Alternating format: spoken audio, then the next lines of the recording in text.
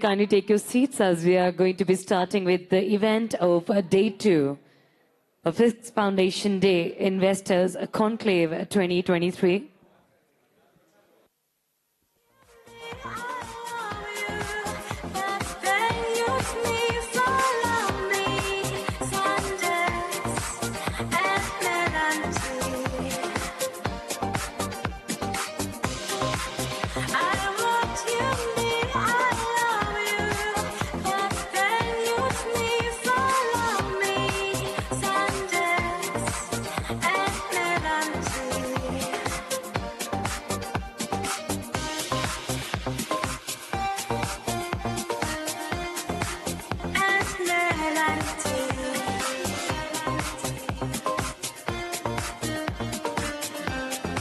All right, everyone, all the people around the premises are requested to kindly take their seats. People at the back are specifically requested to kindly join us. Within the audience, kindly be seated so that we can have a kick start.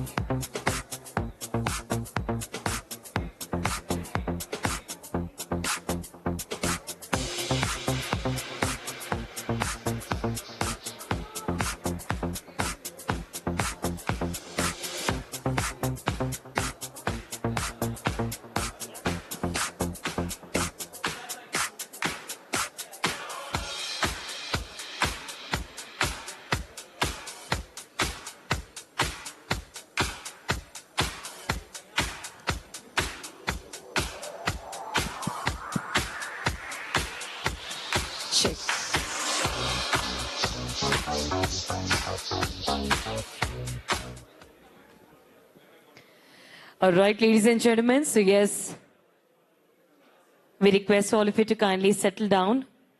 We're quickly starting with the event in next 2 minutes. All the people at the back and side, and if they are still outside the hall, kindly take your seats.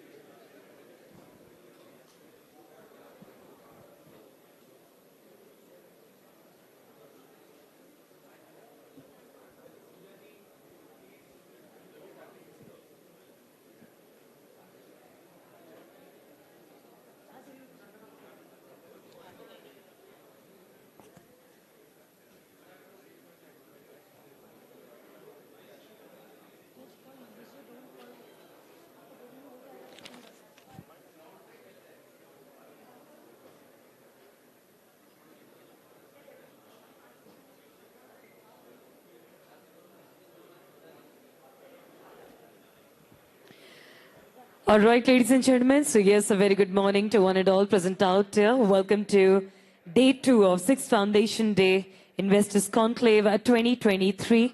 I request all of you to kindly rise for Navakar Mantra before we start and begin this beautiful day altogether. And kindly remove your shoes.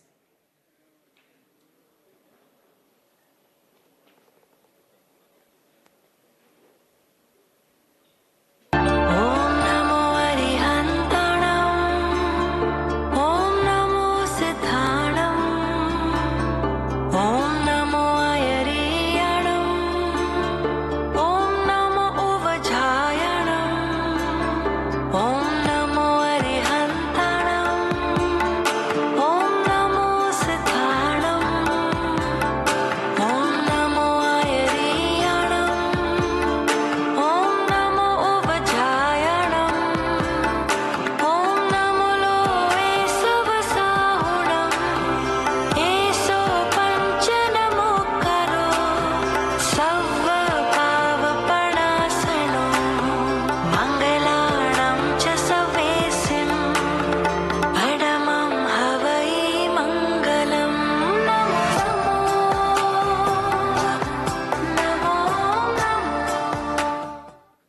Thank you very much. With this, I request you all to kindly take your seats.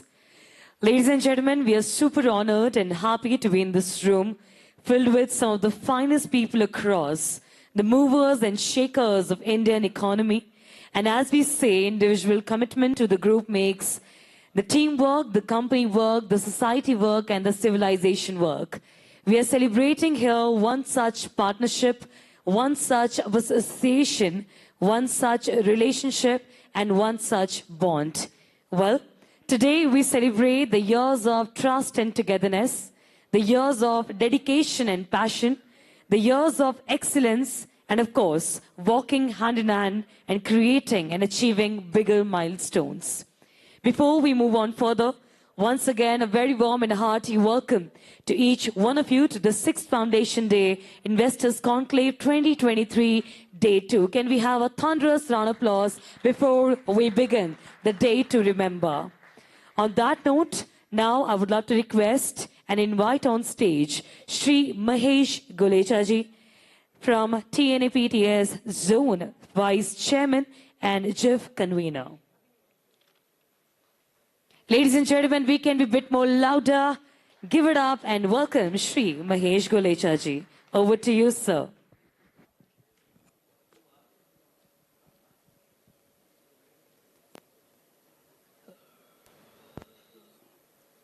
जो दिल के खूबसूरत हो, जो दिल से खूबसूरत हो, खुदा ने ऐसे लोग कम बनाए हैं। जो दिल से खूबसूरत हो, खुदा ने ऐसे लोग कम बनाए हैं। और बड़ी खुशी से कह रहा हूं कि बहुत सारे लोग उनमें से यहां आए हैं। Good morning. What a day yesterday it was. It was a historic day. It was a day to remember. Day to feel proud of being associated with JIIF yesterday. It was a remarkable event, an event which started on a note of networking. It started on a note of learning, and it went on to become one of the most promising events of JIIF, I would say, in this year. I think it is for the first time in the history of JIIF.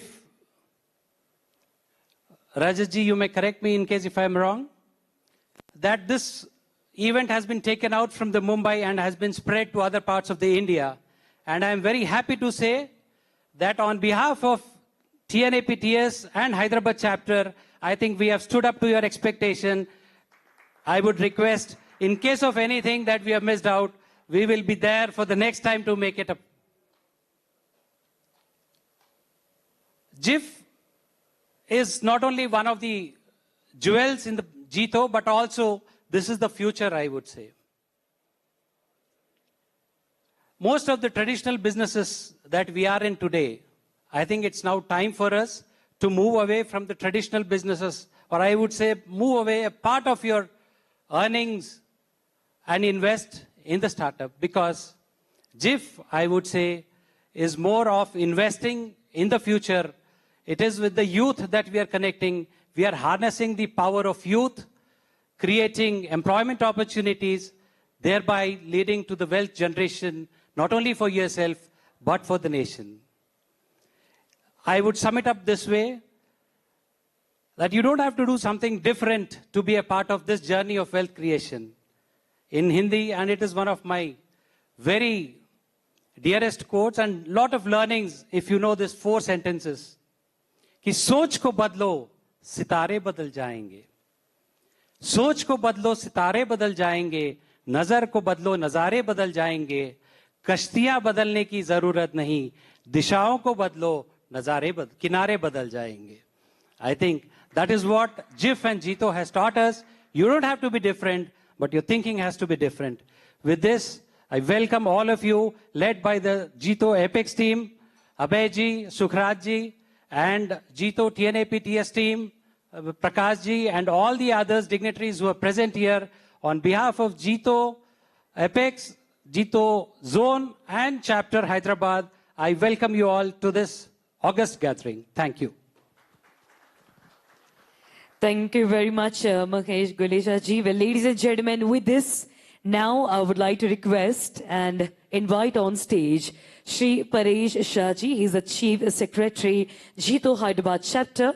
And with him, I also request Shri Gautam Salotji, Chairman, Expo Hyderabad Chapter, to kindly come and join us onto the stage.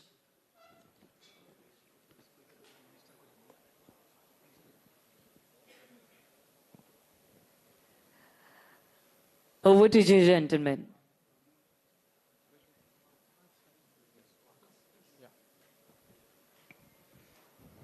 Apex Chairman Sukhraj ji, President Shri Abhay ji, Hyderabad Chapter Chairman Sushil ji Sancheti, our past Chairman Manoj ji, distinguished Apex guests and my fellow dear members, ladies and gentlemen. A warm and heartfelt welcome to the grand event celebrating the Foundation Day of JIIF in our midst. Today we gather here to commemorate an incredible milestone that marks the beginning of a new era in nurturing entrepreneurship, collaboration, and boundless possibilities. Yesterday was a big day for Hyderabad. I'm a member of JIIF since inception, but I have never seen so many guests flying down to Hyderabad for this couple of days program. I think almost 300 guests from outside of Hyderabad has arrived yesterday to celebrate the sixth Foundation Day of JIIF. And I think this entire credit goes to JIIF team for selecting Hyderabad as a destination. Particularly Rajat ji, Mehta, Pooja ji, everybody has put a lot of efforts to make this program successful.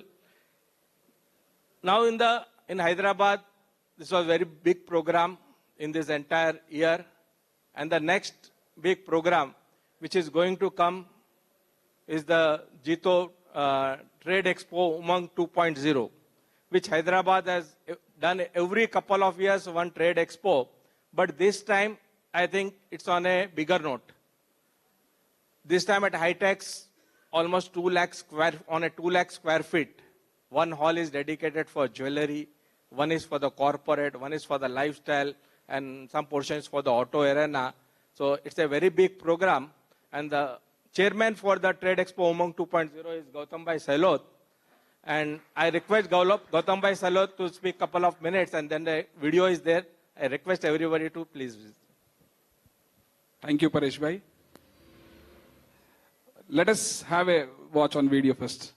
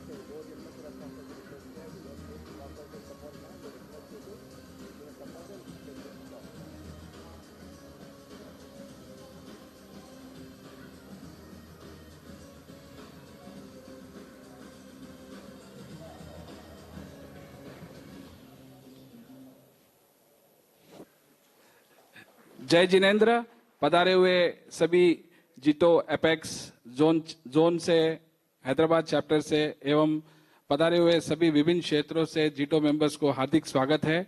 एक within 1-2 minutes I'll explain about JIIF Expo, what is going to be happen. Please have a look. JIIF biggest jewelry and lifestyle expo लाने जा रहा है उमंग 2.0. Dates 30 तारीख सितंबर, 1 and 2 October. Around 2.5 lakh square feet space है जहां पर different categories के लोग एग्जिबिट करेंगे अपने प्रोडक्ट्स. 500 प्लस एग्जिबिटर्स है, 75,000 प्लस फुटफॉल इज एक्सपेक्टेड. ये पुराना जिटोस की झलकियां है इवेंट्स की. स्पॉन्सर्स हमारे पूरे हो चुके हैं. कभी अप्रोक्सीमेट 2 करोड़ रुपीस के स्पॉन्सर हमने 3 दिन के अंदर क्लोज किए हैं. चैप्टर को बहुत बहुत धन्यवाद. कमिंग टू नेक्स्ट, ये लास्ट 2 JIIF एक्सपोज के विवरण हैं जिसमें हमारे यहाँ पर काफी सारे इवेंट्स हुए थे. इस एग्जीबिशन में automobile category, travel, construction, furniture, hardware, electronics, ये विभिन्न तरह के स्टॉल्स लगने वाले हैं. जिस किसी को भी हैदराबाद मार्केट में एक्सप्लोर करना है, बहुत अच्छा मौका है. आप अपने प्रोडक्ट्स यहाँ पर हमारे एक्सपो में आप स्टॉल लगाकर आपका प्रोडक्ट डिस्प्ले कर सकते हैं, जिससे कि हैदराबाद मार्केट में आपको एक्सपोजिशन मिल सकता है. स्टॉल्स बुकिंग चालू है. और एग्जीबिशन, हाईटेक्स एग्जीबिशन सेंटर जो कि इंडिया का टॉप 10 में आता है एग्जीबिशन सेंटर, वहां पर होने वाला है. 3 हॉल्स पूरे हमने हायर किए हैं और उसके अलावा 2 हॉल और क्रिएट करने वाले हैं जर्मन स्ट्रक्चर द्वारा, जिसमें कि एक ऑटोमोबाइल स्ट्रक्चर होगा और एक स्पीकर सेशंस होंगे. ये हॉल का प्रीव्यू है. हॉल में फर्स्ट कॉर्पोरेट हॉल है जहां पर एक particular section royal wedding pavilion का रखा है. ये तीनों हॉल्स ये सामने जा रहे हैं. ये ऑटोमोबाइल एरेना है. इसमें ट्रेड शो के साथ साथ TNAPTS जोन कॉन्फ्रेंस कराने का भी प्लानिंग चल रहा है, जहां पर कि जोन के मेंबर्स इनवाइट किए जाएंगे. सभी से टाइम की अनुकूलता के कारण शॉर्ट में ले रहा हूं. सभी से रिक्वेस्ट है कि जो कोई भी अपने हैदराबाद मार्केट को एक्सप्लोर करना चाह रहे हैं, उनके लिए एक अच्छी अपॉर्चुनिटी है. स्पॉन्सरशिप्स हमारे पास पूरा कंप्लीट हो चुके हैं. सिर्फ स्टॉल्स के रूप में आप हैदराबाद आमंत्रित है. Please join Hyderabad Expo to have your expositions. Thank you. Brochures जो लॉन्च करना है वो थोड़ी देर बाद करेंगे टाइम के अनुकूलता. Thank you very much, sir. All right, ladies and gentlemen, so with this, we are moving with the next session of the day. Well, I'm going to be calling out the gentleman around the premises who's been a role model for many young entrepreneurs, also an inspiration at the same time. Well, before I take out his name into the premises today, he's named among GQ's 50 most influential young Indians, also the Next Generation Entrepreneur of the Year awardee by TIE in 2012, Entrepreneur of the Year in Indian Industry Connect in 2014, Young Turk awardee also in the year 2015, Masters of Reinvention by London Business School Real Innovation Awards in 2017. Guess whom am I talking about? Ladies and gentlemen, this session is going to be super picky and choosy as I welcome onto the stage with your thunderous round of applause. Please put your hands together for the co-founder and MD of Carrot Lane, Mithun Sancheti. Welcome, Mr. Mithun, and he's going to take us to the journey of Carrot Lane through the eyes of a Jain family lens. So, over to you, sir. Thank you. Will somebody? Actually, it's thank you first for having me over here. I try to put it a little differently. I had the luxury of being from a family business, and most people who come from our community actually tend to have that luxury. I heard earlier about startups and things, and frankly, I started a startup when I didn't know the word startup. But the need for it, I think, is possibly a lot more today than it was back then. My aim today is to just take you through how I went about my decision-making process, and at different times, having come from a family which is deep rooted into this community, how my upbringing helped me make decisions, and frankly, I would owe a lot of this success to my parents and the way they brought us up, and the way they think is a reflection of where they are from, and that's what I'm trying to put together to make sure that we get to everybody else to get a flavor of what this business was and how I was thinking about it having come from this structure as well. My journey is actually fairly interesting. It starts as a shopkeeper.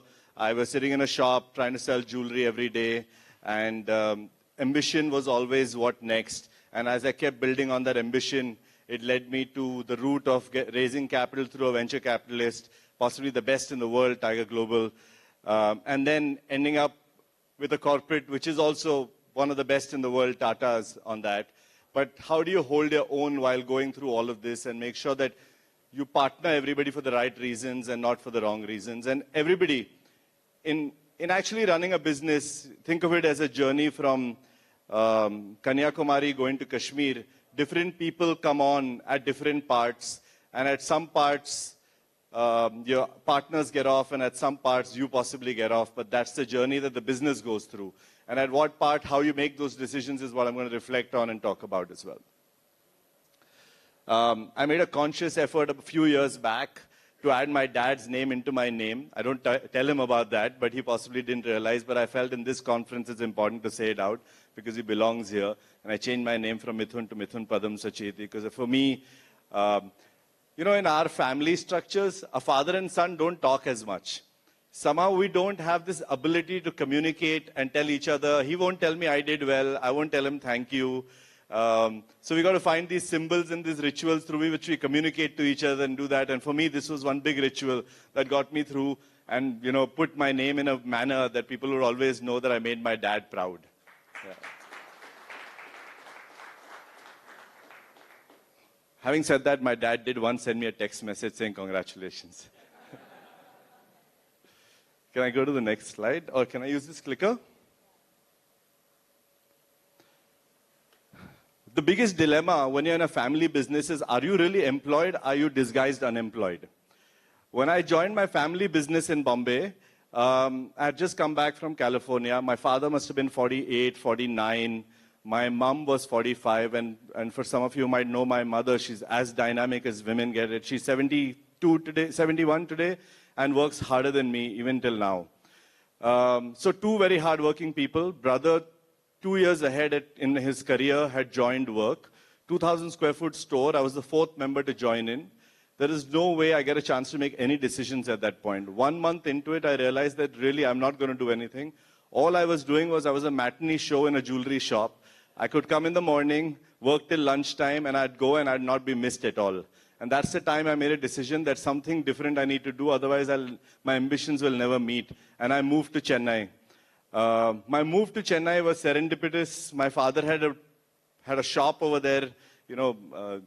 Jewelers make a lot of black money, and the best way to save that was buy property. And so he had bought this shop, and we had it over there. And I moved to Chennai. I was very young. At 21, you don't think a lot. You just go with the flow, and I decided I'll go set this up. It'll be great, and I'll come back to Bombay in a few years as well. It's now 22 years. I'm still living in Chennai, and I love it every single day more than any other place. So this is for my Chennai crew. Yeah, it's a great place. It grows slowly, but once it grows on you, you just can't leave it. I moved to Chennai to set up Jaipur Gems. I thought, we could set up a branch over there, but little did I realize that very few people, maybe the community knew the business. Beyond that, there was no visibility of that business at all. And the first day, great support from the community. I think when the store opened, some 200 people must have come on day one.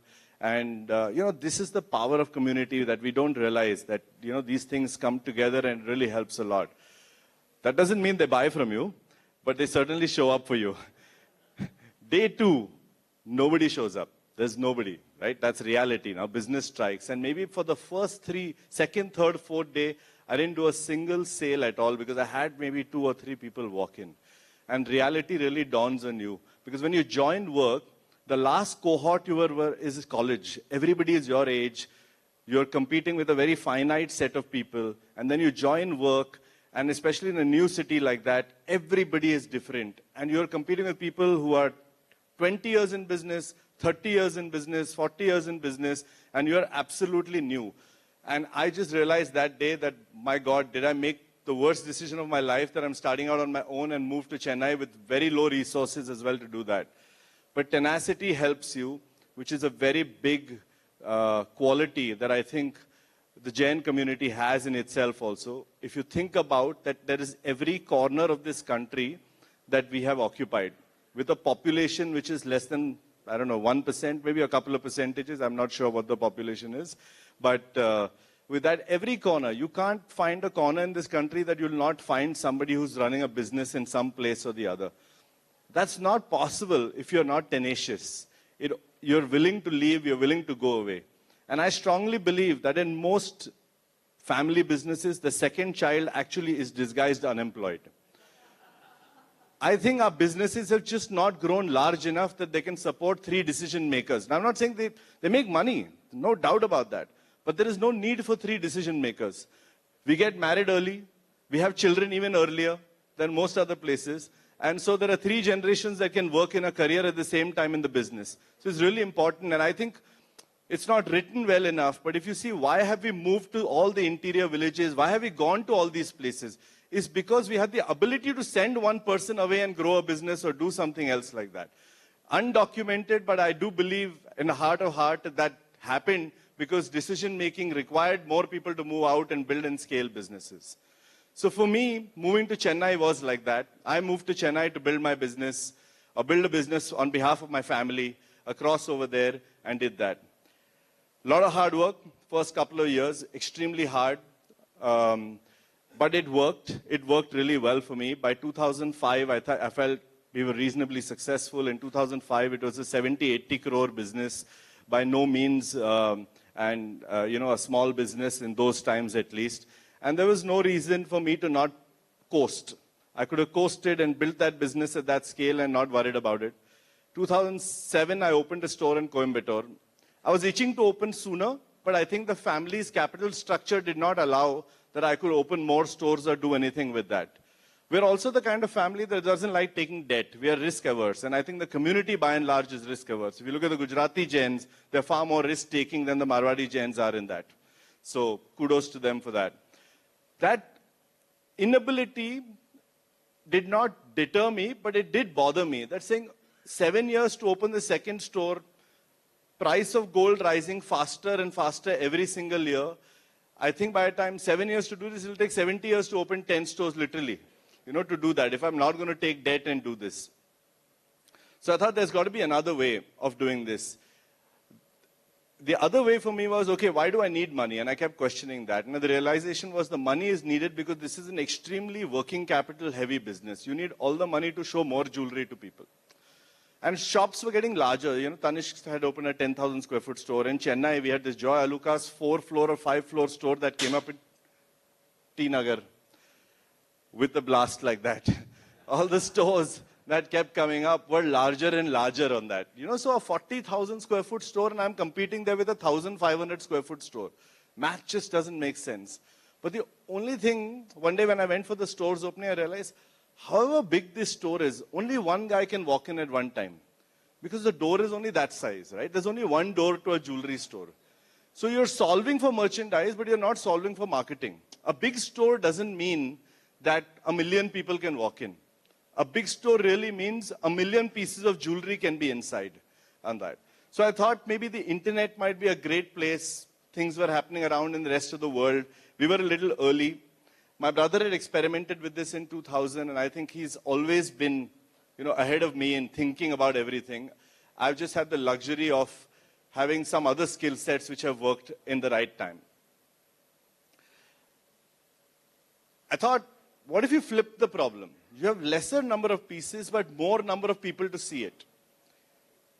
In that, I'll require significantly lesser capital, but I might be able to make something else out of this. Little did I know that while this sounded great, changing a habit is a very expensive behavior. A very expensive proposition. But that I learned significantly later. But in 2007, when I opened the Coimbatore store, fairly successful there as well from the learnings of the first store, I moved on to my second phase on that, which is trying to figure out how do I identify the right problem and move forward with that. My grandfather always had this idiom he would tell me, and granduncle actually.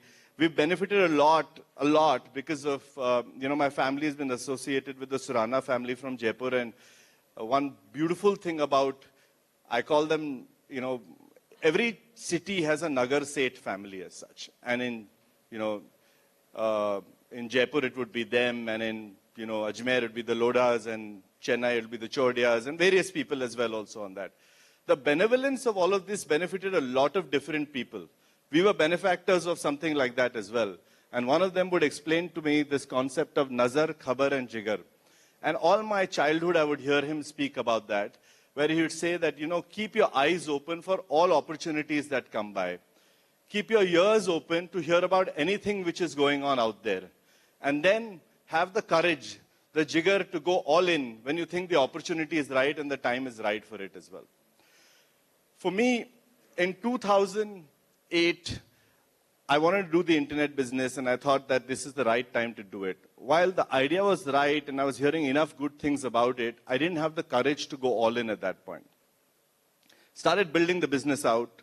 The name came by, Carrot Lane. Frankly, the name also came by in a very serendipitous manner. I happened to be in Nilgiris looking at aisles, and I wanted to sell diamonds. So it was so easy. I thought it's so organized when everything, all soaps are in one place, all shampoos are in one aisle, all cereals are in one aisle. And I thought Lane's a great name for it as well also. And since I want to sell carrots, I'll call it Carrot Lane. It was really not much thought beyond that. And I sort of gave that name and started off with it. If somebody asked me today, I would never have kept that name at all. But that's as simple one thinks, right? You don't complicate problems in your 20s. You think of everything a lot more simple. Scott Fitzgerald said this beautifully. In your 20s, you think of the world, you're on top of the mountain. Every opportunity is a rolling stone. But in your 40s, where I am now, you sit in a cave and all you want to do is protect what you have. So I didn't think much. I just solved for what I was thinking about at that point and said, okay, 30 minutes to solve every problem. Let's keep moving forward and we'll solve another problem. We keep this name. We decide to build a website. There's certain complications of the family, which I'll come in the next part. But, I decided I want to do this thing. I meet this, and the beauty of a jewelry business and a high-end jewelry business, you meet fabulous people. I met Abhay Uncle there, I met many other people. So my co-founder, Srinivasa Gopalan, I met over there. He was a tech guy, built Lister Technologies out of Chennai. And I happened to tell him every single time he would come to the store that I want to build this. And he was one of the guys who took SIFI to NASDAQ. So he had a sense of, these businesses and everything else. So I was like, if I want to build this, and an honest admission to everybody, I have never used a laptop in my life. So I don't even use a computer ever as well. So when you think of technology from outside, it's a very daunting thing. You think like, how are you going to do this and all? So I needed a guy with me who has a great idea about all these things, and we can go ahead and build the business as well. So I convinced him, and he was sage because he was, I was going to turn 30 and he was 55. So I thought we had the right age combination as well also to be able to do that. Every Tuesday, he committed to give me 1 hour. He would come for coffee, and that was the deal, and we agreed we are co-founders, and we started that business out. Built a great business, built a great website rather, solved a lot of problems. Inventory didn't belong to us. We had seen Amadeus and Galileo, and both of these in the travel business, basically, what they do is they go to every airline and tell them, use our system and run your entire ticket booking system on this.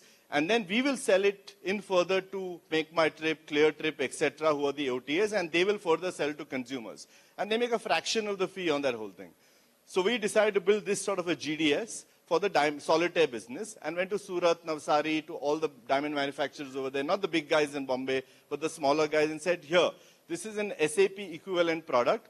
You run your business on this, and in return, we will take listing rights for online consumer sales for the next 15 years. And they thought, who's going to buy solitaires online? They gave the rights to us. And all these guys were basically using our ERP and doing that. Because we've seen that with Redbus as well at that point.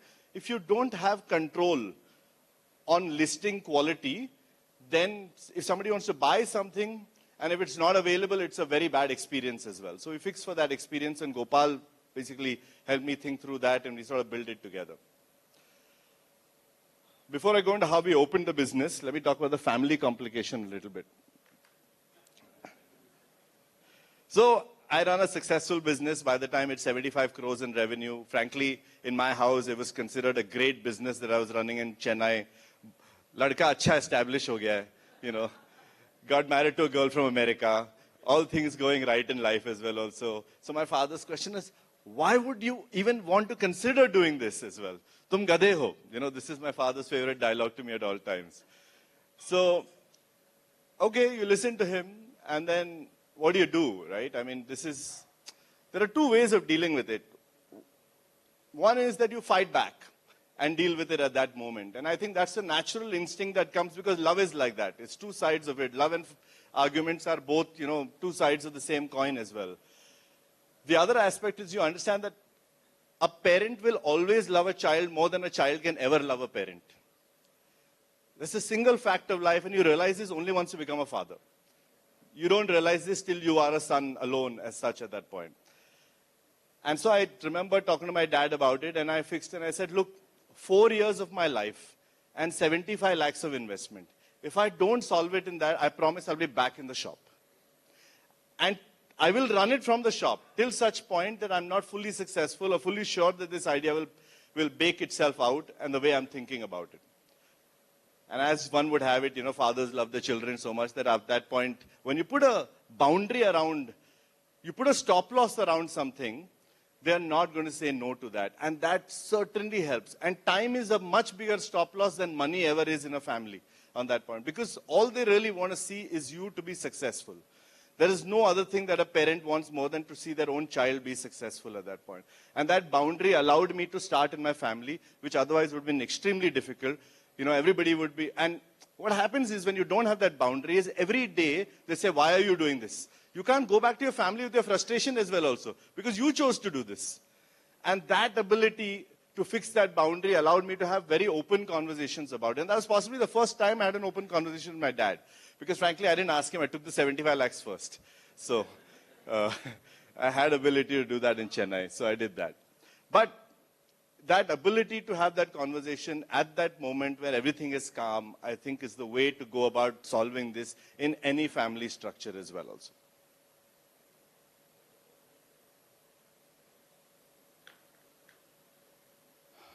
Very, very important. I was a shopkeeper.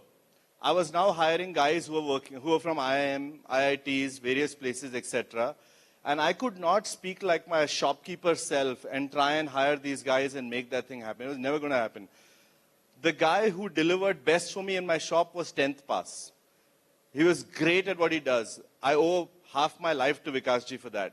But there is no other way than to learn the vocabulary of the next job. Because I remember sitting first time in an interview, and I'm asking this, and I'm sitting there, and I'm sort of nervous more than the guy who's come for an interview itself also. And we are both waiting for Gopal to come, because Avnish, who is still with me at Carrot Lane, and I'm waiting for Gopal to come because Gopal knows what to ask. I really don't even know what to ask him, because he's overqualified. And Avnish turns around to me and asks me, group interview, eh? You know, he thought we were going to have a GD, group discussion or something like that. So that's how the right guy is going to get. He didn't even think that he had to work for me.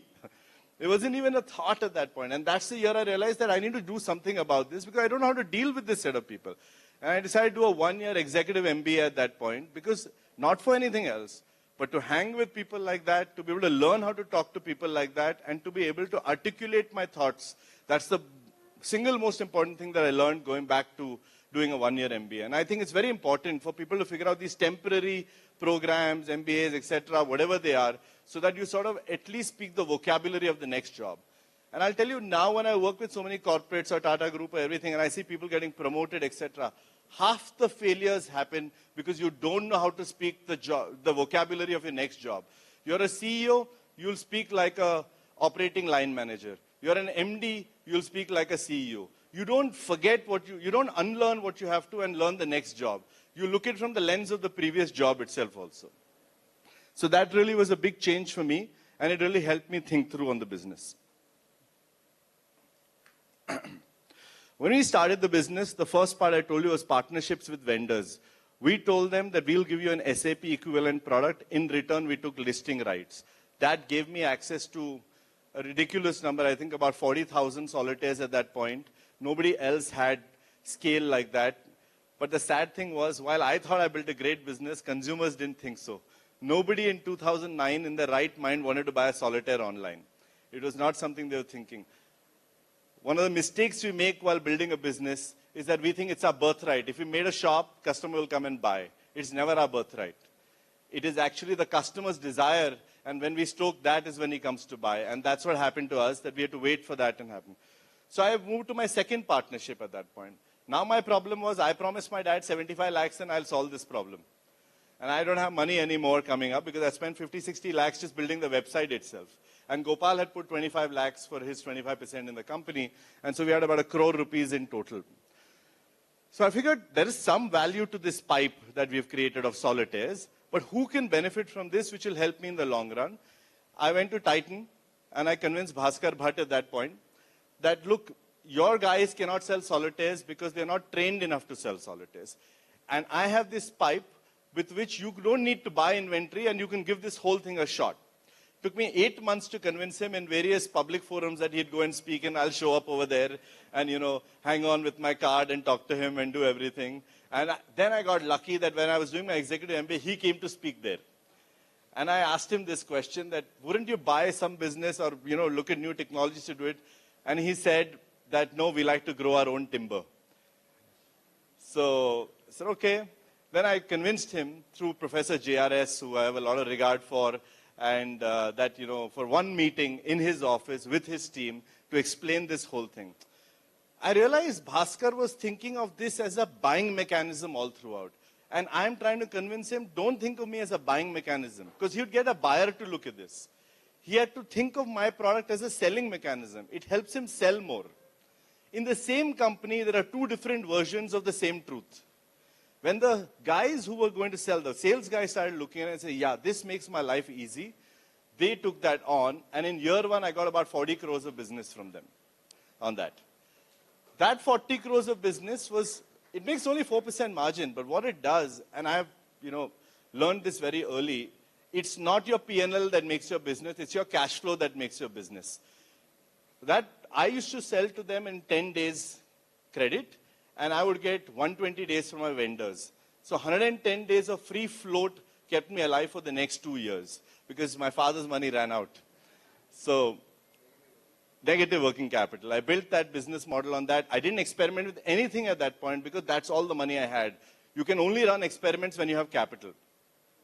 I got lucky. The next partnership happened with Tiger Global. It was an in-mail on LinkedIn, which came to us, and the guy asked us, writing, hey, I'm Lee Fixel, I run a $14 billion fund, I'm interested in Carrot Lane, I'd like to invest. I didn't even bother replying back. I thought it was some Nigerian scam, Somebody is writing to me and asking this thing, and next thing I'm like, yeah, send it over, So I didn't bother replying. Till my friend Binny Bansal called me and said, and all of us used to go to VCs every week, line up on every Monday and say, good progress, come next month. This is how it'll go on. And he said, no, this guy is for real. I think you should go. So I go to Delhi and I see him. He knows more about my business's data than I know. Possibly he has a computer. I don't have a computer. So I hear a lot more about it and I'm a little nervous. I've been going to people to raise 1 million every time. And he says 1 million won't do anything. I'm giving you $5 million. This is serendipity, right? You meet people and things happen. Why would a guy like me go meet Binny Bansal as well also? It's just you meet people, you create your luck. And I created not my luck, but I would say my probability of luck by meeting more people of the right kind as well and built that out for myself. And I ended up meeting this guy, 2 years younger than me, writes a $5 million thing. But the Marwadi in me came out. I think actually 5 also, if you think that way, I might need 6 million, not 5 million on that. But he did give me 6 million. He said, I'm a Jew, but I'll still give you 6 million. I'll take 33% of it though. So instead of 25, I ended up giving him 33% of the company at that point. But, that's serendipity. That's what it does. And that's where the next phase of big partnership happened for us.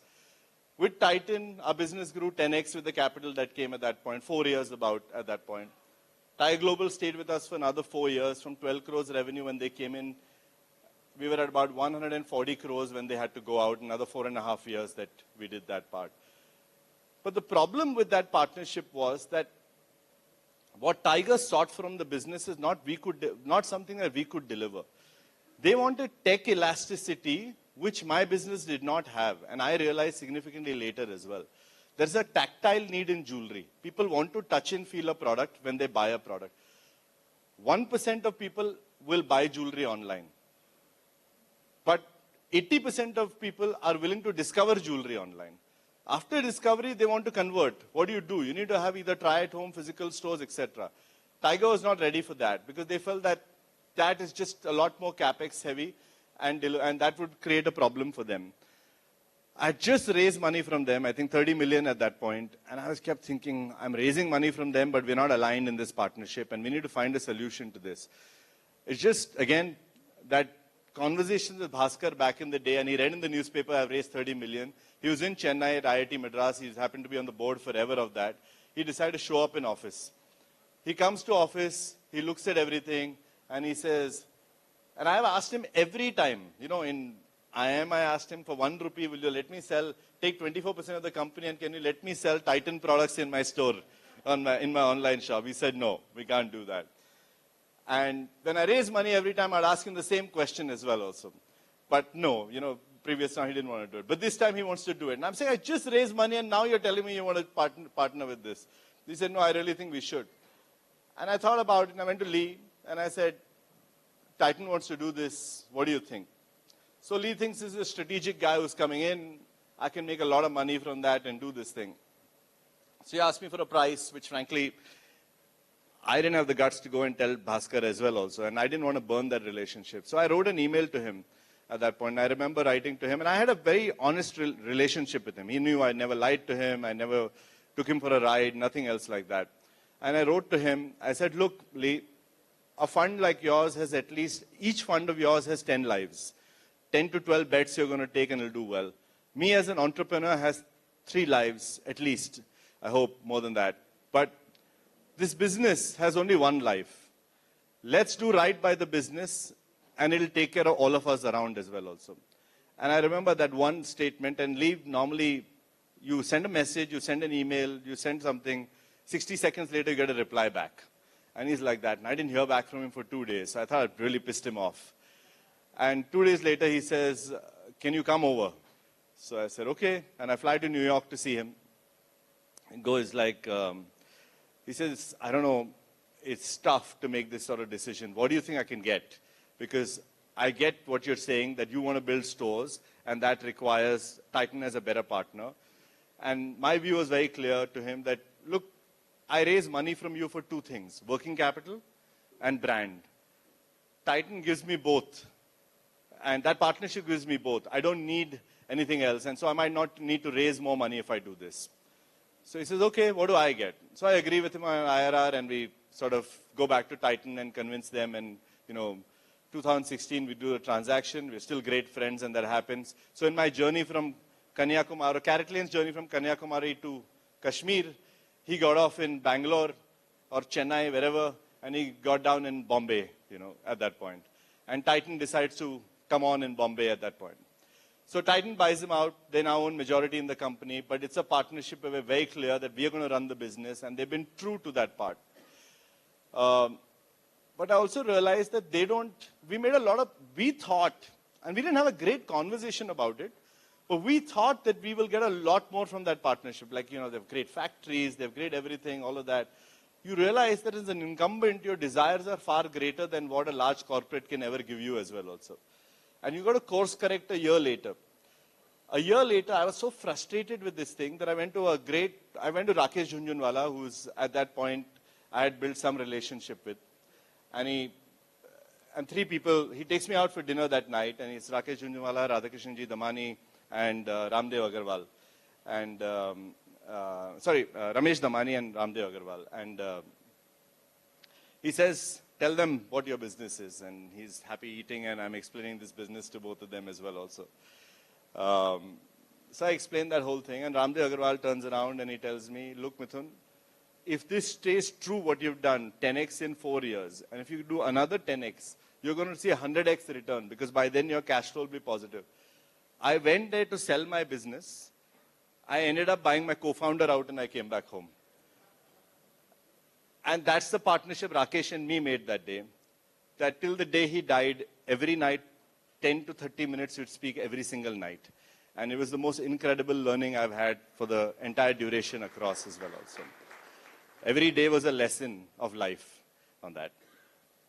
So, and how do I do this? I don't have money. I mean, how am I going to buy this guy? 25 lakhs Gopal had put in, the Tuesdays had stopped and everything. And I have to buy him now 50 crores for that money. That's the exit that he was getting on that. So, I just get a call in the morning from Rakesh. I'm sending across 50 crores to you. Go ahead and buy him. I know there's no way my dad's going to agree to this, that, you know, take 50 crore rupees. However benevolent, Rakesh is that kind of guy. He's full of life. He'll give you that money and, you know, he said life will take care of itself and solve for it as well. I didn't obviously take that money. I went to Bhaskar and I said, look, I'm taking money and I'm going to raise. I didn't tell him from who, but I'm going to raise this money across as well also. Please tell me, how am I doing on time? Somebody give me a sense on that. Okay, all right. So I do that. I raise that piece and I go forward with it. I go to Bhaskar and so he says, okay, I don't think we want to send the equity out anywhere. So here, take 50 crores from Titan itself. So they give me 50 crores to buy Gopal out as a loan in itself. And 6 months later, they buy it from me at double the price, half of it. So I got that much more equity at that point. But, you know, because they would rather see me own more than see somebody else or get into a trap like that, they helped me out. That's what a great corporate does as well. So I got really helped by that piece as well. I moved forward with building such partnerships all my life. The partnership with Titan, because it gave me brand and it gave me working capital, I never needed to raise money again. And it solved for the business and it solved for my desire to not lower my equity at any point. And that really helped me go through that. An important piece for me, at least in life, I love to sleep well. But I want to sleep well 95% of the time, not 100% of the time. Because that 5% of the time that you don't sleep well is the time new ideas and new things come to you, and then you are excited to go and solve them.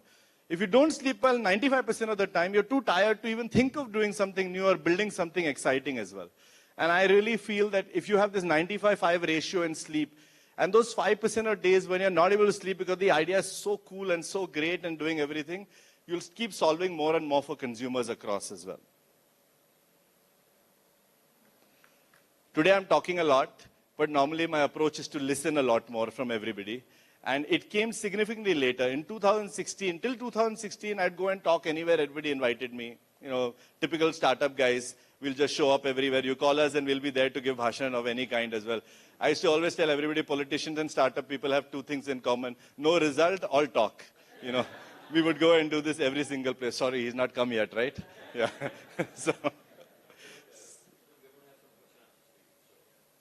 Sure, okay. And so I realized that, you know, at that point I just stopped and I thought, submerge yourself. Think of this like a deep dive in a swimming pool and come out only at the other end of it when you're fully successful. People thought we were dead, also ran, we sold the business, all kinds of things. And you know that when about a year back the story broke out, this business is now the scale that it is, and it's now the largest D2C business in India, and possibly that, you know, 75 lakh seed capital that we put in is now possibly worth about 18-20,000 crores today. That noise just all of a sudden is worthwhile, you know, for people to think about, as opposed to every week coming out and talking somewhere and doing something else about it. And I think that was a big change for me. But it also gives you the ability to think and learn and do things. Sorry, I did something. The last piece, which I always knew, in this journey with Titan, while CaratLane will go to Kashmir, at some point they'll ask me to get off. And that point where they asked me to get off, Rakesh and me would play this out every single day. Every single night he would train me on this question. And he'd train me, how is this going to play out? Who will do what? Who's going to say? And it used to remind me of, even if you've seen the movie Godfather, and in that Godfather movie, there's Michael Corleone with his father, and his father is always telling how he's going, who's going to attack him. And that's the conversation we would have all the time. Both of us big Godfather fans. And, you know, he made me realize the value of time and patience as my allies on that. And those two things stood by me. And I think it's the only reason that the negotiation ultimately is going to go in my favor, because that they will run out of time and I will still be sitting with patience on that. And when you do something like that, every negotiation of yours plays out. Whether you raise money, whether you negotiate at home, whether you negotiate anywhere else in life, if you have time and patience as your allies and you know the value of that, it's something that will always make outcomes work in your favor. Don't use it for things where it doesn't matter, but use it for things where it really does matter. All of these traits, for me, actually come from my family. None of this comes from anywhere else. I think a lot of this I have learned by observing people around me and seeing what they talk about and what they do. And you know, this whole desire to do more, second business, third business, all of this, is an idiom that my grandfather, again, granduncle used to tell me, another granduncle. And he used to say that, you know, paise ko itna daudao ki sale paise ko pasina aa jaye. You know, that whole philosophy is a Jain philosophy. The way we live our lives, the way we do things, the way things happen in our lives, we are never content. We must never be content. Being content is 100% sleep. Being 5% discontent always works in our favor. And we should keep working towards that and making things happen.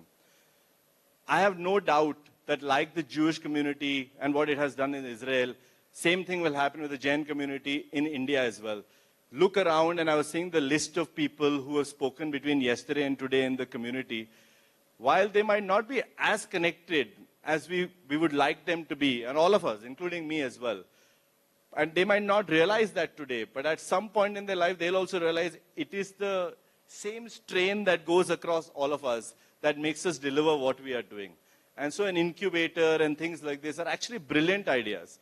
Just go as wide as possible to seed it, and we'll build something extraordinary come out of this ecosystem itself. Thank you so much for listening to me and having me over as well.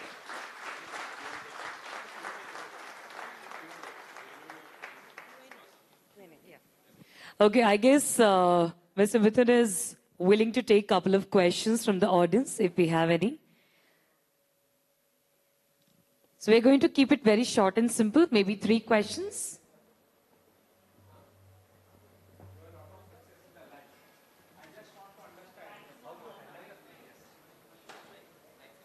Actually, there's a beautiful Chinese proverb where, you know, whether it's success or it's failure, you always say it might not be a bad thing.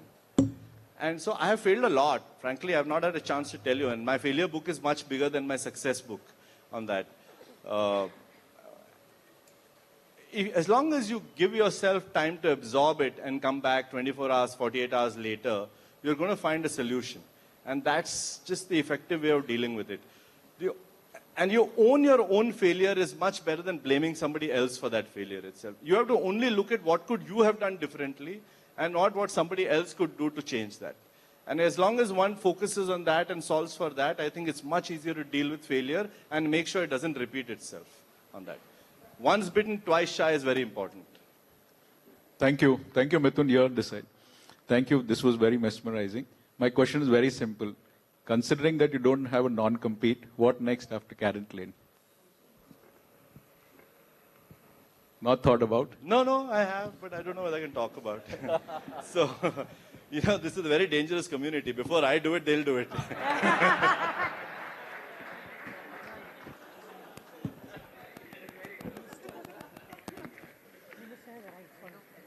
Is he here? Okay. I think we're going to be ending up with this. बाकी जितने भी secrets हैं, वो personally आप लोग reveal करवा रहे हैं.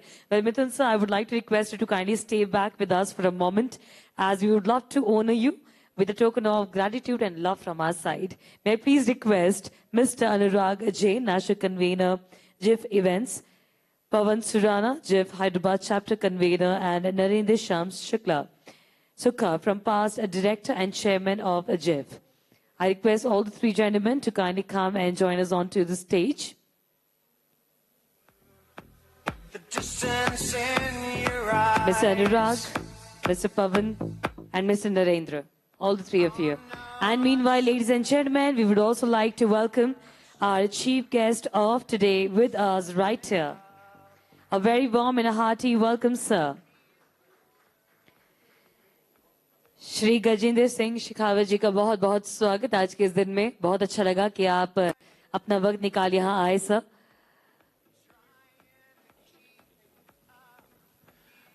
Thank you, Mithun. I need to tell everybody that Mithun accepted our request last minute, changed some of his plans to be here with us. And thank you so much, Mithun. We really appreciate. A big round of applause for Mithun.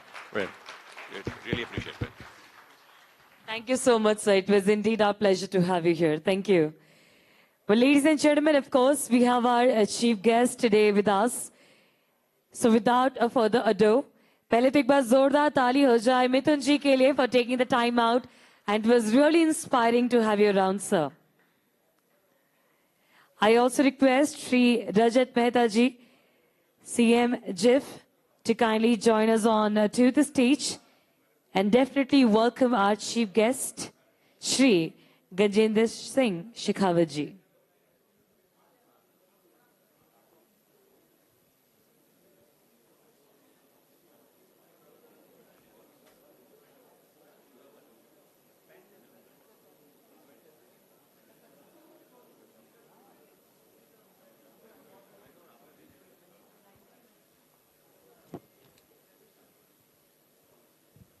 Well, ladies and gentlemen, without further ado, I request all the people to kindly settle down as the day has so much more in store for all of you.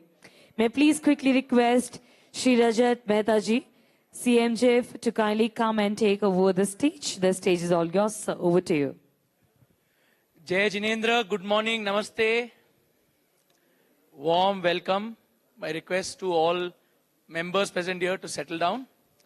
Warm welcome. Our chief guest, Shri Gajendra Singh Ji Shekhawat, Honorable Union Cabinet Minister, Jal Shakti, Government of India. Sir, बहुत धन्यवाद. You took time out for all of us.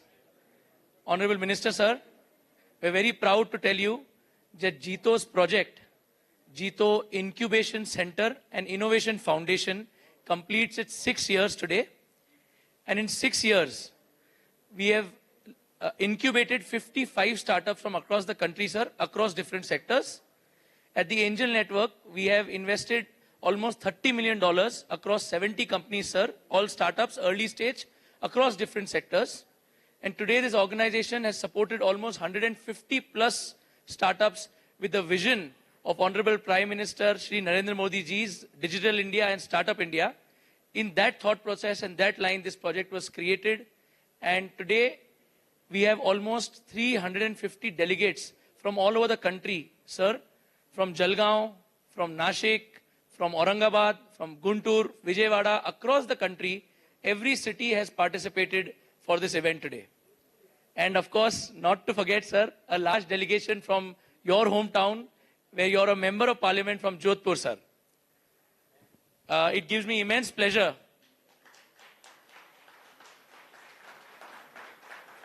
Sir, the kind of response we have, this year we are going to host a very large event in Jaipur in October at Jaipur Connect, JIIF Connect. And next year's Foundation Day has already been announced at Delhi and New Delhi, and we hope to see you there, sir. And once again, we'll request your patronage. The water on the stage today is by one of our startups, which is into renewable energy. And this water has been specially created from air. And we have gone to that level of identifying a startup which resonates with your ministry, sir. I request introduction. Video किसका? नहीं, introduction sir का. ठीक है. Ready? Okay. I now invite Honorable Union Cabinet Minister Shri Gajendra Singh Ji Shekhawat on the stage, sir. Please. Thank you, sir. Sorry.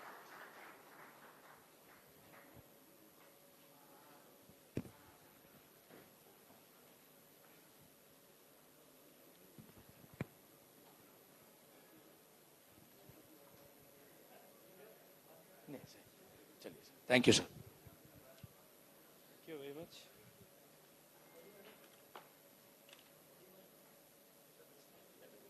I think I'll be more comfortable.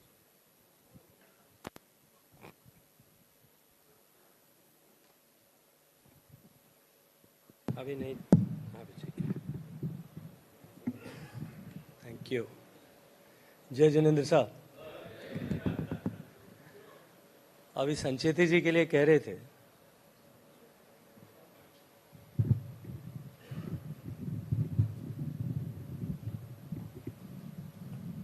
सब ठीक है कि उन्होंने आज के इस कार्यक्रम के आने के लिए अपने कार्यक्रमों में बहुत सारा बदलाव किया, इसलिए उनका धन्यवाद है. और मुझे ठीक उल्टी तरह से धन्यवाद जीतो का और जिफ के चेयरमैन रजत जी का करना है, क्योंकि जब कार्यक्रम शुरू किया था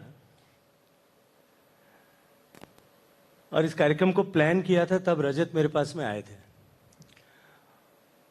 और उन्होंने मुझे कहा था कि आपको इनॉग्रल फंक्शन में आना है 15 तारीख को. मैंने कंफर्म भी किया था, परसों तक कंफर्म था, लेकिन ऑल ऑफ सडन कोई एक अनअवॉइडेबल मीटिंग आ जाने के कारण से मैं 15 को नहीं आ सकूंगा, ऐसा मैंने रजत से कहा. हम संजय जी का धन्यवाद कर रहे थे कि उन्होंने अपने कार्यक्रमों को अकोमोडेट किया और वो आज यहाँ पे आए. मैंने उल्टा मेरे कार्यक्रम के अनुरूप जिफ और जीतो के सारे सदस्यों ने अपने कार्यक्रम को अकोमोडेट करके मुझे आने का अवसर दिया. इसके लिए मैं बहुत सारा धन्यवाद करता हूँ. जीतो परिवार से मेरा बहुत पुराना जुड़ाव है. पुष्प जी जब जीतो के अध्यक्ष थे, चेयरमैन थे, तब से लेकर के राकेश से लेकर के आज की पीढ़ी तक लगभग पिछले 15 सालों से जीतो के सभी लोगों के साथ में मेरा सतत जीवंत संपर्क रहा है. जैन समाज ने इस देश के निर्माण में बहुत बड़ी भूमिका का निर्वहन किया है. आज देश की अर्थव्यवस्था जिस गति के साथ में आगे बढ़ रही है, उसका फाउंडेशन अगर किसी एक समाज ने देश में रखा है तो वो निश्चित रूप से जैन समाज ने रखा है. और मुझे प्रसन्नता आज इस बात की है कि भारत जिस दिशा में जिस गति से आगे बढ़ रहा है, जीतो परिवार की दूसरी पीढ़ी, वैसे दूसरी पीढ़ी कहना भी मुझे लगता है कि ठीक नहीं होगी, दूसरी पीढ़ी में तो राकेश जी खुद थे, लेकिन वर्तमान की पीढ़ी जो जीतो परिवार की है, इस पीढ़ी ने जिस तरह से वर्तमान की आवश्यकता के अनुरूप और वर्तमान की अपॉर्चुनिटी के अनुरूप जिस तरह से काम करना शुरू किया है, मुझे लगता है कि बीज तो पुरानी पीढ़ी के जैन समाज ने लगाया होगा, लेकिन देश जब उस मुकाम, उस लक्ष्य तक, जिस सपने को हम सब ने देखा है, उस तक पहुंचेगा, उसमें जीतो की वर्तमान पीढ़ी का बहुत बड़ा योगदान होगा और बहुत बड़ा कंट्रीब्यूशन होने वाला है. मित्रों, हम सब लोग इस बात को मानते हैं कि हमारा देश it's going under era of transformation. देश बदलाव के दौर से गुजर रहा है. हमने बहुत लंबे संघर्ष के बाद में देश ने आजादी को प्राप्त किया. अंग्रेज जब भारत में आए, एस्टेब्लिश हुए, तब से लेकर के हिंदुस्तान के लोगों ने पराधीनता को अस्वीकार करते हुए संघर्ष करना प्रारंभ किया था. लाखों लोगों ने कुर्बानी दी. हजारों लोगों ने हंसते हंसते फांसी के फंदों पे झूल जाना स्वीकार किया, तब जाकर के देश आजाद हुआ. हजारों ऐसे लोग होंगे जिन्होंने हंसते हंसते अपने सीने पर गोली खाना स्वीकार किया होगा, तब जाकर के देश आजाद हुआ. हजारों ऐसे लोग होंगे जिन्होंने सावरकर की तरह काल कोठरी में कोलू में बैल की जगह जुट जाना स्वीकार किया होगा, तब जाकर के भारत आजाद हुआ था. हजारों लोग ऐसे होंगे जिन्होंने कोड़ों की मार सही होगी, जिनको बर्फ की शिलाओं पर लिटाया गया होगा, जिनके खींच करके प्लास से नाखून निकाल लिए होंगे, तब जाकर के ये देश आजाद हुआ. लाखों लोगों के बलिदान, योगदान, समर्पण के बाद में जो आजादी मिली, जिस अपेक्षा के साथ में और जिस मोटिवेशन ने उनको निरंतर लगभग 150 साल तक संघर्ष करने की ऊर्जा प्रदान की थी, इतनी बर्बरता और अन्याय के होते हुए भी जिस सोच ने, जिस भाव ने आजादी के लिए जो अग्निशिखा उनके हृदय में जल रही थी, उसको मूर्छित, उसको कमजोर नहीं होने दिया। आजादी के बाद में आज जब 75 साल हुए हैं, तब हमको निश्चित रूप से इस बात का आकलन देश के 140 करोड़ लोगों को करना चाहिए। क्या हम जिस सोच को लेकर, जिस लक्ष्य को लेकर, जिस भाव को लेकर के आजादी की लड़ाई के समय लोगों ने समर्पण किया था, उसके साथ में न्याय कर पाए थे या नहीं? एक लंबा कालखंड जो देश में अंग्रेजों के जाने के बाद भी अंग्रेजियत की मानसिकता को लेकर के जो देश में काम कर रहा था, और उनके चलते हुए जिस तरह की व्यवस्था देश में खड़ी हो गई थी, उसके कारण से भारत निरंतर जिस लक्ष्य का, जिस मुकाम का अधिकारी था, उससे पिछड़ते पिछड़ते घिसटता जा रहा था।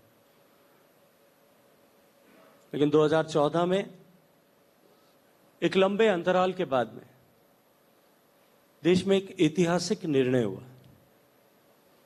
देश के मतदाताओं ने और आपके जैसे यहां बैठे हुए दीर्घकालिक सोच रखने वाले लोगों ने देश में एक परिवर्तन की नई आहट को, आंधी को जन्म दिया। 2014 में इतिहास रचा गया। पहली बार 30 साल के बाद में एक पूर्ण बहुमत की सरकार बनाने का अवसर देश ने दिया। मुझे स्मरण आता है बाला साहब के देहांत के बाद में, जब महाराष्ट्र में महाराष्ट्र नवनिर्माण सेना ने एक आंदोलन महाराष्ट्र में छेड़ा था, क्योंकि बहुत सारे लोग यहां मुंबई से ताल्लुक रखने वाले बैठे हैं, और उन्होंने उत्तर भारतीयों के खिलाफ एक आंदोलन महाराष्ट्र में राज ठाकरे साहब ने खड़ा कर दिया था। उनके साथ में दुर्व्यवहार हुआ, अपमान हुआ, तोड़फोड़ हुई, बहुत सारे घटनाएं हुई कि उत्तर भारतीय हमें मुंबई में स्वीकार्य नहीं है, ये आमची मुंबई है। उस समय जिस तरह की परिस्थिति, तब मैंने एक आर्टिकल लिखा था। मैंने कहा कि भारत जो एक संघिक गणराज्य देश है, एक फेडरल नेशन है। एक फेडरल नेशन होने के नाते देश के सामने जो चुनौतियां हैं वर्तमान परिप्रेक्ष्य में, ये बात मैं उस समय की कर रहा हूं जब 2008-10 के बीच में, यदि ये प्रश्न देश में अलग अलग लोगों से किया जाए, वो अलग अलग तरह का उत्तर उसका देंगे। कुछ लोग ये कहेंगे कि देश में भ्रष्टाचार सबसे बड़ी समस्या है। कुछ लोग ये कहेंगे कि देश में पॉलिसी पैरालिसिस सबसे बड़ी समस्या है। कुछ लोग देश में आतंकवाद को बड़ी समस्या मानेंगे, देश में नक्सलवाद को बड़ी चुनौती मान सकते हैं। कुछ लोग देश में बढ़ती हुई बेरोजगारी को बड़ी समस्या मान सकते हैं। अपने अपने दृष्टिकोण से हर एक व्यक्ति देश में अलग अलग समस्याओं को राष्ट्रीय समस्या के रूप में चिन्हित करेगा। कोई शायद बढ़ती हुई आबादी को बड़ी चुनौती ऐसा मान सकता है।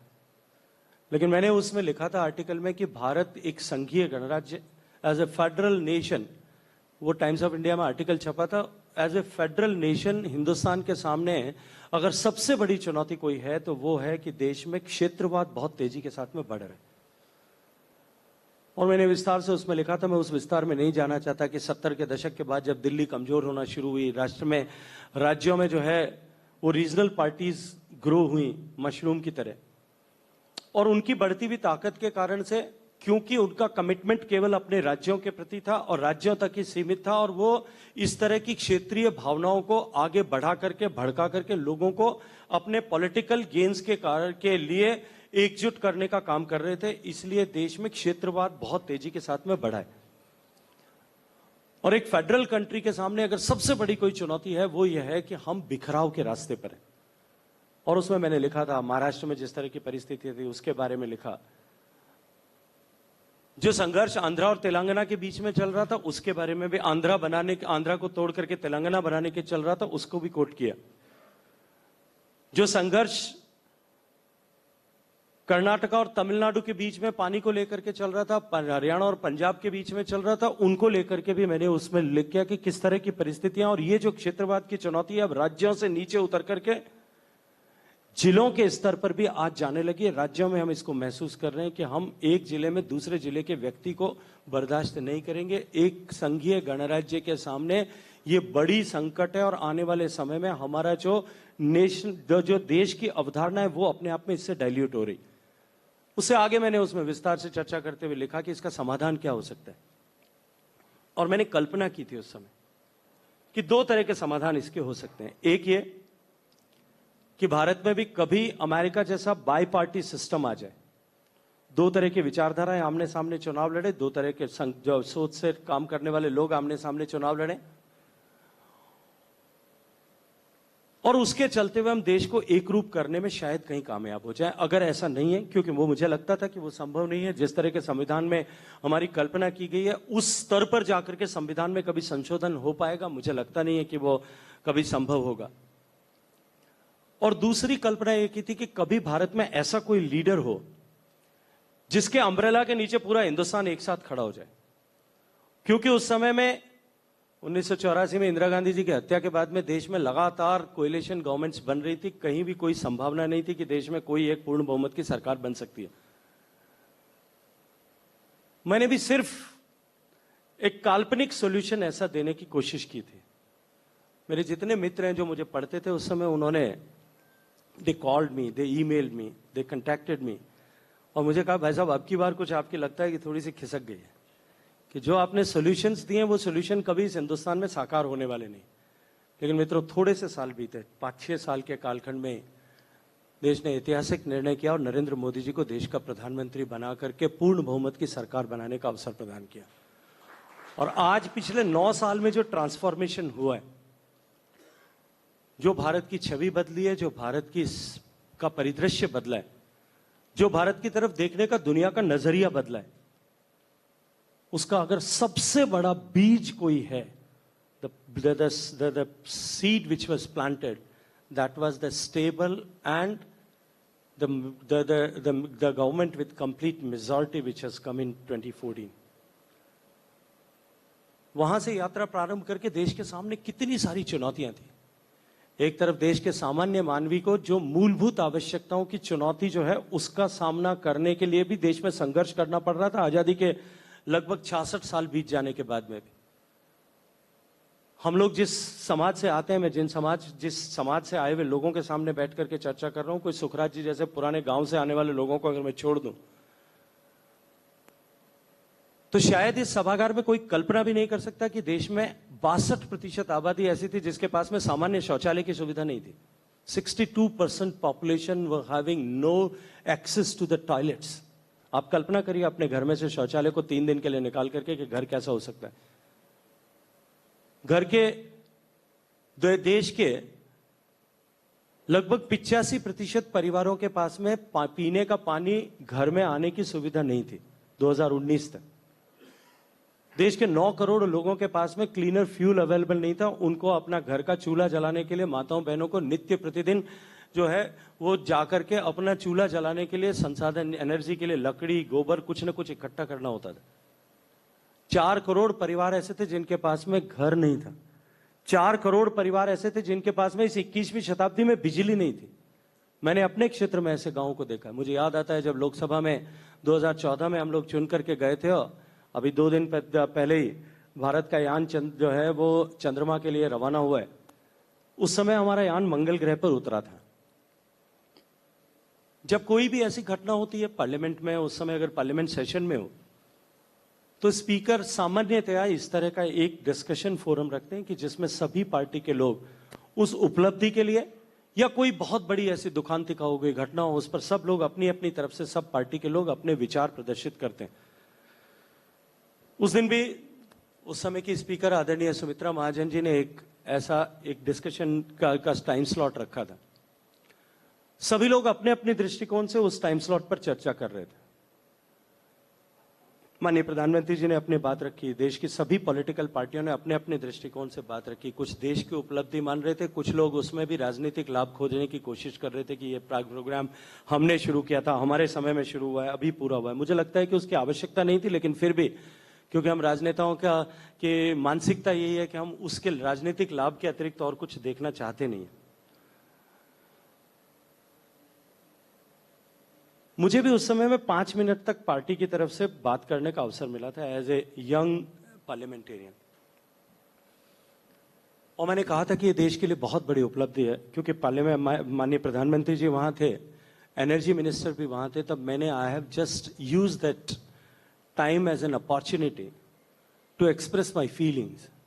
और मैंने उस दिन कहा कि बेशक हम चांद मंगल ग्रह पर पहुंच गए, थोड़े दिनों में हम शायद चांद पर भी पहुंच जाएंगे, लेकिन इस 21वीं शताब्दी में मेरी कॉन्स्टिट्यूएंसी में, मेरे क्षेत्र में लाखों लोग ऐसे हैं जिनके घर में आज भी बिजली नहीं आती।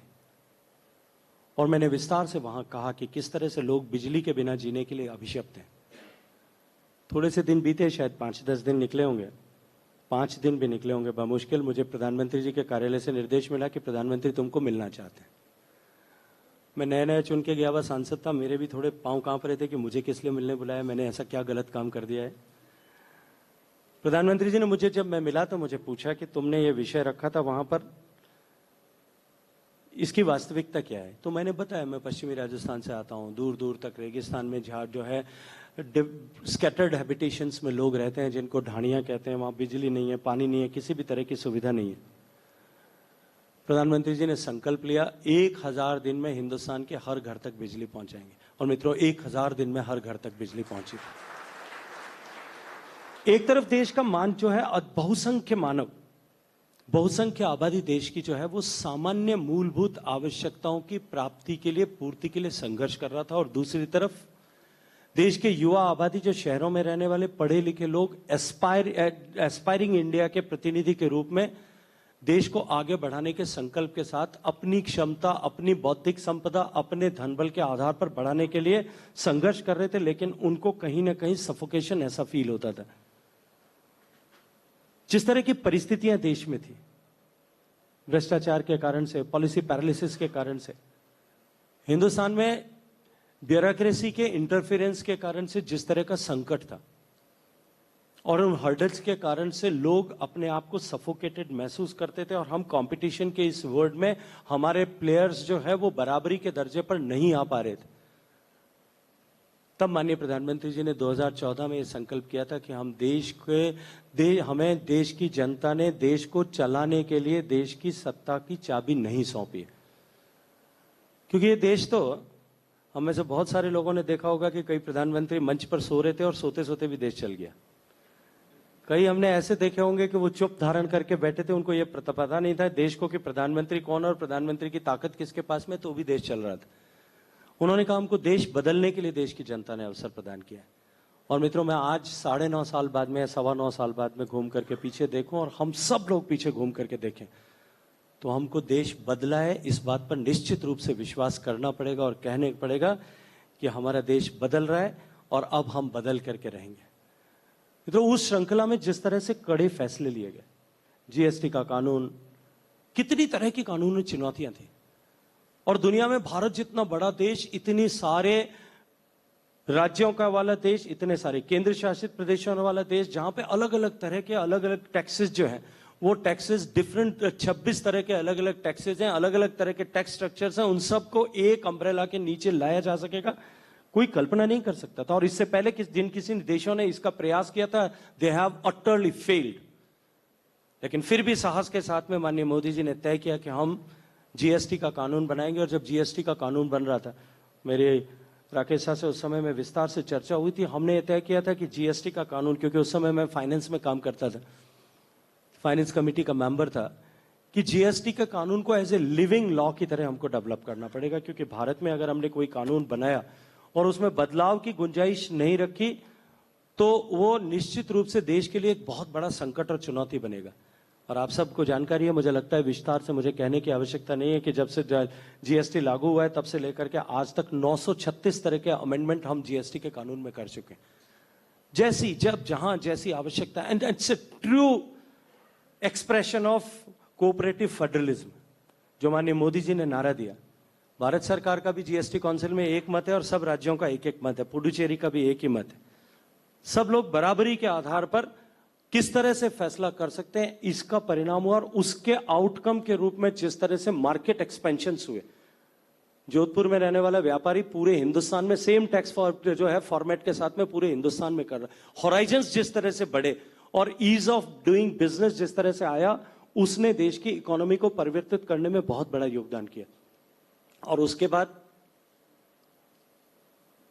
कोई कल्पना नहीं कर सकता था, मुझे लगता है यहां बैठे हुए हम लोगों ने भी किसी ने कल्पना नहीं की होगी। सामान्यतः किसी व्यावसायिक गतिविधियों के केंद्र या किसी मार्केट में से कोई इनकम टैक्स का अधिकारी मोटरसाइकिल पे या गाड़ी में बैठ करके निकल जाता था, या जोधपुर में शास्त्री नगर में से इनकम टैक्स वाले 2-3 निकल जाते थे कहीं, तो शास्त्री नगर की कोने के जो शास्त्री सर्कल के मेडिकल की शॉप है उस पर बीपी की गोली की जो है वो बिक्री बढ़ जाती थी। लेकिन माननीय प्रधानमंत्री जी ने वो करके दिखाया कि हम फेसलेस आईटी करेंगे। आज हैदराबाद में काम करने वाले अनिल जी का जो है टैक्स असेसमेंट जोधपुर में कौन कर रहा है, न इनको जानकारी और न वहां बैठे हुए अफसर को, असेसिंग अथॉरिटी को ये पता है कि मैं किसका इनकम टैक्स असेस कर रहा हूं। और उसके कारण से जो संकट समाप्त हुआ और जिस तरह से देश के व्यवसायियों को, व्यापारियों को, उद्योगपतियों को, टैक्स पेयर्स को जिस तरह से रिलीफ मिला, उसने देश की फिजा को, देश के व्यापारिक फिजा को बदलने का काम किया। और इस तरह के जो निर्णय, मैं इन सब के विस्तार में नहीं जाना चाहता, उसके कारण से ease of doing business establish हुआ और ईज ऑफ डूइंग बिजनेस की रैंकिंग में जो है हम छलांग लगा करके, कितने पायदान की छलांग लगा करके 42nd नंबर पर आकर के खड़े हो गए। हम कल्पना नहीं कर सकते थे, हम पाकिस्तान के पीछे थे, वहां से लेकर के आज इस मुकाम तक पहुंचे। और जिस रास्ते पर अब हम चल पड़े, आने वाले 5 साल में हम फर्स्ट 20 कंट्रीज में आकर के खड़े हो जाएंगे। आज पूरी दुनिया की इकोनॉमी की एनालिसिस करने वाले लोग इस बात को स्वीकार करते हैं। इन सब निर्णयों, इन साहसिक निर्णयों के साथ साथ में एक कंप्लीट विजन के साथ में हमें देश को आगे बढ़ाना है। इस लक्ष्य को लेकर के देश की सरकार ने काम करना प्रारंभ किया, इस संकल्प के साथ में कि हम 2047 तक, जब देश आजादी के 100 वर्ष पूरे करेगा, तब तक हम देश को विकसित भारत बनाएंगे। लेकिन विकसित भारत बनाने के लिए 2 तरह की चुनौतियां थी। एक का मैंने आपके सामने जिक्र किया कि जो सामान्य मूलभूत आवश्यकताएं थी, मकान की, कब जो है बिजली की, पानी की, चिकित्सा की, उन सबको एड्रेस करना था। और दूसरी तरफ विकसित भारत बनाने के लिए पूरे देश में एक साथ उसके अनुरूप इंफ्रास्ट्रक्चर को डेवलपमेंट करना था, क्योंकि बिना इंफ्रास्ट्रक्चर के प्लेटफॉर्म के कोई भी देश जो है वो डेवलप्ड नेशन नहीं बन सकता। देश डेवलप्ड होगा तब इंफ्रास्ट्रक्चर बनेगा, ये संभावना नहीं। अमेरिका में, क्योंकि अमेरिका के राष्ट्रपति ने जिस तरह का स्टेटमेंट दिया था, आप सबको जानकारी में होगा कि America is rich, American roads are god because America is rich. It is not truth. The truth is that America is rich because the American road network is very good. So इसलिए हमको भी उसकी तरह का infrastructure create करना पड़ेगा। और infrastructure creation में जिस तरह से पिछले 9 साल से काम हुआ है, वो आप सबके सामने है। Be it a road infrastructure, be it rail infrastructure, be it airports, be it high-speed railways, semi-high-speed railways, इन सब पर, और उसके साथ साथ में waterways पर जिस तरह से काम हुआ है, क्योंकि waterways मेरा सब्जेक्ट है, इसलिए मैं कह सकता हूँ कि जहां देश में एक भी waterway फंक्शनल नहीं था, inland waterway, आज हम 111 waterways पे एक साथ देश में काम कर रहे हैं। सारा परिदृश्य देश का बदलने वाला, और इससे आगे बढ़ करके भी बहुत सारी, मेरी सीमितता है, अभी मुझे उनके बारे में बहुत विस्तार से चर्चा नहीं करनी चाहिए, लेकिन रिवर लिंकिंग प्रोजेक्ट पर जिस पर हम काम कर रहे हैं, उसके साथ साथ में हमने सी के कैनाल को, सी से के पानी को ले जाकर के समुद्र के पानी के कैनाल बना करके हम किस तरह से इनलैंड सी पोर्ट बना सकते हैं, इसके ऊपर भी हमने ड्राफ्ट बना करके उसकी पीएफआर बना करके काम करना शुरू कर दिया। देश का इंफ्रास्ट्रक्चर परिदृश्य बदले और उसके आधार पर हम प्रगति कर सकें, देश की सरकार ने इसके ऊपर काम किया। जो स्टेबल एंड डिसाइसिव गवर्नमेंट जिसने जिस तरह से काम किया, आज उसका परिणाम हुआ कि पूरे विश्व भर में हमारी छवि बदली। अभी माननीय प्रधानमंत्री जी फ्रांस से लौटे, आप सब ने देखा, उससे पहले अमेरिका जाकर के आए थे। अमेरिका में माननीय प्रधानमंत्री जी की जो रिसेंट विजिट थी, that was the second state visit of any of the prime minister of India in United states. State visit और ऑफिशियल विजिट का फर्क जो होता है, स्टेट विजिट में अमेरिका का प्रेसिडेंट जो है वो खुद रिसीव करने के लिए आता है। ऑफिशियल विजिट में दूसरे लोग, कोई मिनिस्टर और कोई ऑफिसर्स जो सेक्रेटरीज, वो वहां पर रिसीव करते हैं। स्टेट विजिट में, इससे पहले जब स्टेट विजिट हुआ था, मनमोहन सिंह जी को जब स्टेट विजिट का प्रोटोकॉल दिया गया था, सामान्यतः अमेरिका का प्रेसिडेंट जो है स्टेट विजिट में, कोई भी देश का अगर राष्ट्राध्यक्ष आता है या प्रधानमंत्री आता है, तो उसको एक दिन एक प्रोग्राम में वहां का राष्ट्रपति जो है उनके साथ में शरीक होते हैं। आप लोगों ने देखा होगा 3 दिन तक मोदी जी वहां थे, 3 दिन तक राष्ट्रपति जो बाइडेन जो है 3 दिन तक लगातार हर प्रोग्राम में साथ रहे थे। It was beyond state visit, much beyond state visit. और उससे आगे बढ़ करके जिस तरह से माननीय प्रधानमंत्री जी को प्रोटोकॉल, क्योंकि सामान्यतया जो है दुनिया की कूटनीतिक जो असेसमेंट की परिभाषा होती है उसमें what protocol it has been given to any of the any nation और द कमिंग गेस्ट, उसको जो प्रोटोकॉल दिया जाता है उसके आधार पर उन देशों के संबंधों की और संबंधों की ऊष्मा का असेसमेंट पूरी दुनिया करती है। अब अमेरिका के राष्ट्रपति ने जो प्रोटोकॉल अब माननीय प्रधानमंत्री जी को एक्सटेंड किया, वो दुनिया में आज तक किसी को भी उन्होंने नहीं किया था। The first lady, she hosted A dinner, और आप कल्पना कर सकते हैं कि व्हाइट हाउस में उस डिनर में बाजरे की खिचड़ी बनाई गई थी। जब व्हाइट हाउस में प्रोग्राम आयोजित हुआ, सामान्यतः अमेरिका में व्हाइट हाउस में जब प्रोग्राम आयोजित होता है तो इंडियन डायस्पोरा के 200-300-400 लोगों को ऐसा बुलाया जाता है या उनके लिए एक रजिस्ट्रेशन ओपन होता है, 300-400 लोग आते थे। इस बार रजिस्ट्रेशन ओपन हुआ, 24 घंटे में 8000 लोगों ने रजिस्ट्रेशन कराया। व्हाइट हाउस को लगा कि हमारे राष्ट्रपति भवन जैसी असीमित जगह तो है नहीं,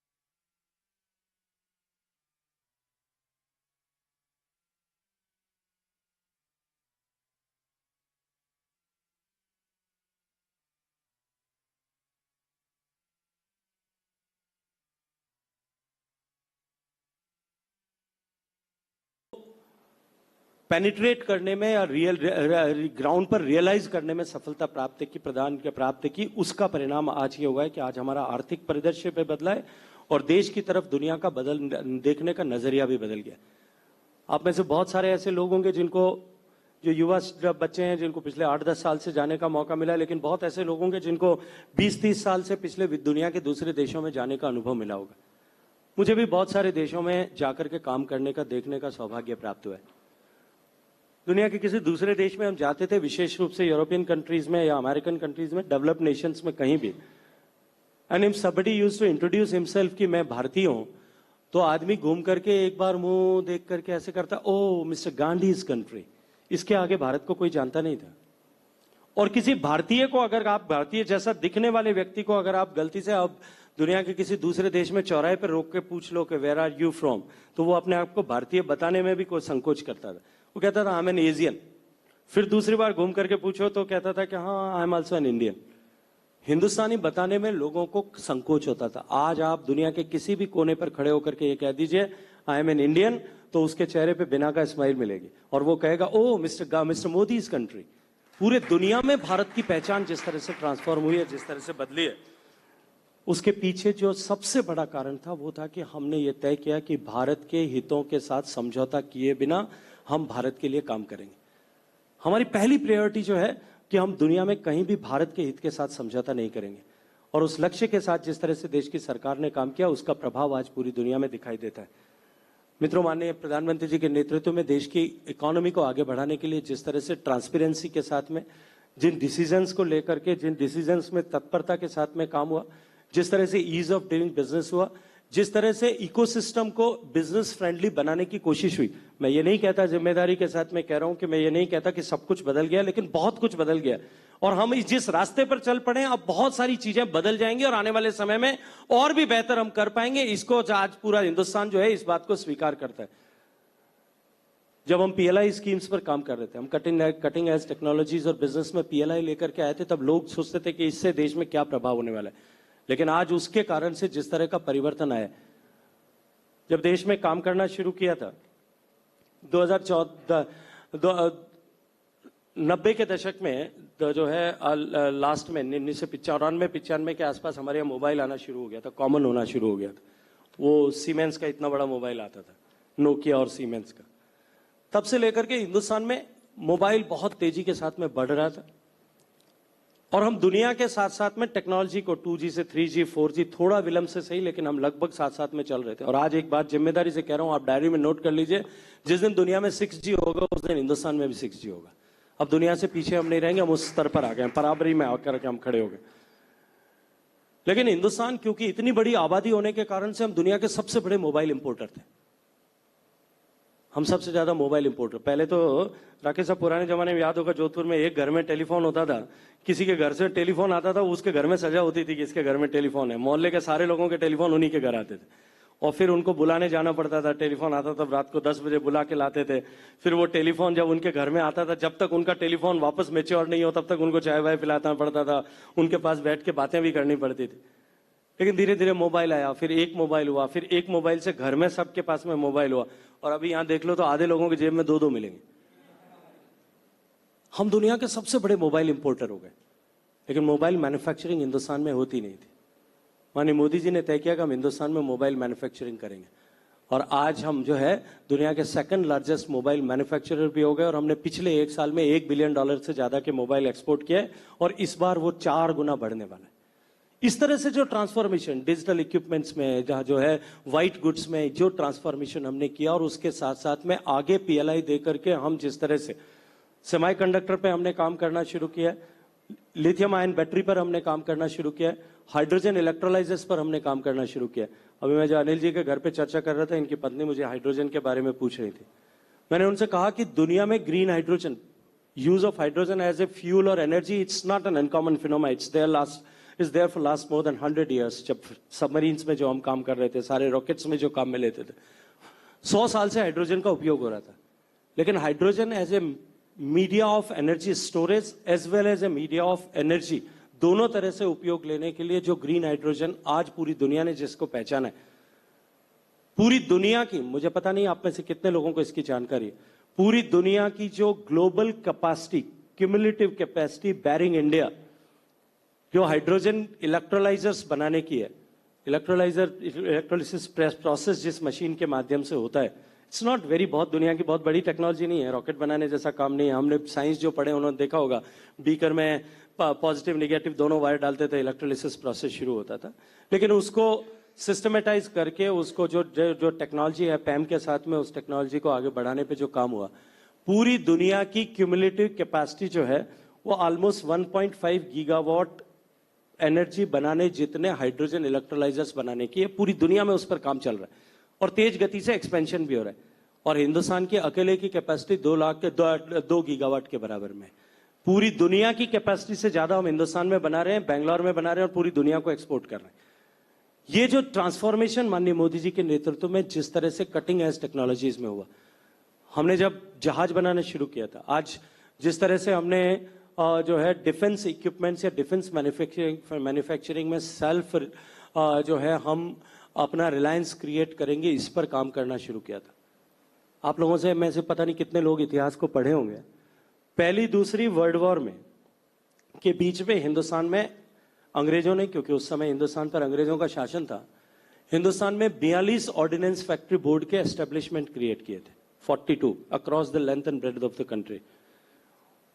और ऐसा माना जाता है कि सेकेंड वर्ल्ड वॉर में यूके लेड पूरे कंट्रीज ने, जो है फ्रेंच नेशन ने जितनी गोलियां चलाई थी, उसका 2/3 गोलियां जो है एमिनेशन हिंदुस्तान के ऑर्डिनेंस फैक्ट्री बोर्ड की फैक्ट्रियों में बना था।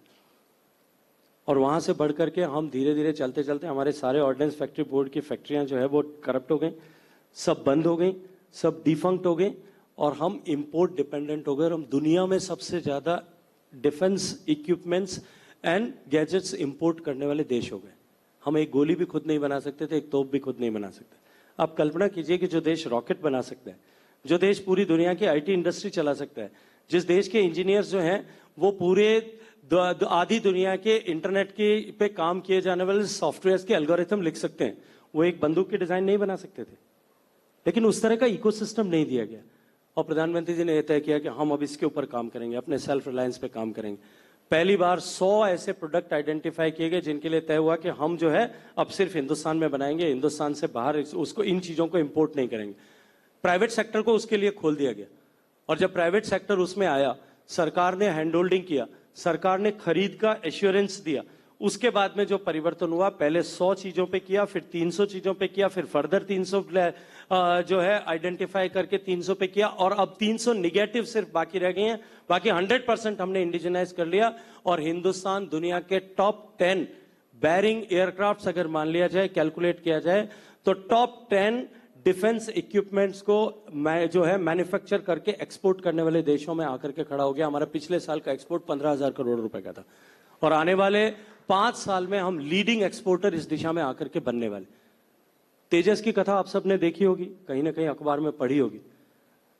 जब हिंदुस्तान ने अपना लाइट कॉम्बैट एयरक्राफ्ट बनाना शुरू किया होगा, हैदराबाद के एयरपोर्ट पे तो मैंने नहीं देखा, आज मैंने कोशिश की थी कहीं दिख जाए, बेंगलोर के एयरपोर्ट पे चले जाएगी, हिंदुस्तान की किसी भी एयरपोर्ट के बाहर आपको एक हवाई जहाज खड़ा हुआ दिखेगा।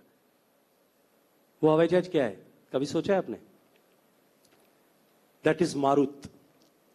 हिंदुस्तान के वैज्ञानिकों ने हिंदुस्तान एरोनॉटिक्स लिमिटेड में बैठ करके हम अपना लाइट कॉम्बैट एयरक्राफ्ट बनाएंगे, ये काम 1980 के दशक से पहले शुरू किया, और लाइट कॉम्बैट एयरक्राफ्ट बना करके उस समय का सबसे बेहतरीन ग्लोबल बेस्ट हल इंजन को छोड़ करके बाकी जो है वो बॉडी पूरा स्ट्रक्चर जो है वो दुनिया का बेस्ट स्ट्रक्चर जो है हमने लाइट कॉम्बैट एयरक्राफ्ट का सबसे सस्ता डेवलप किया।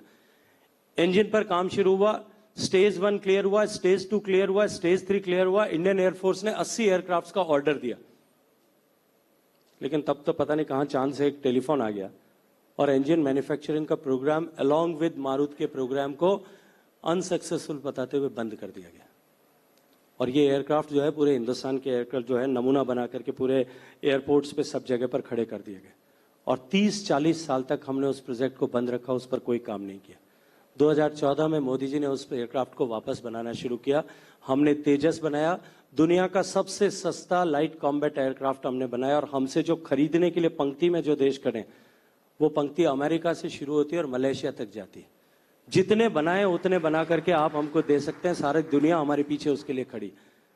और मैं आज आपको जिम्मेदारी से एक बात कह रहा हूं कि अभी 5th जनरेशन एंड 5.5 जनरेशन जो रफाइल या F-18 जिस कैटेगरी के एयरक्राफ्ट हैं, उन एयरक्राफ्ट पर जो सारी दुनिया काम कर रही है, उससे नेक्स्ट वर्जन जब दुनिया में आएगा, जब 6th जनरेशन या 6.5 जनरेशन पर दुनिया पहुंचेगी, तब हिंदुस्तान भी उनके बराबर एयरक्राफ्ट बना रहा होगा। अनमैन्ड एयरक्राफ्ट बनाने में हमने ऑलरेडी 5th जनरेशन की कैपेसिटीज को क्रॉस कर लिया है, हम उससे आगे बढ़ गए हैं, हम उस जो है उसके कॉमर्शियल प्रोडक्शन पे हमने काम करना शुरू कर दिया। एक transformation in all the sectors, सारे सेक्टर्स में हम किस तरह से बदलाव ला सकते हैं, इसके ऊपर हमने माननीय मोदी जी के नेतृत्व में काम किया। उसका परिणाम यह हुआ कि आज आर्थिक परिदृश्य हिंदुस्तान का बदला। स्टार्टअप्स की कथा मुझे लगता है कि मुझे यहां कहने की आवश्यकता नहीं है, किस तरह के स्टार्टअप्स पे जो है जिस तरह से JIIF काम कर रहा है। जब मोदी जी की सरकार बनी थी, देश में 350 स्टार्टअप्स थे, आज 1 लाख से ज्यादा हो गए, 115 यूनिकॉर्न्स देश में हो गए। दुनिया का तीसरा बड़ा स्टार्टअप इकोसिस्टम हिंदुस्तान में खड़ा हो गया है, और जिस गति के साथ में हम काम कर रहे हैं, जिस गति के साथ में हम बढ़ रहे हैं, और जितना तेज गति के साथ में हमारे यहाँ इसका बेस बढ़ रहा है, आने वाले समय में हम दुनिया के सबसे बड़े स्टार्टअप इकोसिस्टम वाले देश बन जाएंगे। इसमें पूरी दुनिया स्वीकार करती है, कहीं कोई किसी तरह का संदेह नहीं। इससे आगे बढ़कर के भी अगर हम बात करें कि जिस तरह से हिंदुस्तान में फॉरेन जो है FDI आ रहा है, हमने FDI में चाइना को पीछे छोड़ दिया। आज दुनिया का सबसे ज्यादा पैसा हमारे यहाँ निवेशित हो रहा है। सब हम सब लोग इन्वेस्टमेंट में काम करने वाले लोग हैं। राकेश सर जैसे लोग इन्वेस्टमेंट बैंकर्स हैं, बहुत सारे लोग इन्वेस्टमेंट में काम करने वाले लोग यहाँ बैठे हैं। JIIF अपने आप में एज ए इन्वेस्टमेंट पार्टनर की तरह से काम करती है, इन्वेस्टमेंट प्लेटफॉर्म की तरह से काम करती है। सब कोई भी आदमी अगर एक पैसा कहीं निवेश करता है, आप व्यक्तिगत रूप से अगर कहीं पैसा निवेश करते हैं, कहीं प्रॉपर्टी खरीदते होंगे, कहीं नया बिजनेस वेंचर क्रिएट करते होंगे, उसको लेकर के हम सब तरह की पूछताछ करते हैं, सब तरह की कोशिश करते हैं कि हम ढूंढने की कोशिश करते हैं कि कैसे बेहतरीन जो है वो मोस्ट प्रोडक्टिव अगर है या नहीं है, हमारे लिए बेनिफिशियल होगा कि नहीं, फ्रूटफुल होगा कि नहीं, हम कितनी तरह के क्रॉस सेक्शंस पे उसको जो है वेरीफाई करने की कोशिश करते हैं। हर आदमी, चाहे कोई आदमी, सामान्य आदमी एक छोटा सा निवेश करता है, वहां से लेकर के कंपनीज अगर निवेश करती हैं तो इतने सारे प्रोफेशनल ब्रेन्स को जो है वो एक साथ में इग्नाइट करके उनसे सारा असेसमेंट करके उसके बाद में निवेश करते हैं। आज पूरी दुनिया अगर भारत में निवेश करने के लिए आ रही, तो इसका अभिप्रेत यह, और वो भारत में आकर के निवेश कर रही है, इसका अभिप्रेत यह है कि भारत जो है निवेश करने के लायक जगह बनाए। हमारा जो है फॉरेन करेंसी रिजर्व जिस तरह से बढ़ा है, एक टाइम था फॉरेन करेंसी रिजर्व 1 बिलियन के नीचे चला गया था, हमको अपना सोना गिरवी रखना पड़ा था। आज दुनिया जो है हमारे पास में 600 बिलियन से ज्यादा का हमारे पास में फॉरेन करेंसी रिजर्व आज हमारे पास में हिंदुस्तान में पड़ा है। और उससे आगे बढ़ करके भी जिस दिशा में हम आगे बढ़ रहे हैं, माननीय प्रधानमंत्री जी के नेतृत्व में जिस तरह से हमने हाइड्रोजन पे काम करना शुरू किया, मित्रों हमारा जो सबसे बड़ी चुनौती है आज हिंदुस्तान की इकोनॉमी में, सबसे बड़ा हर्डल जो है वो हमारा ट्रेड डेफिसिट है। और ट्रेड डेफिसिट जो इंपोर्ट और एक्सपोर्ट के बीच का गैप है, लगभग 12-13 लाख करोड़ रुपए का गैप हमारे सामने। और उसके कारण से हमको हर साल अपने रूपी को डिवैल्यूएट करना पड़ता है, उसकी कीमत को कम रखना पड़ता है। और उस 12,65,68,000 करोड़ रुपए में से 10 लाख करोड़ रुपए से ज्यादा का योगदान केवल जो है हाइड्रोकार्बन फ्यूल देता है। 2020 से पहले मैंने प्रधानमंत्री जी से निवेदन किया कि 3 बार इस दुनिया में एनर्जी का गोल पोस्ट चेंज हुआ है। पहली बार जब गोल पोस्ट चेंज हुआ था और एटॉमिक एनर्जी दुनिया में आई थी, तब हम उस समय जस्ट आजाद हुए थे, न हम प्रिपेयर थे, न हमारी क्षमता थी, न ही हमारी तैयारी थी। हम सब तरह से पिछड़े हुए थे, हम नहीं कर सकते थे, इसलिए हम पिछड़ गए। और आज भी उसका दंश हम भोग रहे हैं कि हम 2015 में जाकर के हमको न्यूक्लियर टेक्नोलॉजीज के लिए काम करने की, न्यूक्लियर टेक्नोलॉजी को लाने के लिए काम करने की, एफर्ट्स करने की आवश्यकता पड़ रही। दूसरी बार जब एनर्जी गोल पोस्ट शिफ्ट हुआ, तब हम रिन्यूएबल एनर्जी पे आए और दुनिया रिन्यूएबल एनर्जी पे काम कर रही थी। नो डाउट हिंदुस्तान ने उसमें दुनिया में सबसे ज्यादा काम किया। मोदी जी को मैंने रिक्वेस्ट किया, मैंने निवेदन किया कि आपके नेतृत्व में हमने जो ग्लोबल टारगेट्स थे उसमें केवल हिंदुस्तान ने अचीव किया, बाकी कोई देश अचीव नहीं कर पाया। हमने जो 2030 में अचीव करना था 40% ऑफ रिन्यूएबल एनर्जी का जो है बुके, एनर्जी के बुके में 40% रिन्यूएबल एनर्जी को हम लाएंगे, ग्रीन एनर्जी को लाएंगे, वो हमने सबसे पहले दुनिया में अचीव किया। हमने सोलर पर दुनिया में सबसे ज्यादा काम किया, लेकिन सोलर पे काम करने के साथ साथ में हमने अपने पड़ोसी देश को, जो हमारा बहुत ज्यादा बड़ा मित्र नहीं है, उसको और ज्यादा धनवान बनाने का काम किया। क्योंकि हमने सोलर पर काम तो किया, लेकिन सोलर टेक्नोलॉजीज पर, चिप्स बनाने पर, वेफर्स बनाने पर, प्लेट्स बनाने पर जिस समय में काम करने की आवश्यकता थी, उस पर उस समय में, क्योंकि उस समय के हुक्मरानों का भी विजन नहीं था, इसलिए उस पर काम नहीं किया। मैंने उनसे कहा, you were the first in India जिन्होंने 18 रुपए में नहर के ऊपर पहली बार सोलर प्लांट बनाया था और 18 रुपए में पर यूनिट में जो है पीपीए किया था। और दुनिया हंसती थी कि ये कैसा मुख्यमंत्री है कि 18 रुपए में बिजली खरीदेगा, जबकि 4 रुपए में, 3 रुपए में बिजली मिलती है। लेकिन आज जो है उस सोलर एनर्जी की कीमत घटते घटते हमारे हिंदुस्तान में भी 2 रुपए 30 पैसे के आसपास में आ गई। और जो कंपनी, हिंदुस्तान की कंपनी ने जिसने 2 रुपए 30 पैसे हिंदुस्तान में कोट किया है, उसी कंपनी ने जो है यूएई में जाकर के और 76 पैसा कोट किया, क्योंकि वहां कॉस्ट ऑफ कैपिटल कम है। हमारी कॉस्ट ऑफ कैपिटल को अगर रिड्यूस कर दिया जाए, हमारी हेजिंग कॉस्ट को इसमें से निकाल दिया जाए, डॉलर डिनोमिनेटेड इन्वेस्टमेंट अगर इसमें कर दिया जाए कि जो हाइड्रोजन मैन्युफैक्चरिंग के लिए कंपोजिट सोलर पे काम करेगा, उसको हम जो है डॉलर में इन्वेस्टमेंट अलाउ करेंगे, डॉलर में लाए, डॉलर में ले जाए, ताकि उसका नुकसान नहीं हो। हेजिंग की कॉस्ट बच जाएगी, हमारी कॉस्ट ऑफ कैपिटल कम होगी, तो हम ट्रांसफॉर्म कर सकते हैं। मैंने तो सिर्फ ऐसे बातचीत में उनसे कहा था कि ये ऐसा तीसरी बार जब गोल पोस्ट चेंज हो रहा है, पूरी दुनिया ऑल्टरनेटिव फ्यूल की तरफ जा रही है, तब हम मार्केट, तब हम ग्लोबल लीडर बन सकते हैं। पूरी दुनिया हमारी बस में बैठेगी और हम बस चलाएंगे। और उस पर जिस तरह से काम हुआ, मैंने आपको बताया कि हमने हाइड्रोजन इलेक्ट्रोलाइजर्स पर सबसे ज्यादा दुनिया में काम किया। और मैं आज आपको जिम्मेदारी के साथ में कह रहा हूं कि आने वाले 10 साल में हम इस कन्वेंशनल फ्यूल से बाहर निकल जाएंगे।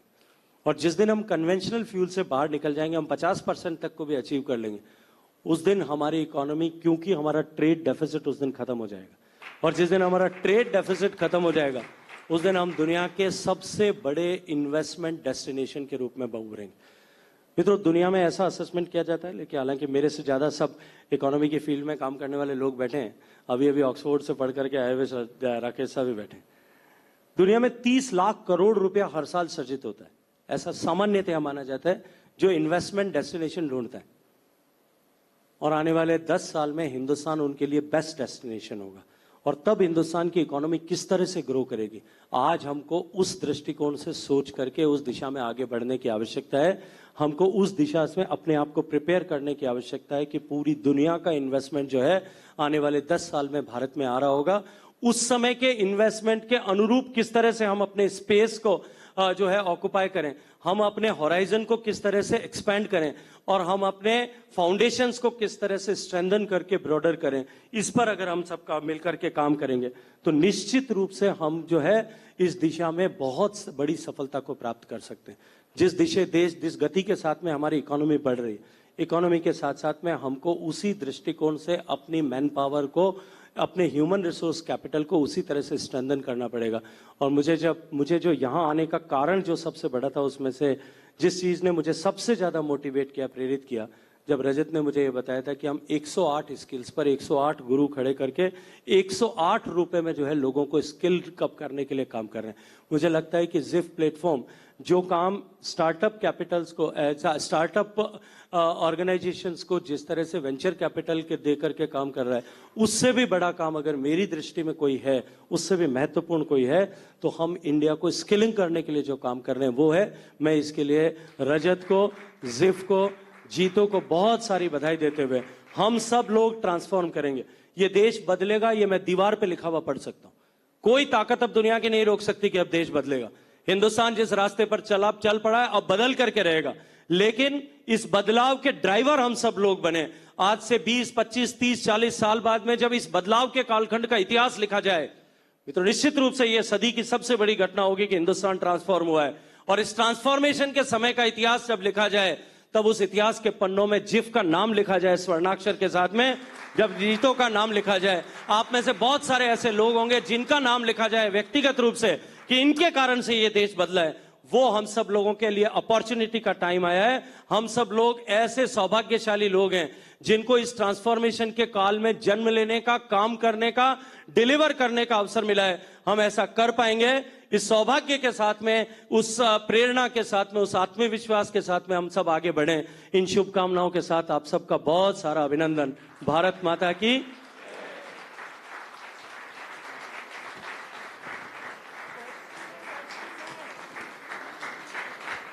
बहुत बहुत धन्यवाद सर।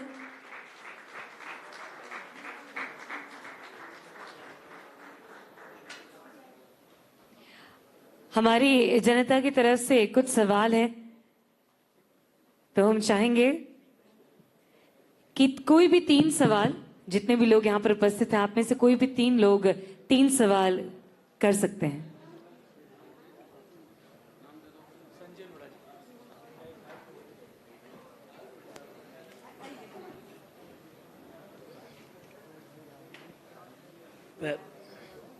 पहला सवाल मैं ही कर रहा हूँ। सो फर्स्ट ऑफ ऑल, जीतो की तरफ से ऑनरेबल मिनिस्टर तो मैं बोल नहीं सकता हूँ, गजुबना, हाँ, बहुत बहुत आपका आभार प्रकट करता हूँ, धन्यवाद करता हूँ कि आप यहाँ पधारे। जिस तरह से थे, ऐसा लग रहा था कि गजुबना की क्लास चल रही है। हाँ, मतलब ताली बजाने में हमको डर लग रहा था कि ताली बजावे कि नहीं बजाए, कहीं इंटरप्शन नहीं हो जाए। इस तरह से आप बोल रहे थे। आई think it's a mind opening speech. और ये पक्की बात है कि अगला 10 साल अगर हम जीतो वाले, जिफ वाले अगर इस काम में लग गए, तो 100% इतिहास में कहीं ना कहीं जीतो जिफ का नाम पक्का आएगा, पक्का आएगा, पक्का आएगा। तो यहाँ सब बैठे हैं, सब बिजनेसमैन बना, और यहाँ सबकी इच्छा रहती कहीं ना कहीं हम अपॉर्चुनिटी ढूंढें। और मुझे पक्का मालूम है कि मैं भी स्टॉक मार्केट से हूँ, इन्वेस्टमेंट बैंकर हूँ। आपके खुद के डिपार्टमेंट में, जल शक्ति में, इतनी सारी अपॉर्चुनिटी है, इतना काम हो रहा है वहाँ पे, हर घर जल, हर घर नल। ये कितना बड़ा काम है, जहाँ हमारे खुद के जीतों के मेंबर पाइप सप्लाई कर रहे हैं, बहुत सारी चीज़ें सप्लाई कर रहे हैं। तो कहीं ना कहीं वहाँ बहुत बड़ी अपॉर्चुनिटी है। और जिस तरह से हर स्टेट में काम चल रहा है, इतना बड़ा बजट है आपका, मेरे ख्याल से 60-70 हज़ार करोड़ का प्लस का बजट है, प्लस नदियाँ जोड़ने का काम। तो कहीं ना कहीं मैं चाहूँगा कि अगर उस तरफ आप थोड़ा हाईलाइट कर सके कि हम लोग कैसे उसमें जुड़ सके, जहाँ स्टार्टअप, स्किल और ये सब हमारी यूज हो जाए। थैंक यू राकेश साहब। ये क्या है कि सब्जेक्ट इतना ओपन था कि मैं क्या बोलूं और क्या नहीं बोलूं, इस वहां में जो बोलता गया वो बोलता गया। देखिए, दुनिया में का एक सिद्धांत है इकोनॉमी का। वैसे तो क्या, जब क्वेश्चंस की बात की तब कहा केवल 3 क्वेश्चन, तो मुझे लगा कि ठीक है, क्योंकि अभी थोड़े दिन पहले मैं IIT दिल्ली में गया था एक भाषण देने के लिए। थोड़े दिन तो क्या, थोड़े साल पहले। मैंने लगभग 1 घंटे में अपनी बात की और उसके बाद में ओपन हाउस था कि लोग कुछ प्रश्न पूछ सकते हैं। 3000 बच्चे बैठे थे। बच्चों ने प्रश्न पूछना शुरू किया, एक के बाद एक ऐसे क्वेश्चन, वो लगभग 1.5 पौने 2 घंटे तक चलता रहा और उन्होंने तमाम तरह के क्वेश्चंस मुझे पूछे और आखिरी प्रश्न जो पूछा था वो मेरे लिए सबसे बड़ी चुनौती थी। जब आखिरी क्वेश्चन अनाउंस हुआ तब एक बच्ची खड़ी हुई और उसने कहा, माय $1 मिलियन क्वेश्चन इज कि कटप्पा ने बाहुबली को क्यों मारा। तो मुझे लगा 3 ही है, तब तक कम से कम कटप्पा बाहुबली तो नहीं आएगा, और वो मुझे पता नहीं था। एक ही क्वेश्चन ऐसा था जिसका आंसर मुझे नहीं जानता। देखिए, दुनिया की इकोनॉमी का सिद्धांत है कि जब कभी भी रिसेशन आता है तब सरकार उस रिसेशन को काउंटर करने के लिए इन्वेस्टमेंट करती है। और सरकार इन्वेस्टमेंट कहां करती है? इंफ्रास्ट्रक्चर में। इसके अलावा सरकार के पास इन्वेस्टमेंट करने का बहुत बड़ा स्कोप नहीं होता। देखिए, कोविड के बाद में जिस तरह का रिसेशन आया और अभी तक चल रहा है, आप सब जानते हैं, यूएस इज हेडिंग टुवर्ड्स, अभी रजत से एक दिन मेरा डिस्कशन हुआ था, जब ये लोग आए थे तब हम बात कर रहे थे, यूएस इज हेडिंग टुवर्ड्स बड़ा रिसेशन की तरफ। पूरे यूरोप जो है भारी रिसेशन की मार झेल रहा है। लेकिन हिंदुस्तान की economy is the only economy जिसने कोविड के बाद में कवर करके सारे बेंचमार्क्स और इंडिकेटर्स पे हमने नए जो है न्यू हाइट्स जनरेट किए, क्रिएट किए। उसका कारण भी है, बहुत डिटेल में नहीं जाना चाहता, लेकिन सरकार ने जिस तरह का मॉडल अडेप्ट किया था, जिस तरह की हाइब्रिड अप्रोच कोविड के समय में अडेप्ट की थी, और जिस तरह से सरकार ने हैंड होल्डिंग की उसके कारण से, और जिस तरह से सरकार ने इन्वेस्टमेंट किया इंफ्रास्ट्रक्चर में, उसके कारण से हम रिकूप कर पाए, वी शेप में रिकवरी कर पाए और हम दुनिया की लार्जर इकोनॉमीज में एक बार फिर सबसे फास्टेस्ट ग्रोइंग इकोनॉमी बन पाए। जो मेरे सेक्टर की, अगर जल जीवन मिशन की मैं बात करूं, राकेश सर ने अभी कहा कि हम 60-70 हजार करोड़ के साथ में काम कर रहे हैं। 2019 में जब प्रधानमंत्री जी ने ये उद्घोष लाल किले के प्राचीर से किया था कि हमने जिस तरह से हर गरीब को घर देने के लिए काम किया, हर गरीब को गैस का चूल्हा दिया, हर गरीब को जो है बैंक का खाता दिया, हर गरीब को हमने जो है शौचालय की सुविधा प्रदान की, उसी श्रृंखला में अब हर गरीब, हर घर तक पीने का पानी पहुंचे उसके लिए काम करें। ये तो देश में केवल 16% घरों तक पीने का पानी पहुंचता था। एक अनुमान हमने उस समय किया था कि इस पर कुल मिलाकर के 3,60,000 करोड़ रुपए की लागत आएगी। लेकिन मैं सिर्फ आपकी जानकारी के लिए बताना चाहता हूं कि अब तक 7.5 लाख करोड़ रुपए के वर्क्स तो मेरे ऑफिस से मैं सैंक्शन कर चुका हूं। 7.5 लाख करोड़ रुपए का काम। और उसके कारण से अगर हम वाटर इंफ्रास्ट्रक्चर जो क्रिएट होता है उसमें देखें तो उसमें लेबर कंपोनेंट सिर्फ जो है वो पाइपलाइंस को ले करने में या टंकी को इरेक्ट करने में जो लेबर लगती है वही होता है। बाकी सारा जो है वो कहीं ना कहीं से रेडीमेड आता है। May be it is plastic pipe और इट इज पीवीसी पाइप और इट इज एचडीबी पाइप और इट इज स्टील पाइप और इट इज जीआई पाइप और इट इज डीआई पाइप और इट इज रीइंफोर्स मटेरियल और it is steel, everything, सब कुछ market से रेडीमेड आता है। और वो सारा जो काम उसने दुनिया के, उसने देश भर के इंडस्ट्री को कितना बड़ा बूम दिया। अगर 8 लाख करोड़ रुपए का इन्वेस्टमेंट इस सेक्टर में पिछले 4 साल में हुआ है या हो रहा है, तो उस 8 लाख करोड़ के इन्वेस्टमेंट का 25% पैसा अगर लेबर का निकाल दूं, बाकी सारा का सारा पैसा इंडस्ट्री में आया, आप में से किसी न किसी इंडस्ट्री के माध्यम से गया। अब उसके बैकवर्ड कैलकुलेशन आप करो कि प्लास्टिक का बैकवर्ड, आयरन का, स्टील पाइप का, माइनिंग से लेकर के जो है स्टील पाइप बन करके और वो लेइंग तक का जितना बड़ा काम हुआ है। तो इसलिए निश्चित रूप से सरकार ने जो ये इनिशिएटिव्स लिए हैं, और अभी तक तो ये सिर्फ शुरुआत मात्र है।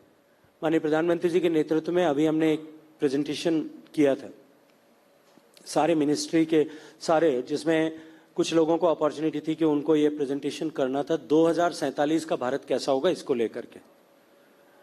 और उस समय में हम 2047 के विकसित भारत में हमारी आवश्यकताएं क्या होंगी इसको लेकर के हमने एक प्रेजेंटेशन किया। हम एक्सप्रेस हाईवेज बना रहे, जो वहाँ जामनगर से लेकर के और अमृतसर तक एक एक्सप्रेस हाईवे बन रहा है, दिल्ली मुंबई एक्सप्रेस हाईवे बन रहा है, कंट्रोल्ड एक्सेस जो हाईवेज बन रहे हैं।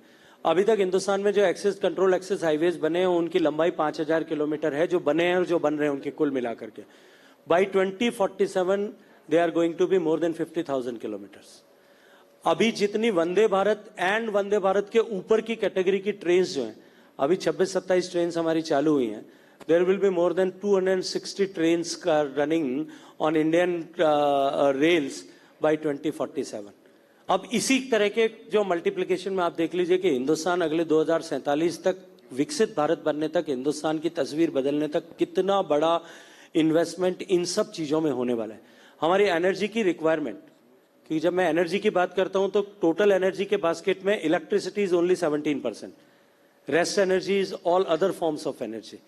हमारे एनर्जी की रिक्वायरमेंट अगर पूरी देश की किसी भी दुनिया के डेवलप्ड नेशन की स्टोरी को आप उठा करके देखें, उसकी इकोनॉमी की ग्रोथ का ग्राफ और उसकी एनर्जी की रिक्वायरमेंट का ग्राफ वो एकदम आइडेंटिकल होते हैं। तो हमारी एनर्जी की रिक्वायरमेंट जिस गति से बढ़ेगी, आज हमारी लगभग एनर्जी रिक्वायरमेंट 2600 गीगावाट है और जो पावर की रिक्वायरमेंट 1100 गीगावाट है, उस 1100 गीगावाट के कंपैरिजन में हम इकोनॉमी जब 3 ट्रिलियन से 20-25 ट्रिलियन तक जाएगी 2047 तक, तब हमारी एनर्जी की रिक्वायरमेंट कितनी बढ़ेगी, उसमें कितना इन्वेस्टमेंट आएगा और उसमें इन्वेस्टमेंट अपॉर्चुनिटीज कितनी बनेंगी। जो हम इंटरलिंकेज ऑफ रिवर पे बात कर रहे हैं, जो हमने काम करना शुरू किया, दैट प्रोजेक्ट मुझे लगता है कि कुल मिलाकर के अगर मैं उसकी कॉस्ट मानता हूं तो अगले 20-25 साल में उसके ऊपर 15-20 लाख करोड़ रुपए खर्च होने वाले। तो इस तरह से जो सरकार का इन्वेस्टमेंट इन सब चीजों पे होने वाला है, वो निश्चित रूप से इंडस्ट्री को जो है मैनीफोल्ड अपॉर्चुनिटीज प्रदान करने वाला है। मैंने इसीलिए कहा कि आने वाले समय में हमारी आर्थिक ताकत जो है, जिसने हमको दुनिया में नई पहचान दिलाई है, वो आर्थिक परिदृश्य जिस तरह से बढ़ रहा है और जिस तरह से हमको अपने हॉराइजन को एक्सपैंड करने की आवश्यकता है, वो अनलिमिटेड है। हम इसकी जो है अभी कल्पना भी नहीं कर सकते, वो इतना बड़ा भविष्य में होने वाला है। I think second question, Shekhawat ji, मेरा क्वेश्चन मैं का था, प्राइम मिनिस्टर मोदी जी का हमने अटेंड किया। It was a remarkable historical visit, one of a kind for any Indian leader और फॉरेन लीडर। तो बहुत शुभकामनाएं आपको, आपके मिनिस्ट्री को। इंडियन मिनिस्ट्री का आपके टेन्योर में एक स्वच्छ भारत अभियान बना था, वो बहुत सक्सेसफुल रहा। उसका आवाज पूरे दुनिया में गूंजा, बहुत सक्सेसफुल। और जो अभी आपका 2024 जल मिशन योजना है, मैं महाराष्ट्र से हूँ, छोटे गांव से हूँ, नासिक डिस्ट्रिक्ट। तो हमारे काफी गाँव में अभी ड्रिंकिंग वाटर, पोर्टेबल वाटर पहुंचा है, thanks to the ministry again. But अभी इस मिशन में नेक्स्ट अगले 5 साल में क्या होने वाला है, and what can we do as a citizens, क्योंकि इंडिया की 1.4 बिलियन पॉपुलेशन है and water is the most precious thing we have on the अर्थ।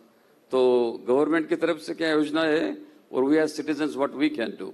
धन्यवाद। प्लीज। स्वच्छ भारत मिशन की बात आपने की। 2014 में जब नया मैं सांसद चुन करके दिल्ली गया था, तब यूनाइटेड नेशंस में सस्टेनेबल डेवलपमेंट गोल्स पर चर्चा शुरू हुई थी। एमडीजीज जो है, मिलेनियम डेवलपमेंट गोल्स कंप्लीट हो गए थे, एसडीजीज पर बात करना शुरू हुआ था, एसडीजीज डिसाइड हो रहे थे, उनके फ्रेमवर्क लिखे जा रहे थे। तब एक पार्लियामेंटेरियंस का कन्वेंशन यूनाइटेड नेशंस में हुआ था। मैं नया चुन करके गया था, प्रधानमंत्री जी ने मुझे सौभाग्यपूर्ण अवसर प्रदान किया कि मैं भारत का प्रतिनिधित्व वहां जाकर के यूनाइटेड नेशंस में करूं। और एक संयोग था कि उस समय में जो सैनिटेशंस पर डिस्कशन हो रहा था, उस कमेटी में, उस प्लेटफॉर्म पर हिंदुस्तान का प्रतिनिधित्व मैं कर रहा था। आपने देखा होगा यूनाइटेड नेशंस का जो हॉल है, सब देशों का फ्लैग और उनका प्लेकार्ड लग करके उसके पीछे देश के प्रतिनिधि बैठते हैं। मैं भारत के प्रतिनिधि के रूप में वहां मौजूद था। यूनाइटेड नेशंस के सेक्रेटरी जनरल ने अपनी बात रखते हुए, as the chair of the conference, उन्होंने जो बात रखते हुए कहा कि दुनिया में 100 करोड़ लोग ऐसे हैं जो खुले में शौच के लिए अभिशप्त हैं, जिनके घर में टॉयलेट नहीं है। उन 100 करोड़ लोगों में से 60 करोड़ भारत में थे। और पूरी दुनिया के जितने लोगों ने उस 2 दिन की कॉन्फ्रेंस में बातचीत की, जितने भी लोगों ने, वो सब हिंदुस्तान की तरफ फिंगर ऐसे पॉइंट आउट करके बोल रहे थे। मुझे ऐसे लग रहा था कि मैं वहां एक अपराधी के रूप में बैठा हूं। और मेरे मन में बहुत कोफ थी कि आजादी के इतने साल बीत जाने के बाद में भी, लगभग 67 ईयर्स हो गए, हम टॉयलेट जैसी सुविधा भी नहीं दे पाए। मैं ईमानदारी से स्वीकार करता हूं, मैं अभी आपसे कह रहा था, मुझे भी इस बात का अंदेशा नहीं था कि देश में 60% आबादी जो है, 62% पॉपुलेशन के पास में टॉयलेट भी नहीं है। वहां मोदी जी ने अक्टूबर में 2019 में, अगस्त में मैं उस कॉन्फ्रेंस में गया था, अक्टूबर में मोदी जी ने संकल्प देश के सामने रखा और अक्टूबर 2019 में माननीय प्रधानमंत्री जी के नेतृत्व में 2 अक्टूबर 2019 को देश ने अपने आप को खुले में शौच से मुक्त ऐसा घोषित कर दिया। और उसके ठीक 15 दिन बाद में मैं स्टॉकहोम वाटर वीक में गया था। Stockholm water week is considered as the Mecca of the water and sanitation के सेक्टर में काम करने वाले लोगों का। पूरी दुनिया के लोग वहां आते हैं, टेक्नोलॉजी प्रोवाइडर्स भी आते हैं, देशों के मंत्री भी आते हैं, सेक्रेटरीज भी आते हैं, कंपनीज भी आती हैं, मैन्युफैक्चरर्स जो हैं उस इकोसिस्टम में काम करने वाले सब लोग वहां होते हैं। और जब मैंने अपना इनॉग्रल स्पीच में पहला स्पीच जो है वहां के किंग ऑफ स्वीडन का होने के बाद में पहला स्पीच देने की अपॉर्चुनिटी मुझे दी गई थी, क्योंकि इंडिया ने ट्रांसफॉर्म करके ओडीएफ डिक्लेयर कर दिया था। और मैंने जब हिंदुस्तान में पहले मैं 2014 में यूनाइटेड नेशंस में अपराधी की तरह गया था और 2019 में विजेता की जगह वहां खड़ा होकर के मैं बात कर रहा था। और मित्रों, मेरे लिए जो सबसे गर्व का क्षण था वो ये था कि जब मैं जाकर के वापस इंडिया के पवेलियन में बैठा, जो हमने नदी के ट्रांसफॉर्म करने के लिए नमामि गंगे मिशन माननीय मोदी जी के नेतृत्व में किया, जो दुनिया का सबसे बड़ा ट्रांसफॉर्मेशन रिवर रिजुविनेशन प्रोग्राम है, जब मैं उस प्लेटफॉर्म में बैठा था तब 48 देशों के प्रतिनिधियों ने आकर के मुझसे मुलाकात की थी and they have requested for hand holding कि आप हमको बताइए कि हम क्या कर सकते हैं, हमारे यहाँ कैसे हम कर सकते हैं। और उन्होंने जो बात कही वो इतनी दिल को छूने वाली थी। उन्होंने कहा, देखिए हमारे लिए अमेरिका या यूरोप के देश हमारे लिए रोल मॉडल नहीं हो सकते, हमारे लिए हिंदुस्तान रोल मॉडल है। और हम ये मानते हैं कि हिंदुस्तान अगर कोई चीज प्राप्त कर सकता है, कोई अचीवमेंट कर सकता है, तो हम भी कर सकते हैं। इसलिए हम आपके पास में खड़े हैं कि आप हमें जो है रास्ता बताएं। उसी दिन रात की घटना, एक घटना और बता के अपनी बात को खत्म करता हूं। उस दिन रात में एक डिनर आयोजित किया था, जो वहां परंपरागत रूप से होता है। किंग ऑफ स्वीडन ने एक डिनर होस्ट किया था, जिसमें जितने भी देशों के मंत्री आए थे वो सब लोग उस डिनर में थे। सौभाग्य से जो डिनर की टेबल नंबर 1 थी, जिस पर king and queen of Sweden बैठे थे, उस पे पास में फ्रेंच मिनिस्टर थे, ब्रिटिश मिनिस्टर थे और जर्मन मिनिस्टर थे, ब्रिटिश मिनिस्टर थे, और उसके बाद में जो है उन 4 लोगों के अलावा 5वां जो है उस पर बैठने का सौभाग्य मुझे मिला था। वहां बैठते ही चर्चा प्रारंभ हुई, क्योंकि गंगा पे जो काम कर रहा है इसकी थोड़ा बहुत साउंड पूरी दुनिया में थी। तो किंग ऑफ स्वीडन ने बात शुरू की and he asked me, he question me that how is your Ganga mission is going on.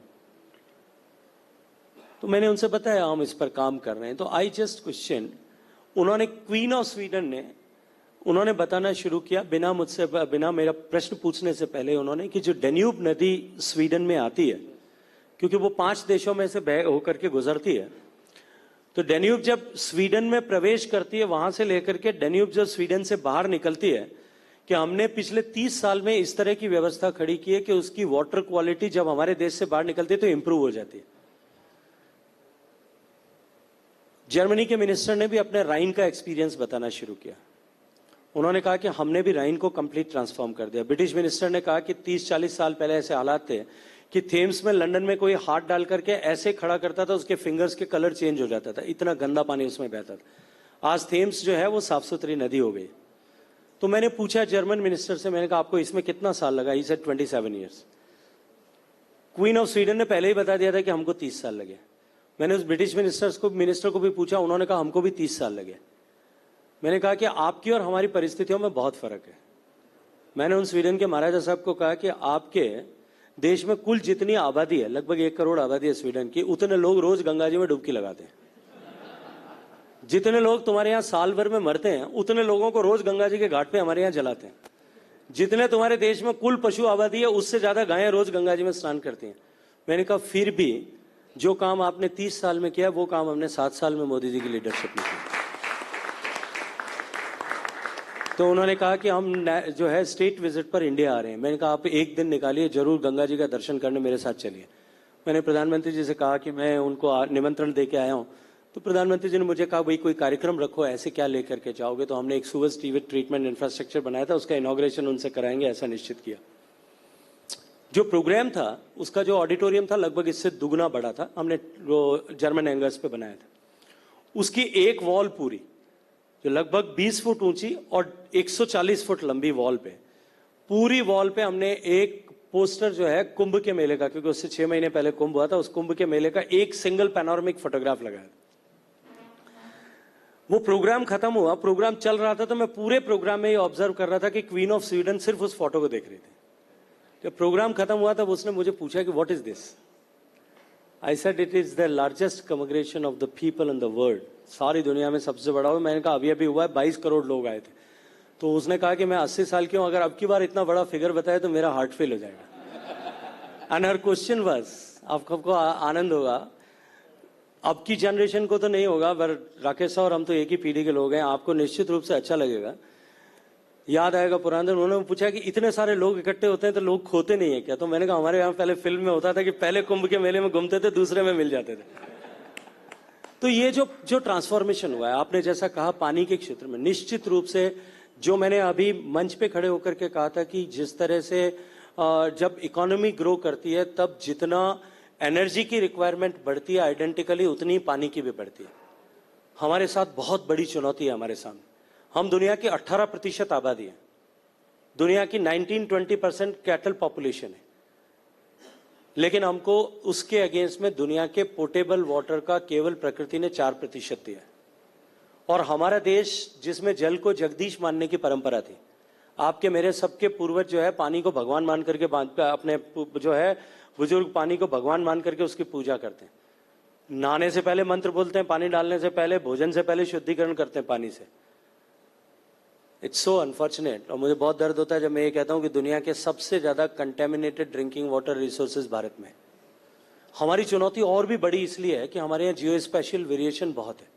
हम एवरेज दुनिया का देश का देखें तब तो हमारे पास में जो है 4000 बिलियन क्यूबिक मीटर पानी आता है, लेकिन अगर तो उसमें एक तरफ जो है चेरापूंजी और मेघालय का हिस्सा है जहां दुनिया में सबसे ज्यादा बारिश होती है, और दूसरा मेरा और राकेश का गांव है जहां पर देश की दुनिया की सबसे कम बरसातों में से एक होती है। सिर्फ 100-150 मिलीमीटर बरसात होती है। इसलिए ये जो जियो स्पेशल वेरिएशन है ये हमारे लिए चुनौती है। हमारे लिए चुनौती और भी बड़ी है कि हमारी अंडरग्राउंड वाटर डिपेंडेबिलिटी दुनिया में सबसे ज्यादा है। हम दुनिया में जो सबसे ज्यादा, दुनिया का 25% अंडरग्राउंड वाटर हम अकेले एक्सट्रैक्ट करते हैं। हमारे पीछे अमेरिका और चाइना है सेकंड एंड थर्ड पोजीशन पे। उन दोनों की क्यूमुलेटिव विड्रॉल से भी 1.5 गुना हम निकालते हैं। उसके कारण से हमारे अंडरग्राउंड वाटर रिसोर्सेज पर बहुत स्ट्रेस है और वो डिप्लीट हो रहे थे इतने साल तक। इसके अलावा भी हमारी बड़ी चुनौती यह है कि क्लाइमेट चेंज के कारण से जिस तरह से रेनफॉल पैटर्न चेंज हुआ है, कैटास्ट्रॉफिक रेनफॉल हो गया, इरेटिक स्कैंटी रेनफॉल होना शुरू हो गया। एक दिन में 10-10, 20-20 इंच बरसात होती है। आज दिल्ली में 2 दिन से तबाही आ रखी है, बिना दिल्ली में बरसात हुए आ रखी है। हिमाचल में जितनी बरसात हुई उसके कारण से ये भी आने वाले समय में बहुत बड़ी चुनौती बनने वाली। तो ऐसे में हमारे लिए ये संकट ये है कि हम अपने आने वाले समय की आवश्यकता के अनुरूप पानी की उपलब्धता को कैसे सुनिश्चित करेंगे। आज जितनी हमारे पास में पानी की अवेलेबिलिटी है वो लगभग 1500 क्यूबिक मीटर पर कैपिटा है देश में, एवरेज कैलकुलेट करता हूं। आज से 50 साल पहले 5000 क्यूबिक मीटर थे, 5000 प्लस। 50 साल में घट करके 1/3 से कम रह गई। इसलिए नहीं कि पानी कम हो गया, इसलिए कि आबादी 50 साल में 3 गुना बढ़ गई, 3.5 गुना बढ़ गई। और इसी रेशियो में हम आगे बढ़ते रहे तो हम वाटर स्ट्रेस कंट्री हो जाएंगे। माननीय मोदी जी का ये संकल्प था कि हमारे देश की प्रगति में, विकास की इस यात्रा में पानी की उपलब्धता बाधक न बने। इसलिए उन्होंने पहला डिसीजन 2019 में ये किया, 9 डिपार्टमेंट और 4 मिनिस्ट्रियों को इंटीग्रेट करके एक जल शक्ति मंत्रालय बनाया ताकि हॉलिस्टिकली हम सारी चीजों को एड्रेस कर सकें, उसके ऊपर काम कर सकें। जो पानी का टोटल कंजप्शन होता है देश में, किसी भी देश में सब जगह परिस्थितियां ऐसी होंगी, लेकिन भारत के परिप्रेक्ष्य में अगर बात करूं तो पानी बचाने की जब बात आती है, अभी जैसा आपने पूछा कि हम एज ए सिटीजन क्या कर सकते हैं, देश की सरकार क्या कर रही है, जब पानी बचाने की बात आती है तब सबसे पहली गाज महिलाओं पे गिरती है कि वो बाल धोने में बहुत पानी खराब करती हैं, बर्तन धोने में बहुत पानी खराब करती है। उसके बाद में पुरुषों का नंबर आता है कि आप ब्रश करते समय नल बंद नहीं करते हो और दाढ़ी काटते समय भी नल चालू रखते हो।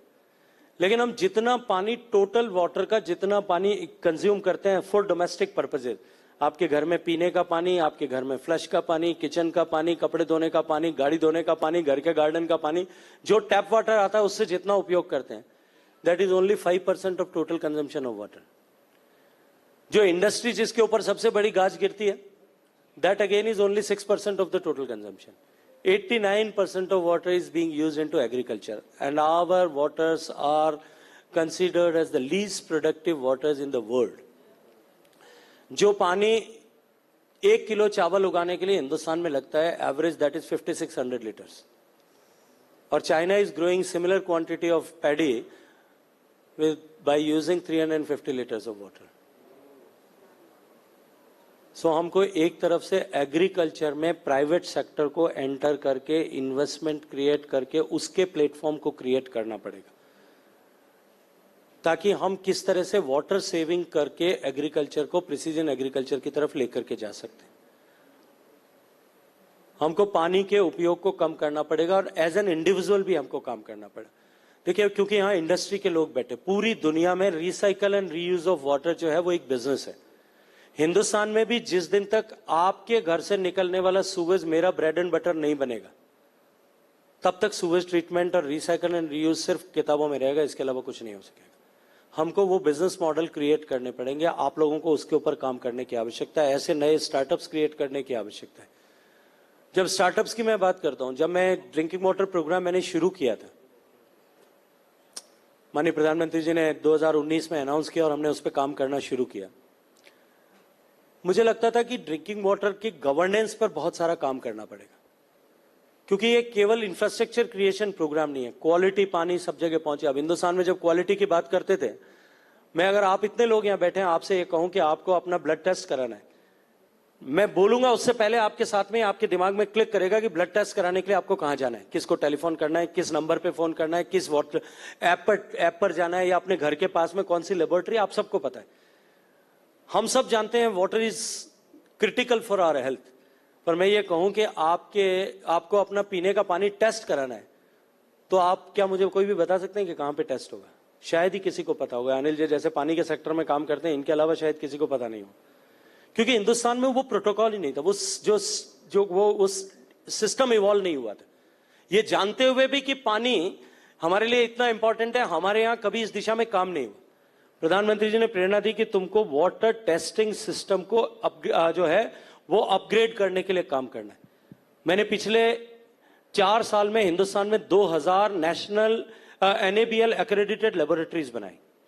कोविड के समय में आप लोगों ने देखा होगा कि हिंदुस्तान में जब कोविड आया था, तब सिर्फ एक नेशनल इंस्टीट्यूट ऑफ वायरोलॉजी की लेबोरेटरी थी जहां कोविड टेस्ट हो सकता था, और कहीं नहीं था.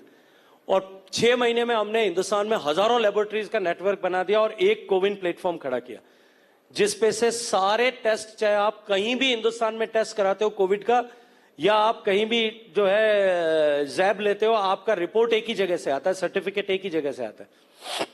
लर्निंग विद दैट एक्सपीरियंस, हमने ये कहा कि पानी का टेस्ट अगर हिंदुस्तान में कहीं भी होगा तो उसकी रिपोर्ट एक ही जगह से जनरेट होगी, ताकि एक कंप्लीट रिपोजिटरी, क्योंकि इट्स ए डायनेमिक प्रॉपर्टी. जमीन में से निकलने वाला पानी, बरसात से इकट्ठा होने वाला पानी, ये डायनेमिक प्रॉपर्टी है. कभी भी उसमें किसी भी तरह के चेंजेस होते रह सकते हैं, ताकि हम उस सब पर एक साथ समग्र दृष्टि से निगाह बनाए रख सकें. इस पर हमको काम करने की जरूरत. हमने 2000 लेबोरेटरीज देश भर में बनाई. हर जिले पे लेबोरेटरी बने और कोशिश किया हर बड़े ब्लॉक हेडक्वार्टर पे भी लेबोरेटरी बने. बट नोइंग द फैक्ट कि किसी गांव में रहने वाली महिला जो है वो शहर में आकर के पानी टेस्ट कराएगी, इसकी संभावना अभी हिंदुस्तान में नहीं है. तब हमने एक काम किया कि अपने स्टार्टअप्स को एंगेज किया, उनको एक अपॉर्चुनिटी दी कि आप मुझे फील्ड टेस्टिंग किट बना करके दो, जिससे पीने के पानी को 12 बेसिक पैरामीटर्स पर टेस्ट किया जा सके. मित्रों, मुझे आप ही के जैसे युवाओं ने जो है वो फील्ड टेस्टिंग किट बना करके दिया. पहला एक बना करके दिया, फिर अभी उसका अपग्रेडेड वर्जन भी आ गया, जो कॉस्ट में भी कम है और कन्वीनियंट भी ज्यादा है. हमने देश में 19 लाख महिलाओं को ट्रेंड किया across 600,000 villages.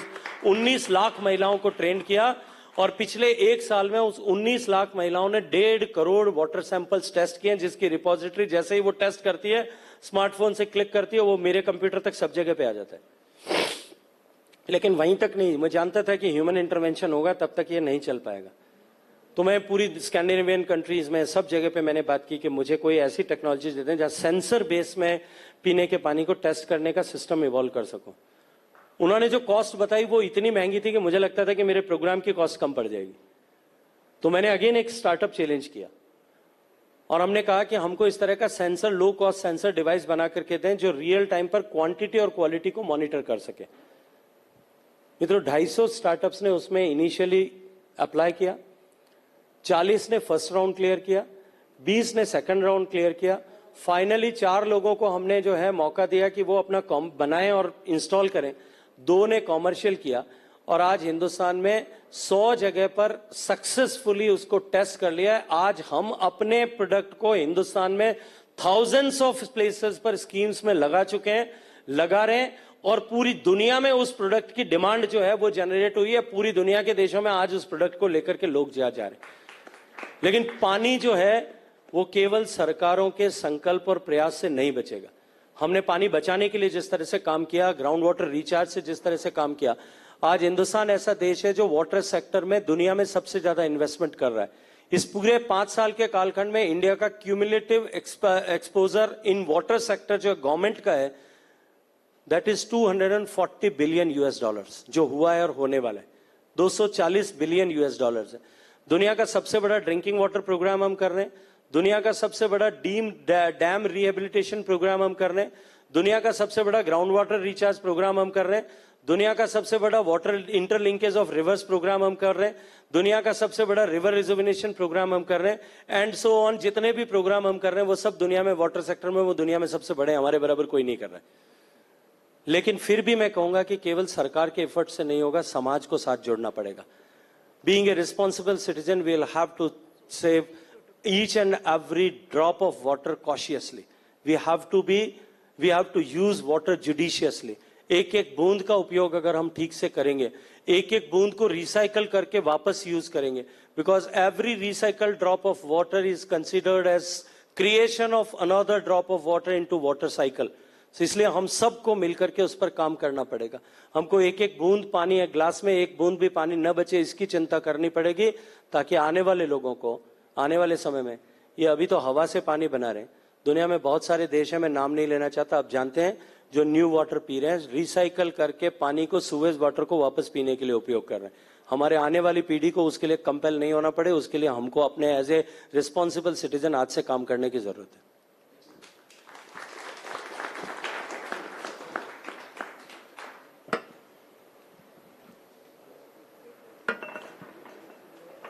Sir, for selfish reasons, we won't take another question because there are some startups we would like you to meet on the way out because they would like to see your presence at their exhibition. So, with this, everybody, we would also like to thank a couple of people who are here with us. And उनके लिए एक बार आप सभी की ओर से जोरदार ताली हो जाए। Shri Prem Singh Rao ji, thank you so much for coming up here, sir. Shri केवल जी, डाकरिया जी, उनके लिए भी जोरदार ताली एक बार हो जाए। श्री अनिल रेड्डी जी, बहुत बहुत शुक्रिया आपका सर कि यहाँ पर आप आए, धन्यवाद। Ladies and gentlemen, with this we would like to present the token of gratitude, gesture and honor to our chief guest today. I would like to request Mr. Prakash Setia ji, Mr. Sushil Sancheti ji, Mr. Pavan Surana ji, Mr. Rajesh Jain ji, Mr. Shukra ji Nahar, Mr. Rakesh Mehta ji, Mr. Sanjay Lodha ji, to kindly come and join us on stage. Mr. Lalit Chopra ji, Mr. Rajat Mehta ji, आप सभी से खास निवेदन, कृपया stage पर आकर हमारे आज के चीफ गेस्ट उन्हें token of gesture, token of appreciation आप सभी की ओर से, जीतो के पूरे परिवार की ओर से प्रेजेंट किया जाए। इसी के साथ फॉर अ फोटोग्राफ एक बार जोरदार ताली है एवरीबॉडी, बहुत बहुत धन्यवाद देना चाहेंगे श्री गजेंद्र सिंह शेखावत जी का, बहुत बहुत शुक्रिया सर, वक्त निकाल आप यहाँ आए। इसी के साथ एक्सपो टीम का स्वागत एक बार स्टेज पे हम करना चाहेंगे for a brochure launch. I also request JIIF working committee members Anurag Jain, Vikas Kavar, Jinendra Bhandari, Ankur Surana, Shripal Bhandari, Bharat Oswal. All people's names after taking, I would request you all to please step on stage in a while for a photograph.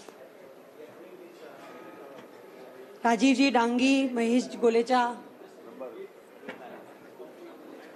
After the expo team is done with their flag off, I will request you all to be on the stage for a photograph.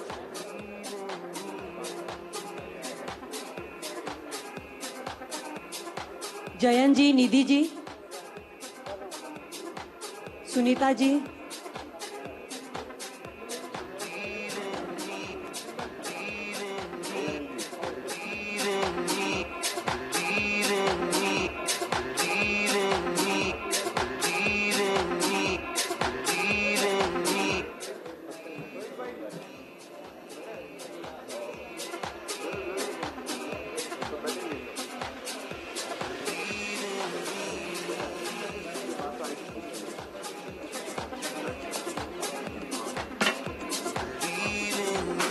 इसी के साथ एक बार फिर बहुत बहुत धन्यवाद देना चाहेंगे.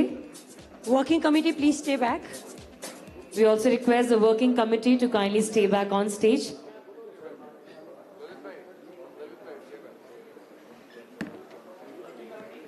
वर्किंग कमेटी से खास निवेदन है स्टेज पे आकर एक स्टेज के नीचे यहाँ पे सभी वर्किंग कमेटी मेंबर्स कृपया आ जाएं फॉर ग्रुप पिक्चर.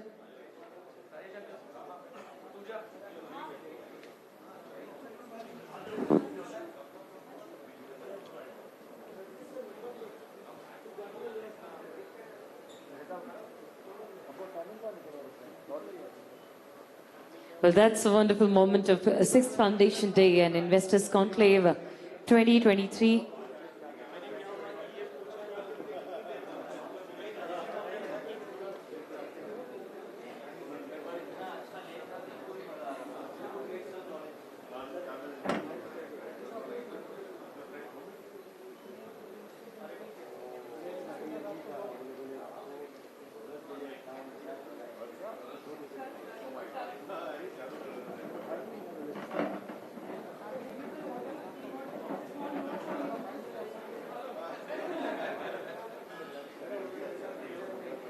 तो चलिए दोस्तों एक बार फिर इसी के साथ श्री गजेंद्र जी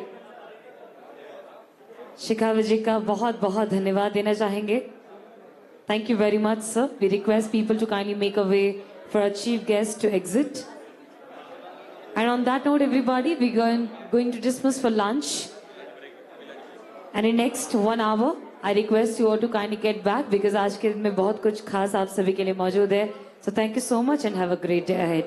Kindly proceed for lunch. Thank you.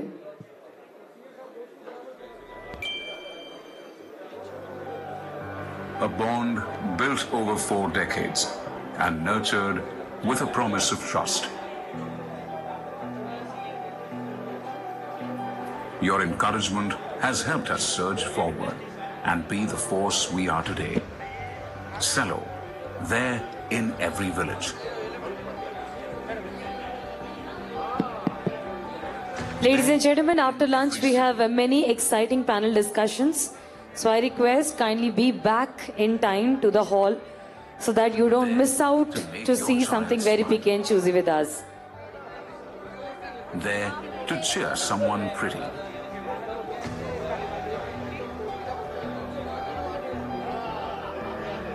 There in all your celebrations. There with those who make us proud. There with the new emerging clean world. There in summer as a cool breeze. There to make you feel at ease. There in every retail outlet across the streets. Living by a commitment in everything we make. All right, everyone, we are going to have Shivangi Jain, many success stories and many panel discussion. I request आप सब जल्दी से lunch करके वापस आ जाएं ताकि इस दिन को resume किया जा सके. Thank you. And advanced technology. Preferred world over. Proud to make in India. With your needs always on our mind. We are set to take this forward, way forward.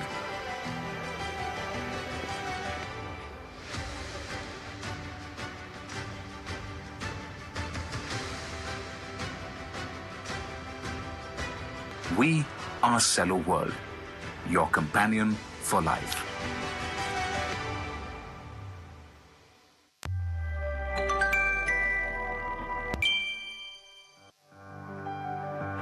bond built over 4 decades and nurtured with a promise of trust.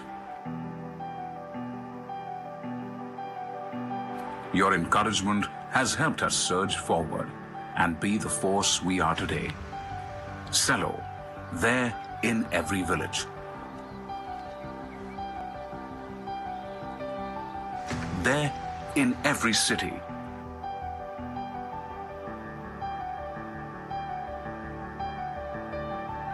There to make your child smile. There to cheer someone pretty.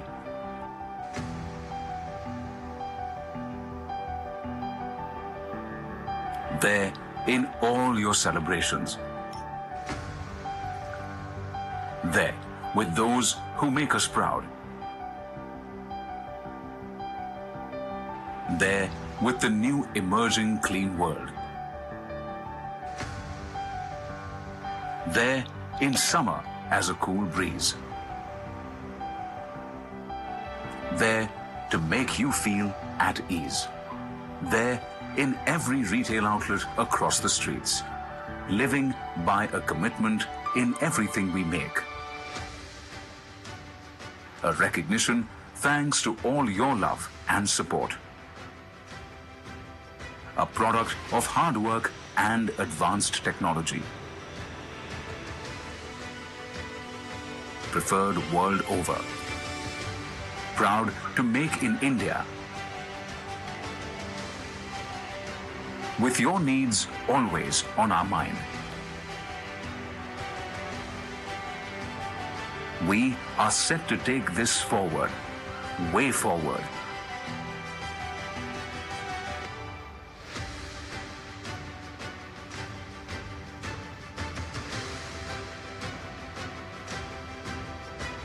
We are Cello World, your companion for life.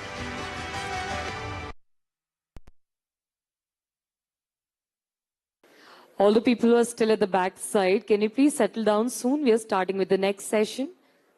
Right in 1 next minute. Thank you.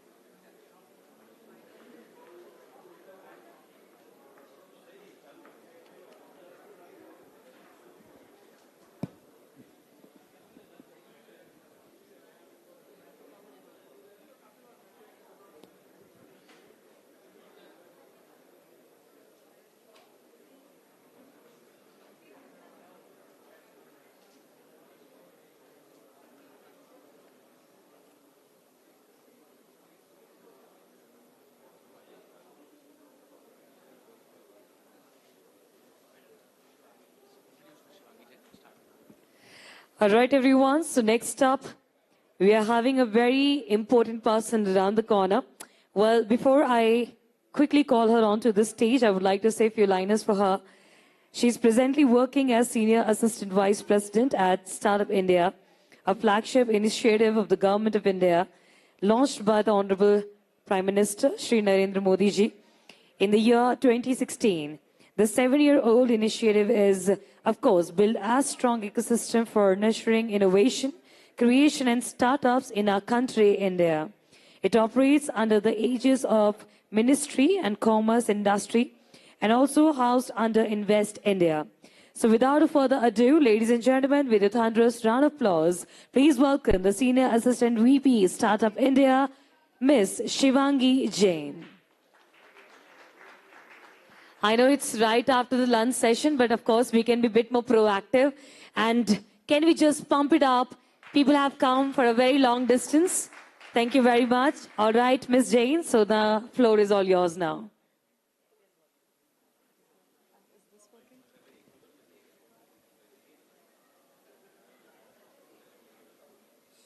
Sure.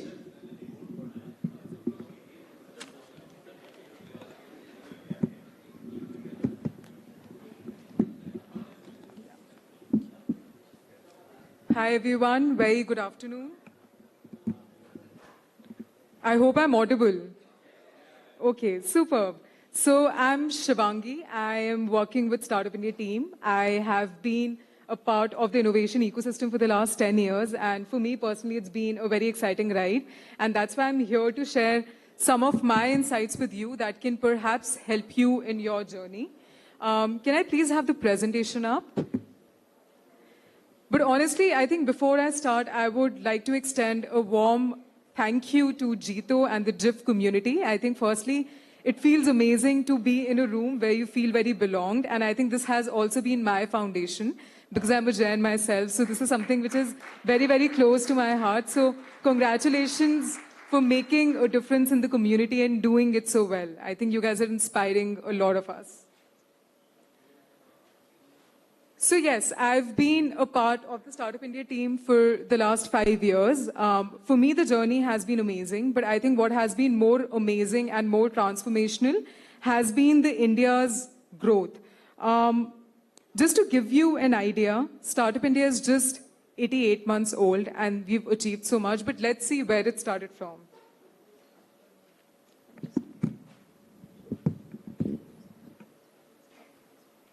Hello.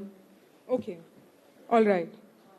So I think just in terms of the beginning, the foundation was laid in August 2015 when the Prime Minister had announced that there is a need for such a scheme which is going to act as a facilitator for the ecosystem and not really just the doers. And also the vision was to create a nation of job creators and not just job seekers. And that's where the foundation stone was laid, but the policy and the scheme was actually launched in January 2016. Many of you now celebrate it as the National Startup Day as well, because this was also declared just 2 years back as one special day where the spirit of entrepreneurship is being celebrated.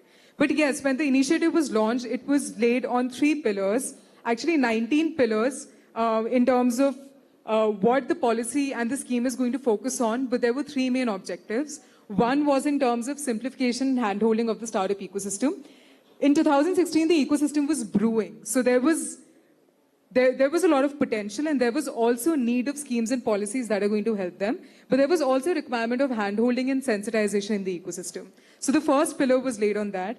The second one was on funding schemes and incentives, essentially to help the startups in their journey, have their working capital, support them to kind of take it forward for the long term. That was the second focus. And third was to act as a facilitator, which means bringing the ecosystem together, be it the academia, be it the incubators, accelerators, etc., creating more of these incubators, accelerators as well within the ecosystem, and having them work together. So that was the focus.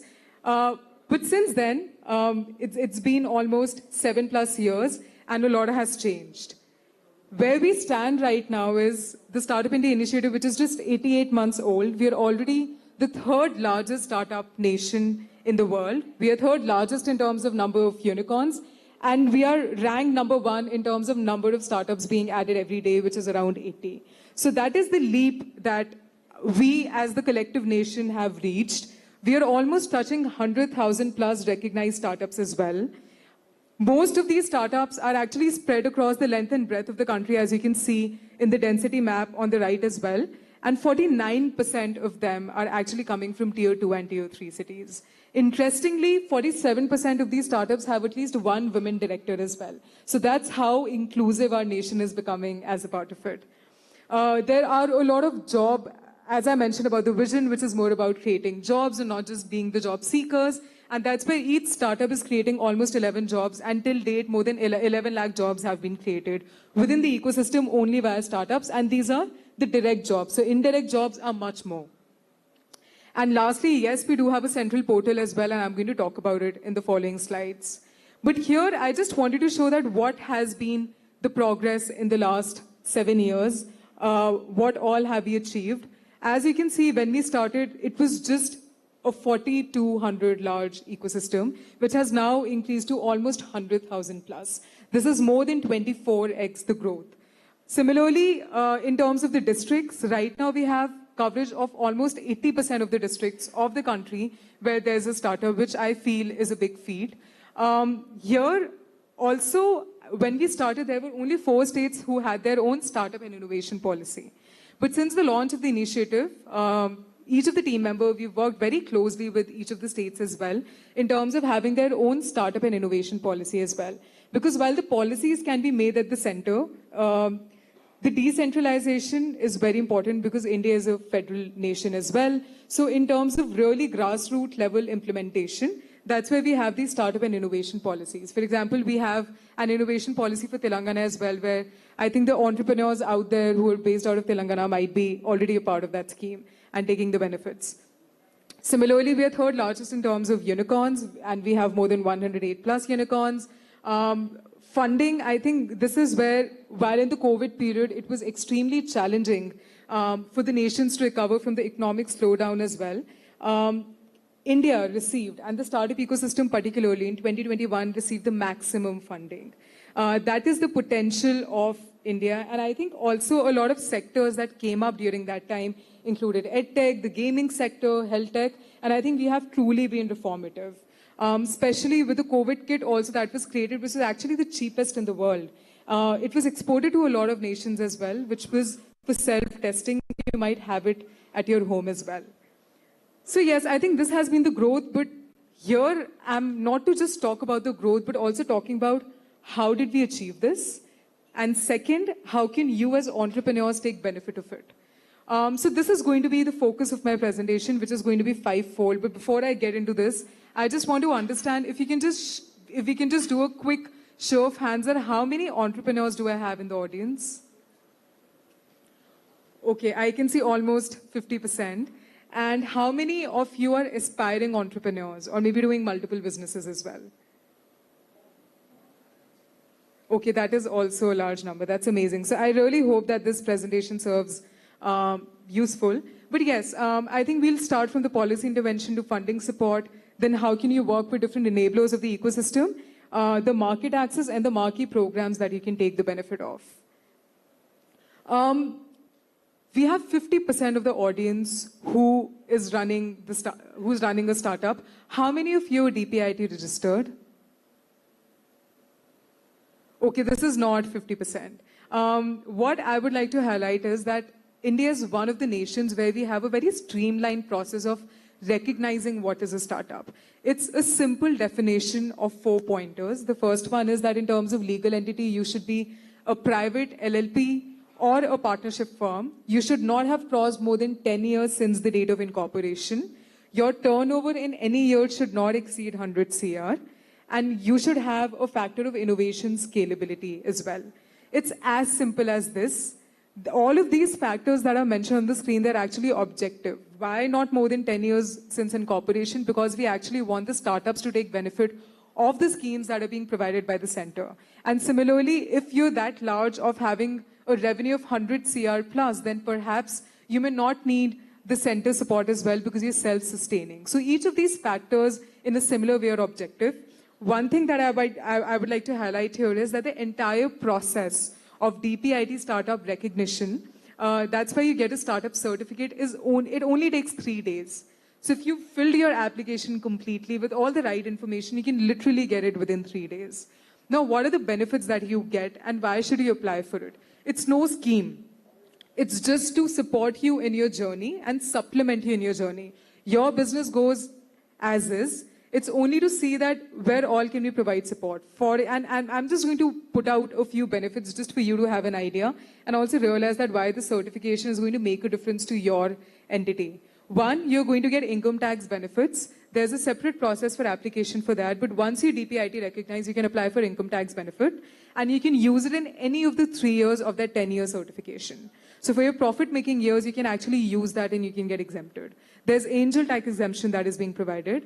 If you're applying for patent and trademarks, then you're getting rebate in the filing fee as well. You're getting, there's self-compliance for 9 environmental and labor laws. So your paperwork is also reducing. And of course, there are a lot of regulatory reforms as well, which are a part of this that you can avail just with a simple certification. So it only supplements your activity. Talking about the journey of any startup that goes from, of course, ideation to growth, what we're trying to show on the screen is that we do have different programs that can supplement you in your journey. Let's talk about ideation. Of course, step number 1 is in terms of any hand-holding that you may need in terms of how do I take my idea forward. We do have a dedicated helpline. We have an email address as well. You can write to us. We have a call center also. So you can get your queries addressed there. Getting your startup recognized. For anybody who's starting out and is not too sure that how do I take forward my venture, in that case, you can also refer to the idea bank. Have a look and see that do I get some idea, okay, how should my idea be presented? What are the next steps in terms of, really registering a venture and taking it forward? And yes, there's a seed fund scheme that I'm going to talk about in the coming slides. In terms of validation, the portal also has a lot of learning and development programs, which are absolutely for free. So you can go to the website, you can avail them, and you can get yourself upskilled as well. There are master classes and incubation mentorship also that is being provided. All of these services that are being provided are absolutely free on the website. Apart from this, there are a host of pro bono services. For example, we have partnered with various organizations that are providing benefits to the startups who are registered with Startup India. For example, there are cloud services that are being provided. Your first consultation fee is going to be free. Certain trials to certain SaaS products, etc., and softwares is being provided for free, which are generally charged in the market. And this has been exclusively curated by the team for you, and this is not being provided anywhere in the market, at least not up to this extent. So you can avail all of this just by simple registration on the portal and then further applying for certification. So this is all for free. Coming to the early traction stage, this is, of course, when the startup gets a little more mature. So that's where we provide Investor Connects. We do have an Investor Connect portal. We have a Mark portal for mentorship as well. Very often, we keep on organizing demo days and showcases as well, where we're getting audience from not just the central government, but from the private stakeholders as well, large PSUs, etc., so that you get that direct interface. And yes, we're enabling a lot of activities for market access, which I'm going to talk about in the upcoming slides. And in the growth stage, we have a fund of funds as a part of the National Startup Awards. You're also being provided hand-holding. So that is a credibility that you get with a cash support. And then for a period of 10 months, you're being provided hand-holding as well.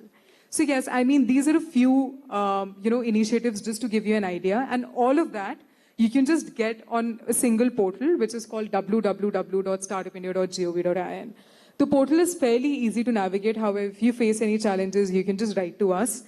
This is the portal which has more than 650,000 plus users. The average time spent is at least thrice what is there in the industry, for a very valid reason that you're getting those useful resources and you're actually using them. So it takes time to go through these. So that's a good sign that, yes, the ecosystem is finding it beneficial. And in fact, talking about the most popular pages on our portal is number one, of course, the recognition page, because most of the startups do apply for recognition. And second is the programs page, where a lot of programs that are briefly touch based on, they're all available there. So you can actually scan through the programs and see that which is the program that I'm more suitable for and which is the program I should be applying to. And yes, it works as a mini LinkedIn, Quora kind of a platform where you can just send connect requests, facilitate connections, and even take up discussion forums. You can also filter out and see, so all the ecosystem stakeholders are listed there. So when I talk about 650,000 plus, this is not a private list. This list is available to all of you. So you can filter out and see that, okay, in the agri-tech, which are the startups which are registered. So this is a data which is completely available to the public platform. So it's not just for the startups to use, but the accelerators, incubators, the investors. I think this serves as a very important portal. And yes, we do have a lot of schemes, etc., listed there as well. So this is the portal that I was talking to you about, MARG. MARG is an abbreviation for Mentorship, Advisory, Assistance, Resilience, and Growth. This is the platform that we launched last year, and we already have 700 plus mentors and more than 800 startups who have been match-made with these mentors as well. So yes, I mean, if as a startup you're looking for mentorship from industry experts, you can do it. It's an AI-based platform. So basis the application that you fill and your need areas, and basis what the mentor has opted for in terms of their expertise area, this matchmaking is being done and the connections are being facilitated. Moving on to the next bit, which is on the funding support, of course, extremely important. Here we have 3 schemes. The first Hello? Yes. The first scheme is Fund of Funds. This is one of the earliest schemes that was launched under the Startup India network. Here, we have a corpus of 10,000 crores that was announced in 2016 January, which continues till 2026, which is the next 10 years. As a part of this, we right now have more than 100 AIFs that have been registered. But the main idea of the scheme of launching it in 2016 was to create a multiplier effect in the ecosystem. So startup ecosystem was in the nascent stage. There were not a lot of investors. There was a lot of sensitization, etc., that was required as a part of it. So that's why the scheme was launched, because it creates a multiplier effect where the government is making a matching commitment. For example, if the government decides to invest 1,000 crore, or let's say 1 crore, then the VC has to make a matching commitment of at least 2x, which is 2 CR. So that automatically pumps in more money for the startups, which is available in the Indian economy, and that's why this was launched. As a part of it, we already have more than 850 startups who have been funded, and more than 8,000 crores has been committed, and more than 6,000 has already been dispersed within the ecosystem. Thank you. The second scheme is the seed fund scheme. While fund of funds is for a later stage, we realized, and for us also it's a learning journey, right? I think basis the feedback that we get from all of you, we also kind of work on it and come up with incentives and schemes that could be useful to the larger ecosystem. And that's where in 2022, we launched the seed fund scheme. Of course, there are a lot of seed and angel investors in the ecosystem, but that was not enough for the startups. And just for that backing from the central government, it was important to launch it. And that's why we have a corpus of 945 crores here as a part of it, while our ultimate objective is to have a network of 300 incubators and supporting more than 3,600 startups. And by the way, JIIF is also a part of this network. So kudos to JIIF for the work that you're doing. But yes, as a part of this, as of date, already 160 incubators have already been onboarded, which are representing 25 states. We also have more than 1,000 startups that have been selected, and the funds that have been approved are actually 180 CR. In fact, 57% of the startups that have been selected come from Tier 2 and Tier 3 cities, and 50% of them have women co-founders. So yes, that is the focus of the scheme in terms of having the entire length and breadth of the country covered, and also making it more inclusive for the startups who are actually in the early stage, so that they don't have to face the valley of death and they're supported there. And the last one that we launched in 2022 is the credit guarantee scheme, which is to provide debt to startups up to a certain limit. Here for this scheme, we are still in the phase of sensitization where we are trying to onboard more banks and more support system. But yes, this is work in progress as we speak. Moving on next, in terms of more activities that we take up in terms of facilitating your journey and making your journey more smooth in terms of Investor Connects, we do a lot of innovation programs where we share those lists and we provide that FaceTime to the startups with investors. We also do funding masterclasses very, very often. So if you're following the Startup India on the social media handles, if you're completely updated on the website, then you will always be updated on the masterclasses that are being organized for you. At the central government level, there are a lot of VC roundtables also happen. This is essentially to solve for the challenges that the venture capital firms are facing within the ecosystem, and that's where policy interventions are looked into and hopefully resolved in most of the cases as well. And yes, we also do have Investor Connect sessions via the Investor Connect portal that we have on the platform. Moving on next about how do we enable the ecosystem and how can you work for different incubators, accelerators, corporates, universities, etc. Number one is on procurement. I think working or maybe placing your order with the government has been one of the biggest challenges, at least for a startup, a company which is very, very small in its nascent stage. That's where the government e-marketplace was launched. This is essentially a platform where on the supplier side, it's different ministries and departments. And on the selling side, there are, of course, entities listed, and that also includes startups. So under the GEM, which is the government e-marketplace, there's a separate section which is called Startup Runway. So if you're a product-based startup, you can, and you're DPIT recognized, you can go and get yourself listed there.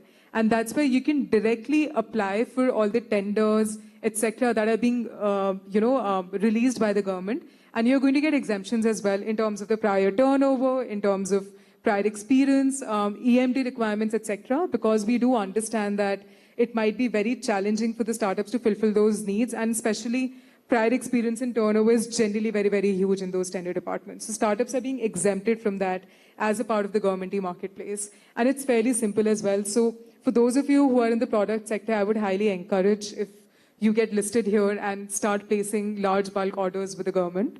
But apart from that, yes, we have the GEM Startup Runway. There's also relaxation for startups, not just on GEM Startup Runway, but for any of the tenders, etc. So if you're working with any ministry, any government department, you can directly apply for the tender and you get relaxation on all of these factors that I mentioned about.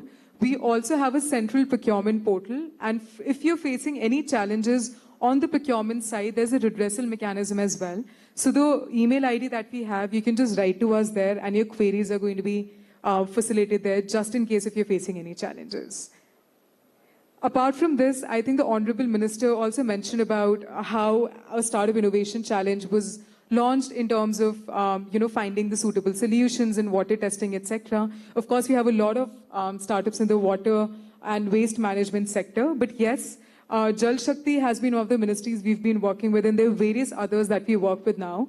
But the journey was not as easy.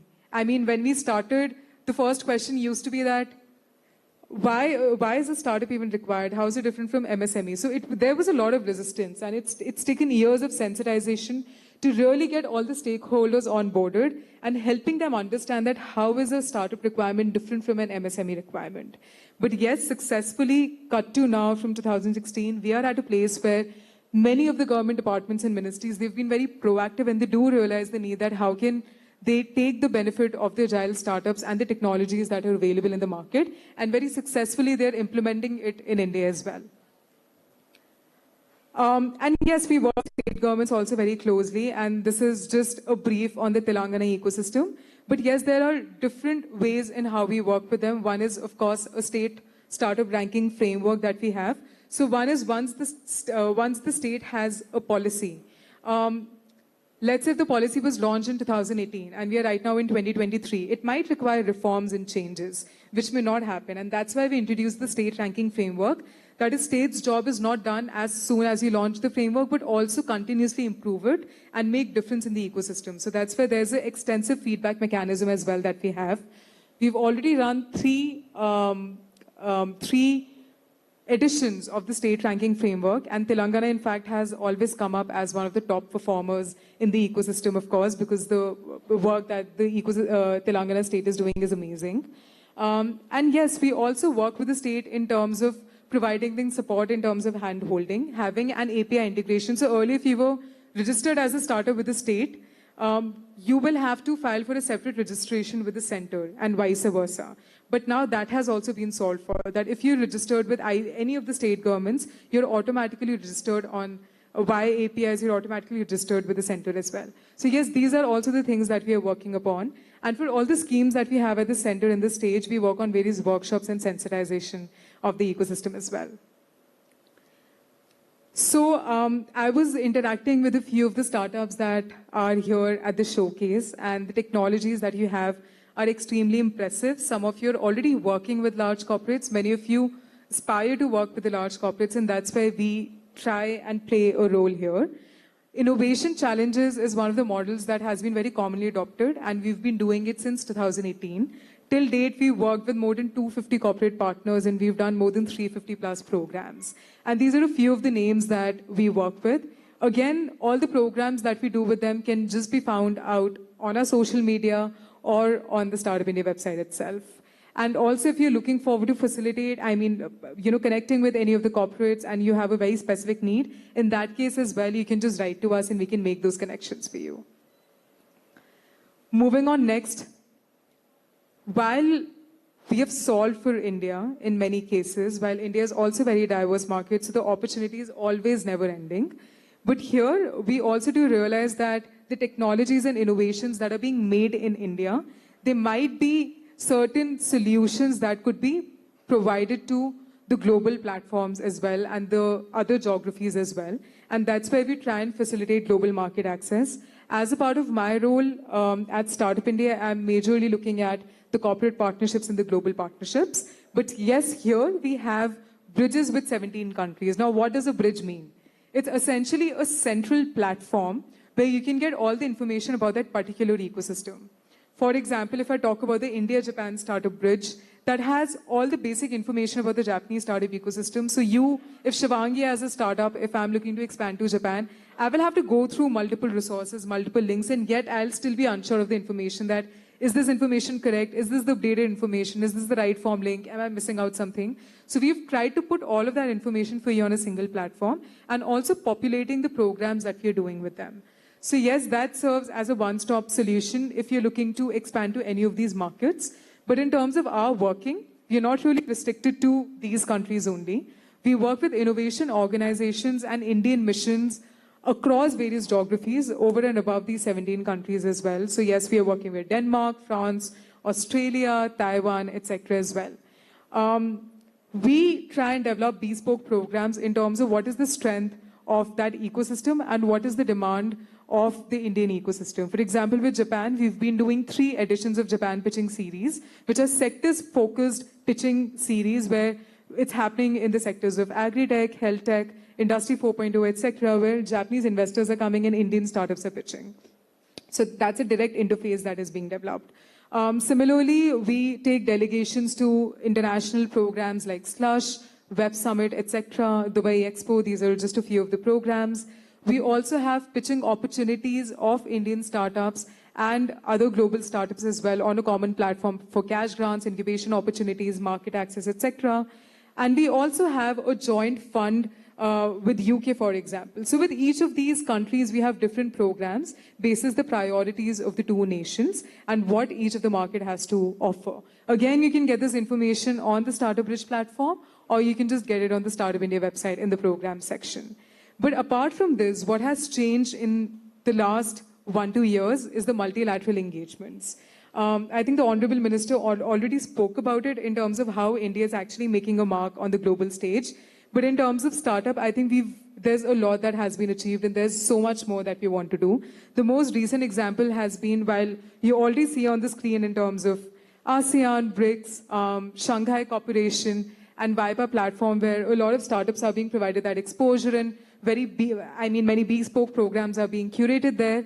But Startup 20 has been the most recent example where G20, which is the most powerful group of the 20 world economies, has recognized Startup 20 as an engagement group. And that was something that was led by the Ministry of Commerce and Industry for the development and policy making of these 20 countries together. And this was laid on 3 foundations of number 1, which was alliances, 2nd, funding, and 3rd was on sustainability and inclusion. We recently concluded the summit with a policy commune, which is available on the Startup 20 website. And we are hoping that we will also have a paragraph in the leaders' commune, which will further move into the governance of each of these G20 nations. This is just an example of some of the programs that I was mentioning about where we've been participating. And this is going to be the last section of my presentation, which is about marquee programs. So I think we've spoken about collaboration with different players in the ecosystem, about incubators, accelerators, missions, global innovation organizations, but there are also certain marquee programs that have been launched by the ministry. And just to touch base on that, 2018 was Yatra. So here we had a buzz that was going on to each of the states and the smaller districts where sensitization activities were being conducted for all the aspiring entrepreneurs and incubation opportunities were being provided. Basic queries such as what is entrepreneurship, how do you register your company, etc. was being spoken about, where there's no electricity, where there's no internet, etc. as well.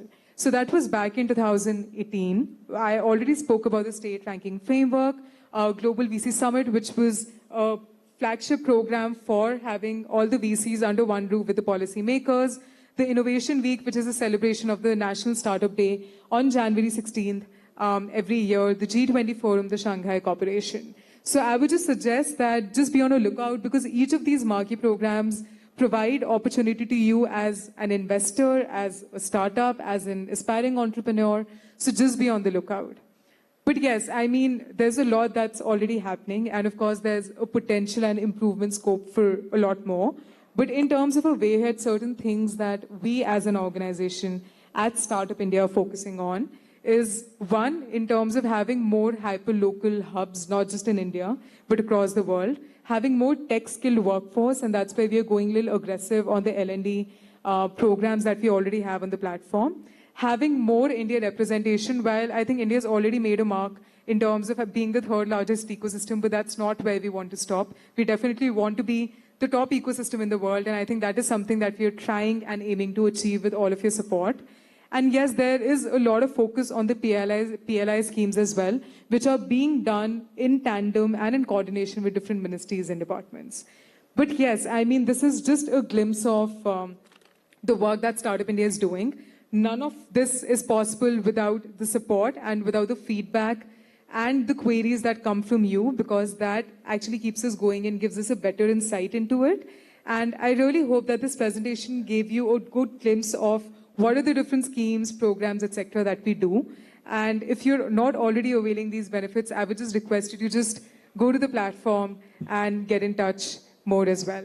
But yes, thank you so much for being so patient and listening to me. And I wish you all the best. And congratulations to JIIF and JIIF once again for this incredible opportunity that has been created. Thank you.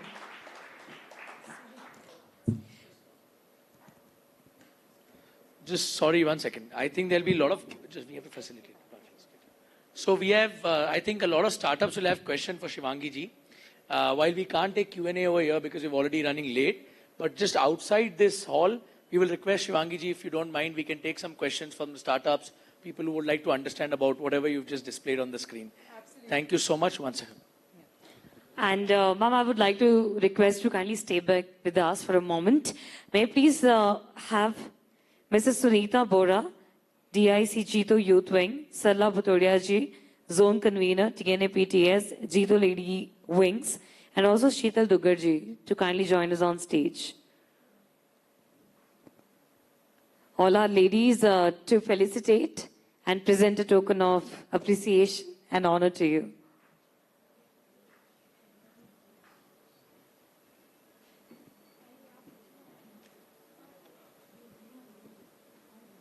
Veena ji, can we please have you here on stage? And a quick group picture to cherish the moment we are spending out here. Thank you so very much. And ladies and gentlemen, come on, we can be a bit more louder with our applauses. Thank you very, very much. Thank you. Thank you, Shivangi ji. Thank you so much. She'll be around. If you have any question, queries, please feel free. All right, ladies and gentlemen, on that note, we are going to be moving with the signing of an MOU. It's a partnership which is happening between IIT Jodhpur with Sampath Raj Vadera ji, Deputy Director, and Vignesh Mohan ji, CEO, TISC IIT. Can we have both the gentlemen onto the stage? Bharat ji and Rajesh ji, kindly join us on stage to proceed with the signing of an MOU. Vikas ji, Anurag ji, and Jinendra ji, can we have all the gentlemen onto the firm side, please?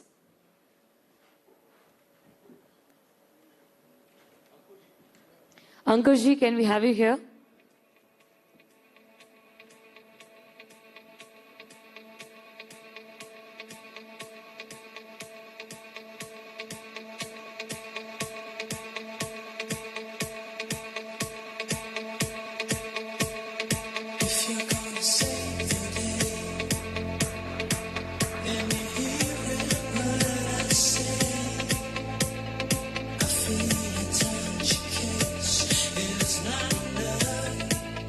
With this, we would absolutely love to congratulate both the teams right here. एक बार जोरदार तालियां आप सभी की ओर से. Congratulations for the new beginnings. With this, a quick group picture, please. All the gentlemen.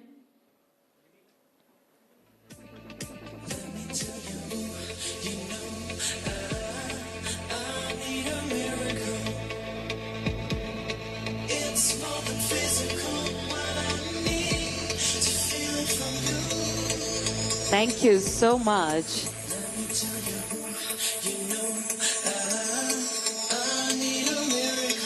Thank you very much. With this, I request all of you to kindly take your seats. Ladies and gentlemen, we are quickly moving with the next panel discussion of today. And the topic is going to be very picky again. May I quickly involve our panelists and our moderator to kindly come and join us onto the stage. The topic is a look at all stages and types of startup funding. I would like to start by calling out Mr. Anshul Jain, Managing Director of Lighthouse Funds. Can we have you here on stage, sir? Ma'am. Anshul is the Managing Director, everyone, co-leads the investment team at Lighthouse Funds. She serves on the board of Adureflex. She previously led sector coverage at ICICI Securities Investment Banking team. Followed by, next up, I request Mr. Sumit Jain, Senior Partner of Vita Venture Partners. Can we have you here on stage, sir? With applauses. Yes, please, everybody. Mr. Sumit Jain has been an early and mid-stage investor for 14 years. And of course, at the same time, he's been associated with investments in companies like Exotel, ANSR, Inframarket, and many more. With this, I request Mr. Mayank Jain, Principal of Sterling Ventures Partners, to kindly come and join us on stage. Ladies and gentlemen, Mr. Mayank, Principal, Sterling Venture Partners. He is an expert investor and entrepreneur at the same time, with a focus of fintech, commerce, healthcare, and many other significant impact to the industries over and out. On that note, next up, I request Mr. Punit Shah to kindly come and join us on stage. Mr. Punit is a managing partner at the Atrida Capital, running India's largest venture debt fund, which has an AUM of $525 million. It's a $1 million company all around, and today he will be one of our panelists. He brings 15 years of experience in dealing with companies of all sectors and sizes. And of course, last but not the least, I would like to request the moderator for this session to kindly come and join us onto the stage, Mr. Ajay Bora, co-founder, HDFC Srila. Wow, we just felt like we called out Shah Rukh Khan, the kind of vibe just got changed. Thank you. Ladies and gentlemen, Mr. Ajay is the co-founder, HDFC Srila Financial Services, co-founder, HDFC Financial Services, India's largest private student loan leader. Also, at the same time, he's having a long page of experience all around. And today, he will be moderating this very picky session, which is all about a look at all the stages of types of startup funding. So on that note, over to the moderator. Sir, please.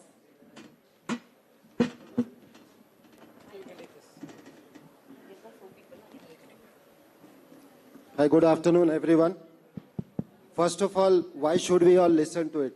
There have been the raises of hands, and we found out that 50% of the audience are the startup founders. तो यहाँ पर जो 4 panelist बैठे हुए हैं, इनमें से 3 ये startup to late stage startup के इन्वेस्टर्स हैं. तो आप शायद ध्यान से सुनेंगे तो उनके कुछ सीक्रेट्स निकल आएंगे.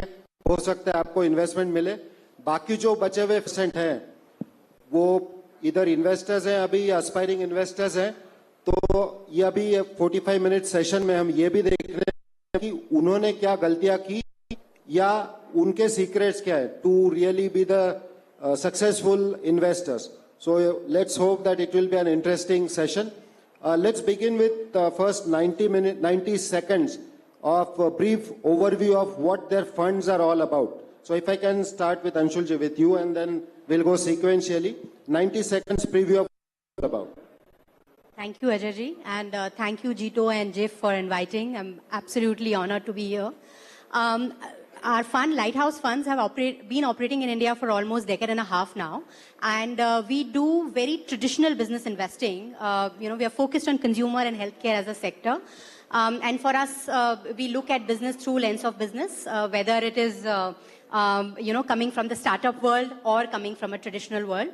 In fact, we have backed many family-owned businesses. And we come in typically at late stages when the business model is set. That's us in brief. Okay. Yeah. Hi, everyone. This is Sumit. I've been an investor for about 15 years. My first 10-odd years were with this firm called Kalari Capital. And I was associated with investments both in a lead capacity, sometimes support capacity, in companies like Snapdeal, Dream11, Myntra, Industry Buying, Metal, Vakil Search, etc. Right? But the more exciting part of, at least from my perspective, journey has been the last 4 or 5 years, where I was a part of this other fund called Systema Asia Fund, where I know many of you are investors. And there we've been associated with some successful stories like Licious, maybe not to go into detail of what they do here, Infra.Market, Unifor, ANSR, Exotel, and things like those. So for some, reasons, which I'm sure you can guess, I decided to step out of Systema late last year, and am now in the process of setting up my own fund, which is called Vital, not Whittle, Vital Venture Partners, and that's where we are. So the thesis of my latest fund was doing mid-stage investing, which is Series B and C, and which is what Vital Venture Partners hopes to continue. Mayank ji, 90 seconds on about your fund. Hi, I am Mayank. Thank you so much, Jeetu and JIIF, for inviting me. Unlike my colleagues... If you can hold it up closer to your mouth, please. So unlike my colleagues, I come in, when the company is a lot early, even, 2 people serving their notice period with an ITR. I think that works for us. I'm a part of Stellaris Venture Partners. We are 6.5 years old, currently investing out of our second fund. We basically, like I said, come in really early. Seed, Series A investing is what we do. We do only tech investing. So there has to be a material component of tech or tech-led businesses. And we invest across sectors. So that's us. So hi guys, first thanks a lot to JIIF. I always heard our Jain community was very vibrant. I only heard, but today I think in the last 2 days I've seen it. So I think that's fabulous. So all the stages that you've heard of, we come in at all these stages. One main difference of what they do and what we do is they give equity, we give debt. Let's say if a founder is diluting 20% by raising their money, can he possibly dilute 15 and take our money to bridge the gap? Right? That's broadly, in a simple way, what we do. We are a category 2 AIF. We've raised about 5,000 crores till date.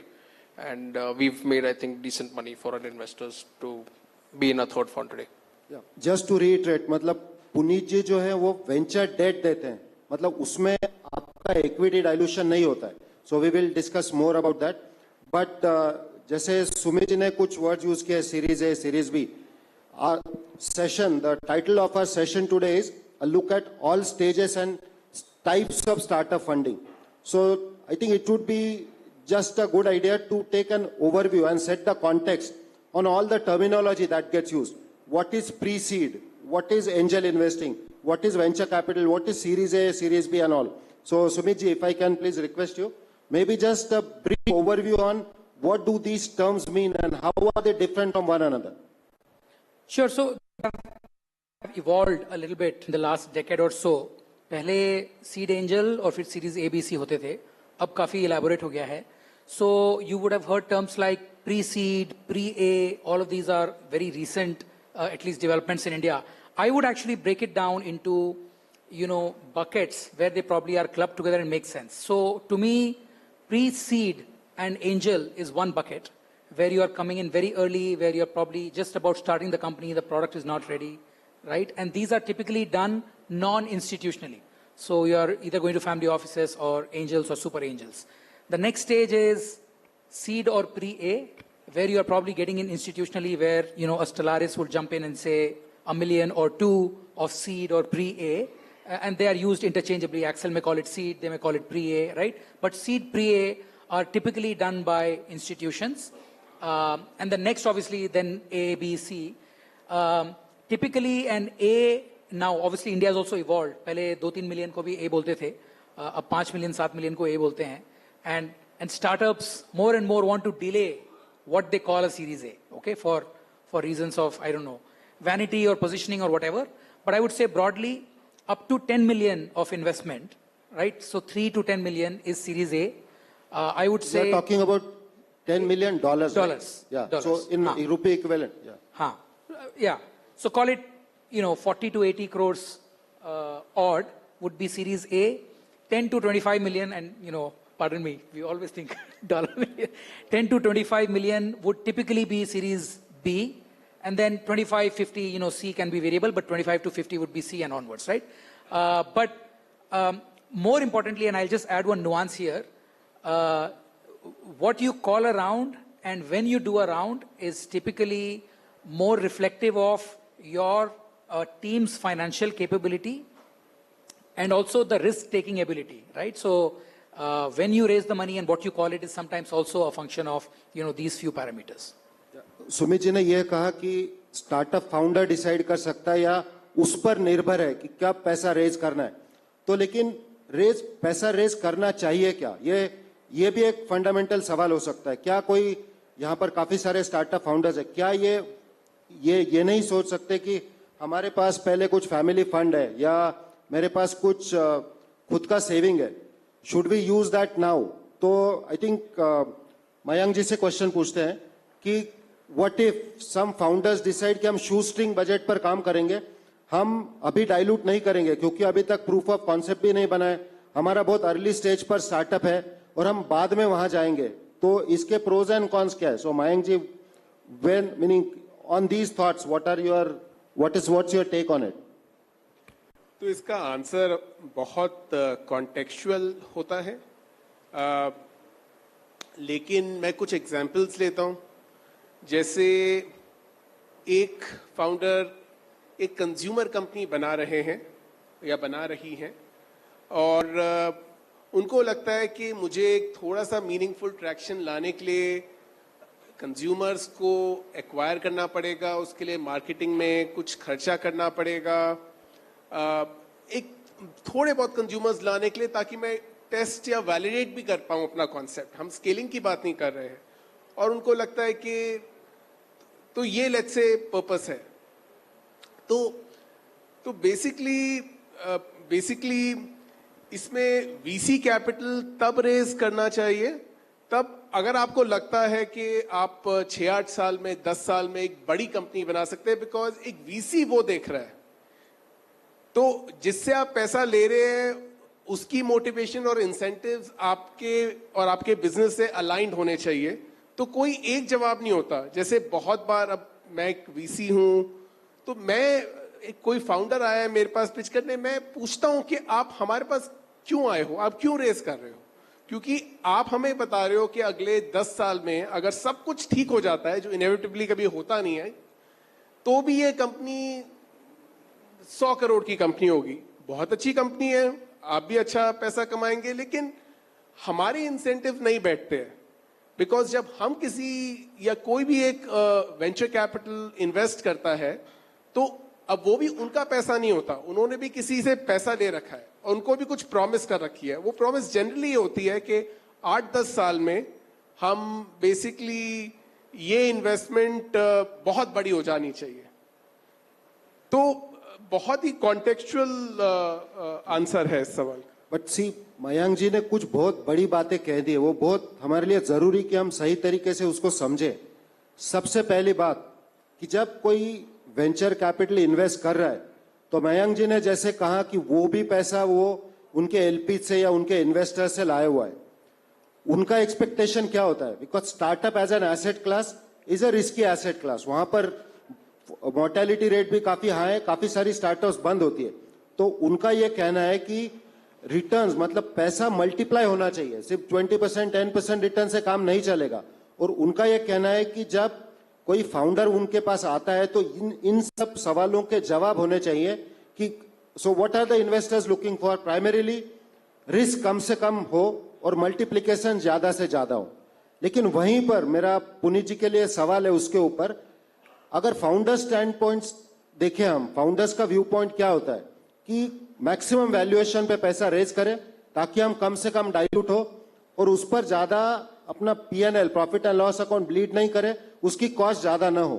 तो इसी सिलसिले में और एक question आता है पुनीत जी आपके लिए कि अगर मान लीजिए कोई फाउंडर को ये डिसाइड कर लिया कि मुझे अभी डाइल्यूट नहीं करना है और मुझे फ्यूचर प्लान में इतना विजिबिलिटी नहीं है, मुझे पता नहीं चल रहा है कि ये किस हद तक आगे बढ़ेगा, तो मैं इक्विटी में क्यों जाऊं? मैं प्राइवेट इक्विटी के जगह वेंचर डेट क्यों ना लूं? क्या मैं किसी बैंक के पास जा सकता हूं डेट लेने?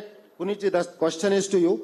Can the startup go to a bank, or if not to a bank for whatever reasons, then venture debt, what is it? और वो अगर डेट लेते हैं तो उनका क्या 100% ओनरशिप वैसे ही रहता है? इसमें एक चीज में जो मयंक ने कही है, मैं उसे थोड़ा ज्यादा एलैबोरेट करूंगा बिकॉज उसका थोड़ा बहुत जुड़ता है मेरे आंसर से भी. वो ये है कि पहले आपको ये डिसाइड करना है कि आप कौन से बकेट के एंटरप्रेन्योरशिप में गिरते हो. क्या आप bootstrap business, profitable business, lifestyle business बनाना चाहते हो, विच इज ऑल्सो फाइन, या फिर आप एक स्केलेबल वेंचरेबल बिजनेस बनाना चाहते हो where for the next 8 years और 10 years आप ये बिजनेस को 100x लेके जाएंगे. ये दो पार्ट्स होते हैं एंटरप्रेन्योरशिप के लिए. नाउ जो आप पहले वाले पार्ट में जब मैं आता हूँ, राइट, जहां पे आप एक प्रॉफिटेबल बिजनेस बना रहे हो, राइट, फॉर दैट रीजन आपको शायद इक्विटी लेने की जरूरत भी नहीं है, या फिर आपको शायद कोई इन्वेस्टर देगा भी नहीं, क्योंकि आपका आउटलुक अलग है. तो वो वाले बिजनेस सेगमेंट के लिए you should probably take debt जो आप सर्विस कर पाते हो. I am not a believer of ever giving personal guarantees for debt, तो my suggestion to people is to never do that. Second is अगर आप वेंचर वाले बिजनेस में आते हो, then I think you have to raise equity. वहां पे आपके डेट के ऑप्शंस बहुत लिमिटेड होते हैं. खाली हम जैसे लोग और मेरे जैसे 3-4 लोग होंगे जो आपको देते हैं. Where the idea is saying कि ठीक है, अगर आप इनसे पैसा ले रहे हो, आप अगर समझो 15% डाइल्यूट कर रहे हो, तो आप इनसे पैसा लेके 10% डाइल्यूट कीजिए, और जो बाकी का 5% का जो आपको डाइल्यूशन वाला जो बचेगा वो हमसे ले लो विदाउट डाइल्यूशन. तो वो नेट नेट है. सो जो सेकंड वाला बिजनेस मॉडल है जहां पे आप वेंचर कैपिटल रेज करते हो, there yes there are different options of debt, but वहां पे बैंक डेट और वो सब आता ही नहीं है. सी आपको just there is a decision point for the founders. जो पुनीत जी कह रहे हैं कि अगर कोई स्टार्टअप ऐसा है जो प्रॉफिटेबल है, जिसको फंडिंग की जरूरत ही नहीं है, या हो सकता है उनका साइज ऑफ ड्रीम ऐसा है कि मैं अगले 10 साल के लिए भी जो मुझे प्रॉफिट आ रहा है वो री इन्वेस्ट करके I can continue to grow, then he is saying that is bucket number 1 where the funding is not required. So a corollary to that, और a question either to Anshul ji और Sumit ji to you is कि ये अगर does that mean being profitable is not a positive thing in the eyes of the venture capitalists? Does it mean that Byju's of the world or XYZ of the world, they are better models where they should continue to incur a lot of losses? That would impress venture capital. Is that the case? Any one of you or both of you can answer. I think इसका answer actually काफी simple है. Eventually a business has to make money. What venture capital as an asset class cannot negotiate is high growth. ठीक है, तो जब आप किसी entrepreneur से बात करते हैं और वो कहते हैं कि मैं अगले 1.5 साल में प्रॉफिटेबल हो जाऊंगा और मैं 5% प्रॉफिट कर लूंगा, but I will grow also 50%. उसकी जगह कोई दूसरा स्टार्टअप अगर आए और कहे कि मैं अगले 18 महीने में 5x ग्रो कर लूंगा, मैं फिर भी थोड़ा बहुत पैसा बर्न कर रहा हूँ, I can tell you 10 out of 10 venture capitalist, early stage venture capitalist will go for the second one, because growth is non-negotiable. This asset class demands that kind of growth. Profitability has to happen, but venture capitalists can take a chance on profitability getting delayed, sometimes even negotiated for not being there at all. Uber के CEO ने कभी आके बोला कि हम कभी profitable नहीं हो पाएंगे, वैसा भी होता है. तो अंशुल जी, इसी का सवाल है, आप चार्टर्ड अकाउंटेंट भी है, तो क्या इसका मतलब स्टार्टअप फाउंडर्स ये कंक्लूजन लेकर घर पर जाएं कि हमारा जो एक्सेल है, हम before we go to venture capitalist इसको 3 times 4 times 5 times का ग्रोथ हमको दिखाना ही दिखाना है, नहीं तो हमको पैसा नहीं मिलेगा? See, look, you can put things on Excel, but ultimately the assumptions and how will you reach there is something which all the investors will look through also. Let me just add a perspective here, right? I think businesses go through this phase of what sort of investor is coming in. So when you begin the journey, which is at the early stages, venture capital in equity, debt, and a combination form is what works, right? As you grow bigger and as you start to look at private equity funds or people who back growth capital, there the expectations on growth come down. And then, the next step is really to look at either sell out your business to a strategic or a buyout fund, or you take the company public. And if you look in India's listed market today as well, you know, a 15 to 20% growth on a continuous basis, the CAGR, is actually considered very good. Agar koi company 15-20% growth deliver kar rahi hai consistently, it's considered fabulous, and you will see valuations of some of those businesses. So in that context, I think while growth is very important when you are early in the journey, because you want to harness the opportunity that market is offering. As you grow to a certain stage, after that, both growth and profitability becomes important, because ultimately, look, you've formed a business, har dhande ko, cash to generate karna. At some point in time, they have to become profitable and reward their shareholders. So this is the life cycle which entrepreneurs should think about. Very good point, Anshulji.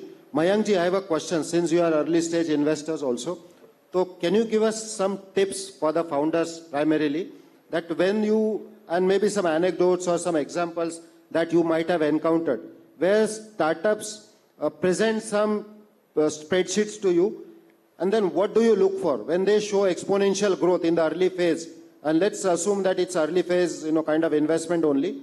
How do you validate their business models or their projections? And what are the do's and don'ts for the entrepreneurs? What do you look for? इस सवाल के दो हिस्सों में मैं बांटूंगा. एक तो है एज अ फाउंडर, सबसे पहले it's important to being able to access the VC, get to the VC, the right person, have the first meeting. दूसरा पार्ट है कि जब एक बार पहली मीटिंग हो जाती है तो VC क्या देखते हैं. तो इसका आंसर मोटे मोटे 3 हिस्से होते हैं जो एटलीस्ट हम देखते हैं और हमारे कॉलीग्स भी यही देखते हैं. पहला हम कहते हैं थीसिस, और मैं समझाऊंगा इसका क्या मतलब है. दूसरा मार्केट, तीसरा टीम. तो थीसिस का मतलब ये होता है कि बहुत कंपनीज जो हम देखते हैं, they are playing in an existing market. एक मार्केट ऑलरेडी है, लेकिन वो कंपनी कहती है कि मैं इस मार्केट में एंटर करके मैं मार्केट शेयर ले लूंगी. तो हमारा सवाल रहता है कि देखिए, आप छोटी कंपनी है तो आपके लिए एक तो फोकस बड़ा इंपॉर्टेंट है. तो ये बताइए कि मार्केट के किस सेगमेंट पे आप फोकस करना चाहते हैं और क्यों. इस मार्केट सेगमेंट की क्या ऐसी 1-2 बड़ी दिक्कतें हैं जो एग्जिस्टिंग प्लेयर्स नहीं सॉल्व कर पा रहे हैं. क्या है ऐसी दिक्कतें और क्यों है ये दिक्कतें. क्योंकि एफिशिएंट मार्केट्स है, अगर दिक्कत है तो प्लेयर्स कोशिश करते हैं कि सॉल्व करें. तो क्या है वो दिक्कत, और अब आपने चलो आइडेंटिफाई भी कर लिया मार्केट सेगमेंट, दिक्कत, तो आप कैसे सॉल्व करेंगे डिफरेंटली, और आपका सॉल्यूशन बाकी सॉल्यूशन से क्यों बेहतर है. तो ये जो 3 सवाल है, कस्टमर सेगमेंट, प्रॉब्लम और सॉल्यूशन, इसको मैं थोड़ा हाई लेवल पे थीसिस कह रहा हूं. दूसरी चीज होती है कि मार्केट. देखिए, तो हम एज इन्वेस्टर इवैल्यूएट करते हैं क्या ये मार्केट अट्रैक्टिव है या नहीं है, क्या ये बड़ा मार्केट है, कि अगर आप 3-5% भी मार्केट शेयर ले लेते हैं तो भी बड़ी कंपनी बन जाएंगे. क्या ये मार्केट फास्ट ग्रोइंग है, क्या ऐसी चीजें हैं या कोई ऐसी टेलविंड्स है जिसकी वजह से मार्केट भागेगा अगले 8-10 साल में. तो ये सारी चीजों को मैं मार्केट में इंक्लूड कर रहा हूं. और तीसरी और बहुत इंपॉर्टेंट चीज अर्ली स्टेज में है कि चलिए पहली 2 चीजें बहुत बढ़िया है, बट इवेंचुअली टीम तो आप ही है, आप ही एग्जीक्यूट करेंगे. तो टीम पे कॉन्फिडेंस बनाना कि क्या ये ठीक टीम है. और क्या होता है, बहुत बार ऐसा होता है कि हम, एक वो वर्ड होता है फाउंडर मार्केट फिट, वो भी बहुत इंपॉर्टेंट होता है. बिकॉज हो सकता है एक टीम दूसरे मार्केट के लिए बड़ी अच्छी हो, बट तीसरे मार्केट के लिए अच्छी ना हो. तो मोटे मोटे ये 3 हिस्से रहते हैं हमारी इवैल्यूएशन के. तो अभी Puneet ji, the question is, founders यहाँ पर बैठे हुए हैं, क्या अगर उनके मन में विचार आता है कि ये सारे वेंचर कैपिटलिस्ट हैं, वो एक्सपेक्ट कर रहे हैं कि हाइपर ग्रोथ हो, अनलाइक अंशुल जी की जो लेट स्टेज इन्वेस्टर है, वो सोच रहे हैं कि शायद थोड़ा कम भी ग्रोथ हो तो चलेगा. तो क्या ये रास्ता लेने के बजाय क्यों ना हम वेंचर डेट का रास्ता ले, कि जहां पर डेट है तो उसका हर साल उनको इंटरेस्ट जाएगा, तो उतना प्रेशर भी नहीं रहेगा ग्रोथ का और हमारा डाइल्यूशन भी नहीं होगा। अगर फाउंडर्स ये सोचते हैं तो क्या वो सही सोच रहे हैं? What's your thought process? उसमें एक बहुत जनरल मिसकंसेप्शन जो नॉर्मली रहता है कि यार मैं इक्विटी नहीं लूंगा, मैं खाली डेट लूंगा और उससे ग्रो करूंगा और मैं 10 साल में शायद एक 4-5 हज़ार करोड़ की कंपनी बना लूंगा। नो, होता यह है कि debt by itself, by its very nature can not stand alone, क्योंकि आपको सर्विस करना पड़ता है, आपको ब्याज देना पड़ता है, आपको उसको रीपे करना पड़ता है। सो आइदर, स्पेशली अगर हम वेंचर की बात करें, so these companies are still young to absorb very high cost of debt. Because होता यह है कि जब आप अर्ली रहते हो तो रिस्क ज्यादा रहता है, अगर रिस्क ज्यादा रहता है तो आपका रिटर्न एक्सपेक्टेशन भी ज्यादा रहना चाहिए। सो आपको इसको बैलेंस करना चाहिए।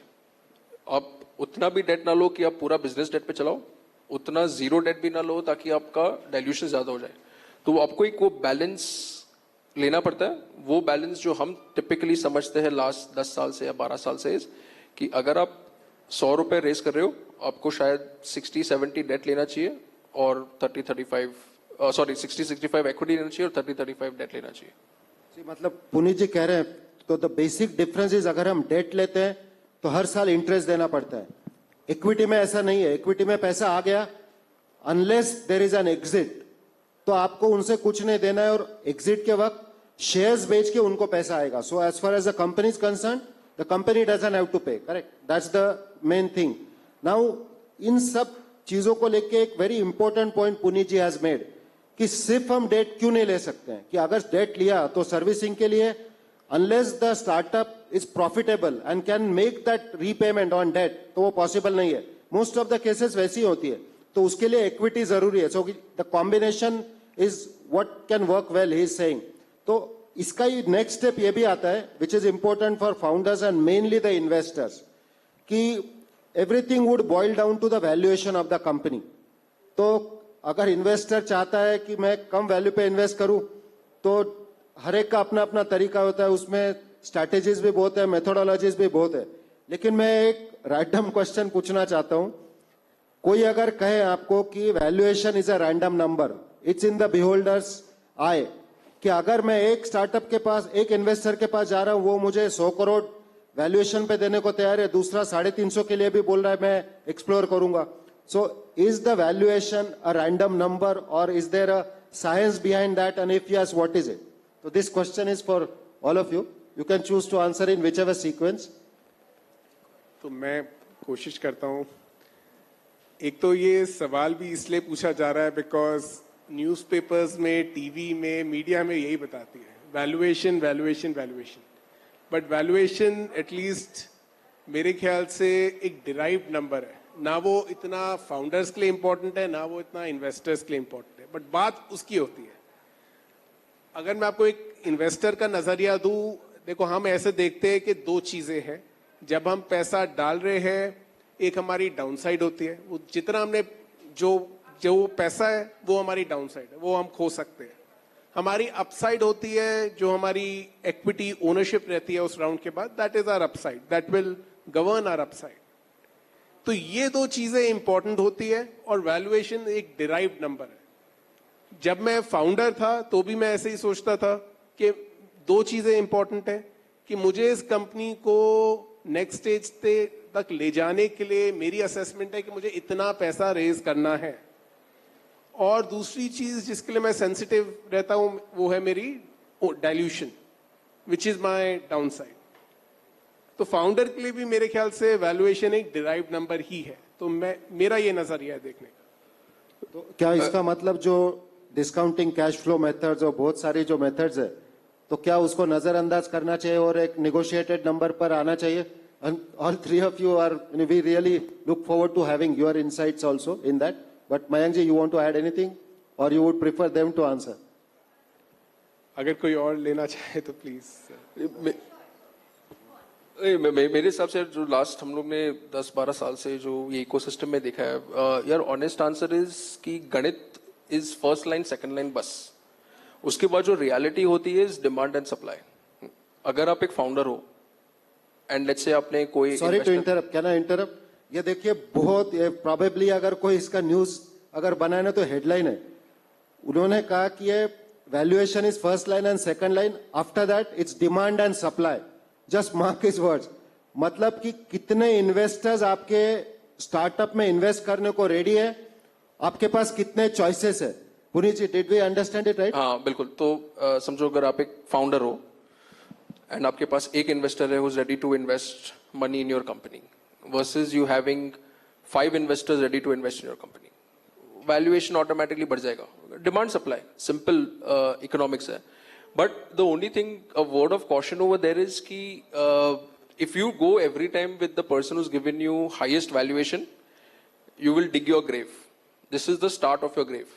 Because हर बार आप एक catch up play करोगे. Every time you're trying to catch up to price. और जब macros खराब होंगे, that time nobody will put money. तो ये sorry to interrupt again, Puneet ji. See, when another important learning. Puneet ji ये कह रहे हैं कि अगर कोई एक इन्वेस्टर 4-5 ऑप्शंस है, एक ऑप्शन में इन्वेस्टर वेरी हाई वैल्यूएशन पे पैसा इन्वेस्ट करने को रेडी है.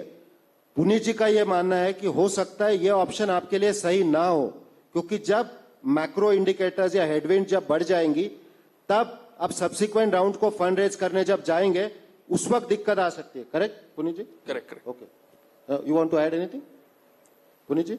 नहीं, it was I think so. या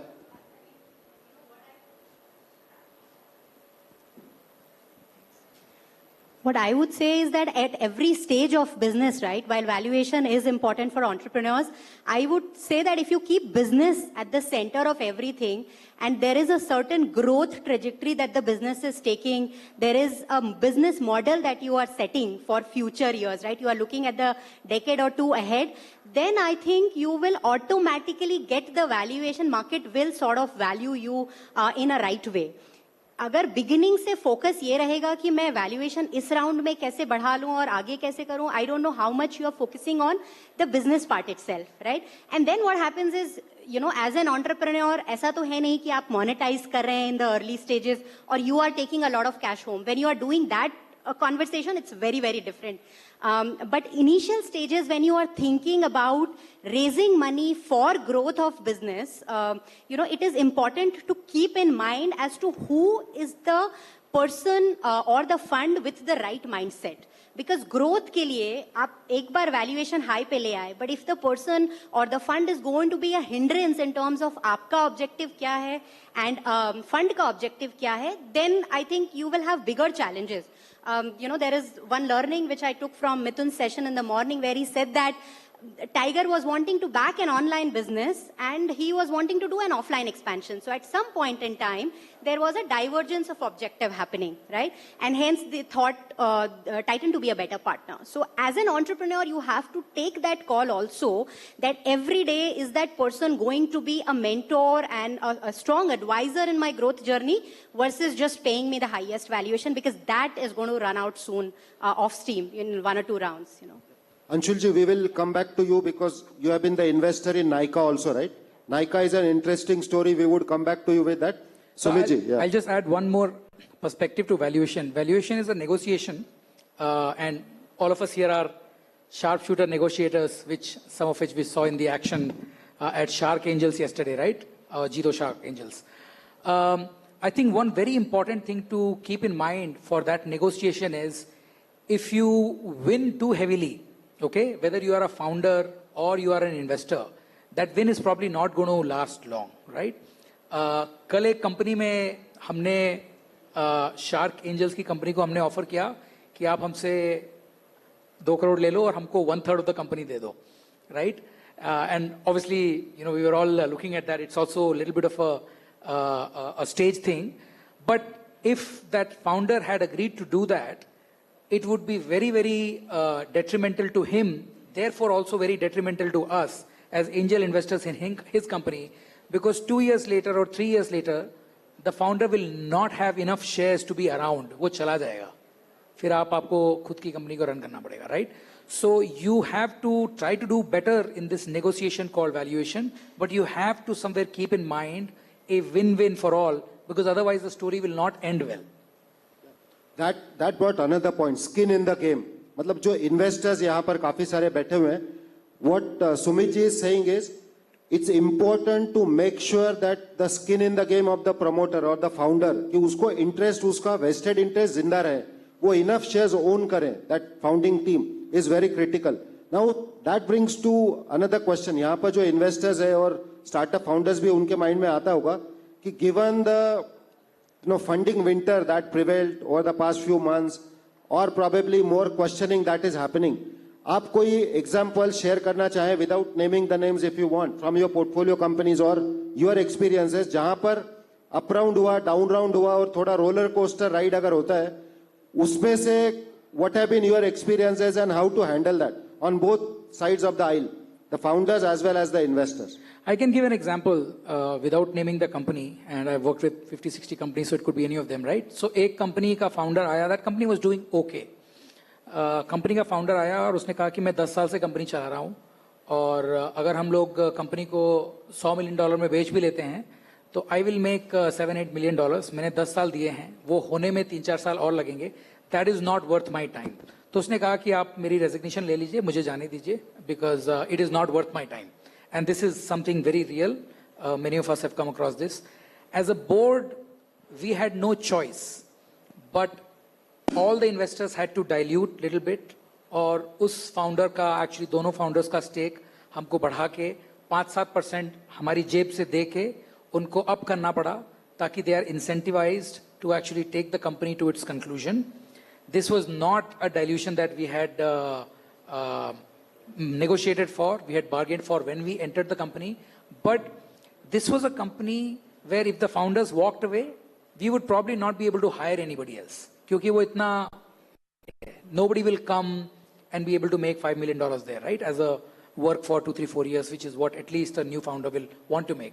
So sometimes creating that skin in the game, right? Enough of a skin in the game is important. Otherwise, if founders lose interest, you have got nothing, especially in early stage companies. Yeah. So ये founders के लिए बहुत अच्छा point है कि एक that founders, please don't take this as a case study that you can try out enough times, because I can tell you that as a board member, I went to negotiate with this founder with a very clear mandate from the board कि अगर बात नहीं बनी तो I will end up firing him, right? So we were prepared at the board to say, अगर उसने कहा कि आप हमको आपकी शर्ट पैंट ही दे दीजिए तो हम उसको फिर फायर कर देते हैं, right? So there is always a give and a take in these discussions, but please don't take this as a good example. ये सुमित जी का डिस्क्लेमर बाद में ऐड करना पड़ा ताकि उनकी पोर्टफोलियो कंपनीज रीनिगोशिएट करने नहीं आ जाए, लेकिन उसके पहले सुमित जी आपने बहुत एक अच्छी बात कह दी. It's important for the founders to remain relevant and see the value. It's one of its kind event Sumit ji has told us about कि कितना क्रिटिकल होता है फाउंडर्स का पैशन और उनका continued interest. I think it's really a great thing for us to know. That also indicates, वो अपना पहले क्वेश्चन का रह गया. मयंक जी आपके पास या आप तीनों के पास अगर कुछ ऐसे एग्जांपल्स होंगे कि डाउन राउंड अप राउंड हुआ, how should the investors and the founders should deal with that? कोई एनी लर्निंग्स, इनसाइट्स? इनफैक्ट अभी हाल ही की बात है, हम तो खैर बताया था कि सीड सीरीज में इन्वेस्ट करते हैं. तो एक सीरीज ए कंपनी थी, नाम नहीं लूंगा मैं उनका. हमें जो भी जितना भी हमने टाइम स्पेंड किया अच्छी लग रही थी, बिजनेस इंटरेस्टिंग था, टीम इंटरेस्टिंग थी. फिर हमें बाद में पता लगा कि ये दो फाउंडर्स जो थे कंपनी के, उनकी मिला के 20% ओनरशिप. कोई एक स्ट्रेटेजिक इन्वेस्टर था, उसकी 50-60% ओनरशिप है. तो ये हमारे लिए थोड़ा सा रेड फ्लैग हो जाता है, बिकॉज आज आपकी ओनरशिप 20% है और आप तो अभी सीरीज ए स्टेज पे है, अर्ली स्टेज पे है. अभी आपका प्लान ये है कि मैं अभी और 15-18 महीने में एक और राउंड रेस करूंगा, फिर एक और राउंड रेस करूंगा. तो जब तक वो अंशुल जी की स्टेज पे आएगा तब तक तो दोनों फाउंडर्स के पास कोई खास इक्विटी ही नहीं बचेगी. तो वो स्किन इन द गेम का इशू इतना बड़ा था कि in spite of everything being nice we let go of that deal. तो ये इतना इंपॉर्टेंट है. So I'll tell you, we have routinely in my firms passed on companies which come and say कि हमारी शेयर होल्डिंग में 40% एक silent operating partner का है. right? और हम दोनों जो pitch कर रहे हैं हम दोनों का मिला के 15% बनता है. तो we have routinely passed on those companies because it will lead to heartache in future. कि ये 40% बंदा कुछ काम नहीं कर रहा है, उसने शुरू में 30-40 लाख लगा दिए. For that, he actually gets to get 40% in the company. Or in a company that is floated by a large company with a mandate कि आप जाके independently पैसा raise कर लीजिए, हम आपको पैसा नहीं देंगे, हम दे सकते हैं पर हम देंगे नहीं, आप बाहर से उठा के लाइए, and then we will see how you go. Listed companies के subsidiaries, they routinely come, and very often VCs are very, very circumspect about funding those because they are not carrying the skin in the game for founders, right? I think हमारे एक situation में ऐसे हुआ था जहाँ पे एक company थी in the electric mobility space. Probably, doing very well, सब कुछ अच्छा था. They got a very good price, in 2021, just after COVID. बहुत अच्छी प्राइस मिली उनको. फाउंडर शॉक हो गया, इन्वेस्टर्स तो बहुत खुश थे, सब लोग बहुत खुश थे कि यार वाओ अमेजिंग, किसी को इसमें कंपनी में इतना ज़्यादा पोटेंशियल दिख रहा है कि इतनी अच्छी प्राइस दे रहा है वो. 12-15 महीने नहीं, 12 भी नहीं, 9 महीने बाद इन्वेस्टर को शायद ये रियलाइज हुआ कि यार उसने बहुत ज़्यादा प्राइस दे दी है, एंड अभी कंपनी का नेक्स्ट राउंड होना थोड़ा मुश्किल हो रहा है बिकॉज लास्ट राउंड का price itself was very high. तो एंड टिपिकली जब एंटी डाइल्यूशन किक इन होता है या फिर डाउन राउंड होता है, anti dilution is either done in weighted average और फुल रैचेट. आजकल वेटेड एवरेज होता है, बट ये इन्वेस्टर ने क्या किया कि उसने कंपनी को और पैसे दिए, but he gave it at a 50% discount to the last round itself. जब उसने 50% डिस्काउंट दिया, not only with weighted average but full ratchet, यानी कि almost got 40-50% more ownership in the company. And he was very honest and candid enough, that investor, to tell the company, देखो मैंने गलती की थी by giving you a very high price. अभी मैं वो गलती सुधार रहा हूँ by taking away your ownership. उसके बाद में क्या हुआ? Did the founder stay there? He had to take a choice. क्या था? Choice ही नहीं था. So today that founder will probably own about 6-7%. Okay. So it got done. अभी हम 1-2 questions और लेंगे और फिर question and answer session पर आएंगे.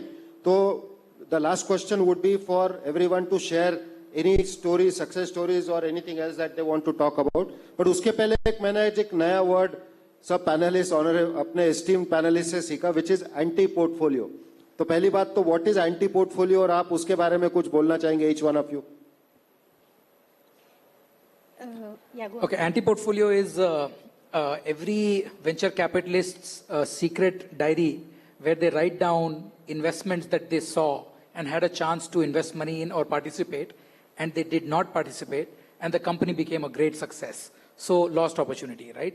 So all of us have those books. Relevant to this portfolio, I can mention one of my anti-portfolio companies, which is Grow. Okay, so सबको यहाँ पे Grow का पता है, बहुत लोगों ने अच्छा किया है उसमें. Grow came to us at Sistema, and it must have been 2 or 2.5 years back, and they came to us at a valuation of, I think, $80 or $90 million. Would have done extremely well for us, but they had no idea at the time how they will make money. They had a lot of users, good products, fantastic viral adoption, but they had no idea how they will make money. And that, to us as an IC at our stage, was not acceptable. कि आप 100 million valuation पे पैसा भी उठाओगे, आपको पता नहीं आप पैसा बनाओगे कैसे. Forget profit, how you will make revenues was not clear to them, and we passed. Right? It's kudos to the team. They evolved, they pivoted. Early venture capitalists always swear by team, and in this case, the team made it happen. Harsh was here yesterday, and what a great story. But it is one of my anti-portfolios. For me, anti-portfolio was Dream 11, and that was when they just signed MS Dhoni as a brand ambassador, and because of some structural reasons and all, they were finding it, they needed some more time to get their equity जो कहीं और था वगैरह वगैरह. तो एक थोड़ा structural एक 2 महीने का window था. वो 2 महीने के window में you had a chance to put money and get out very fast. But we passed on it because, and I was pushing very hard in my IC तभी कि यार ये करना है. And Harsh is also actually 1 year junior to me in school. So I was, anyways, I had a lot of context to him. तो बहुत push किया, but they said यार these are calls on क्या बोले थे, reputation risk because of gambling, potential gambling. अभी तो सब legal हो गया, but because of that we had passed. Any list? अभी हमारी टीम की सालाना एक मीटिंग रहती है. Just 1 second. तो राजेश जी और रजत जी, ये एंटी पोर्टफोलियो इसलिए आ रही है कि यहाँ पर फोमो हो जाए और बाहर जो बूथ लगे हुए शायद और इन्वेस्टमेंट आज ही खत्म हो जाए. So we are, this is for JIIF actually. या sorry Mayank ji.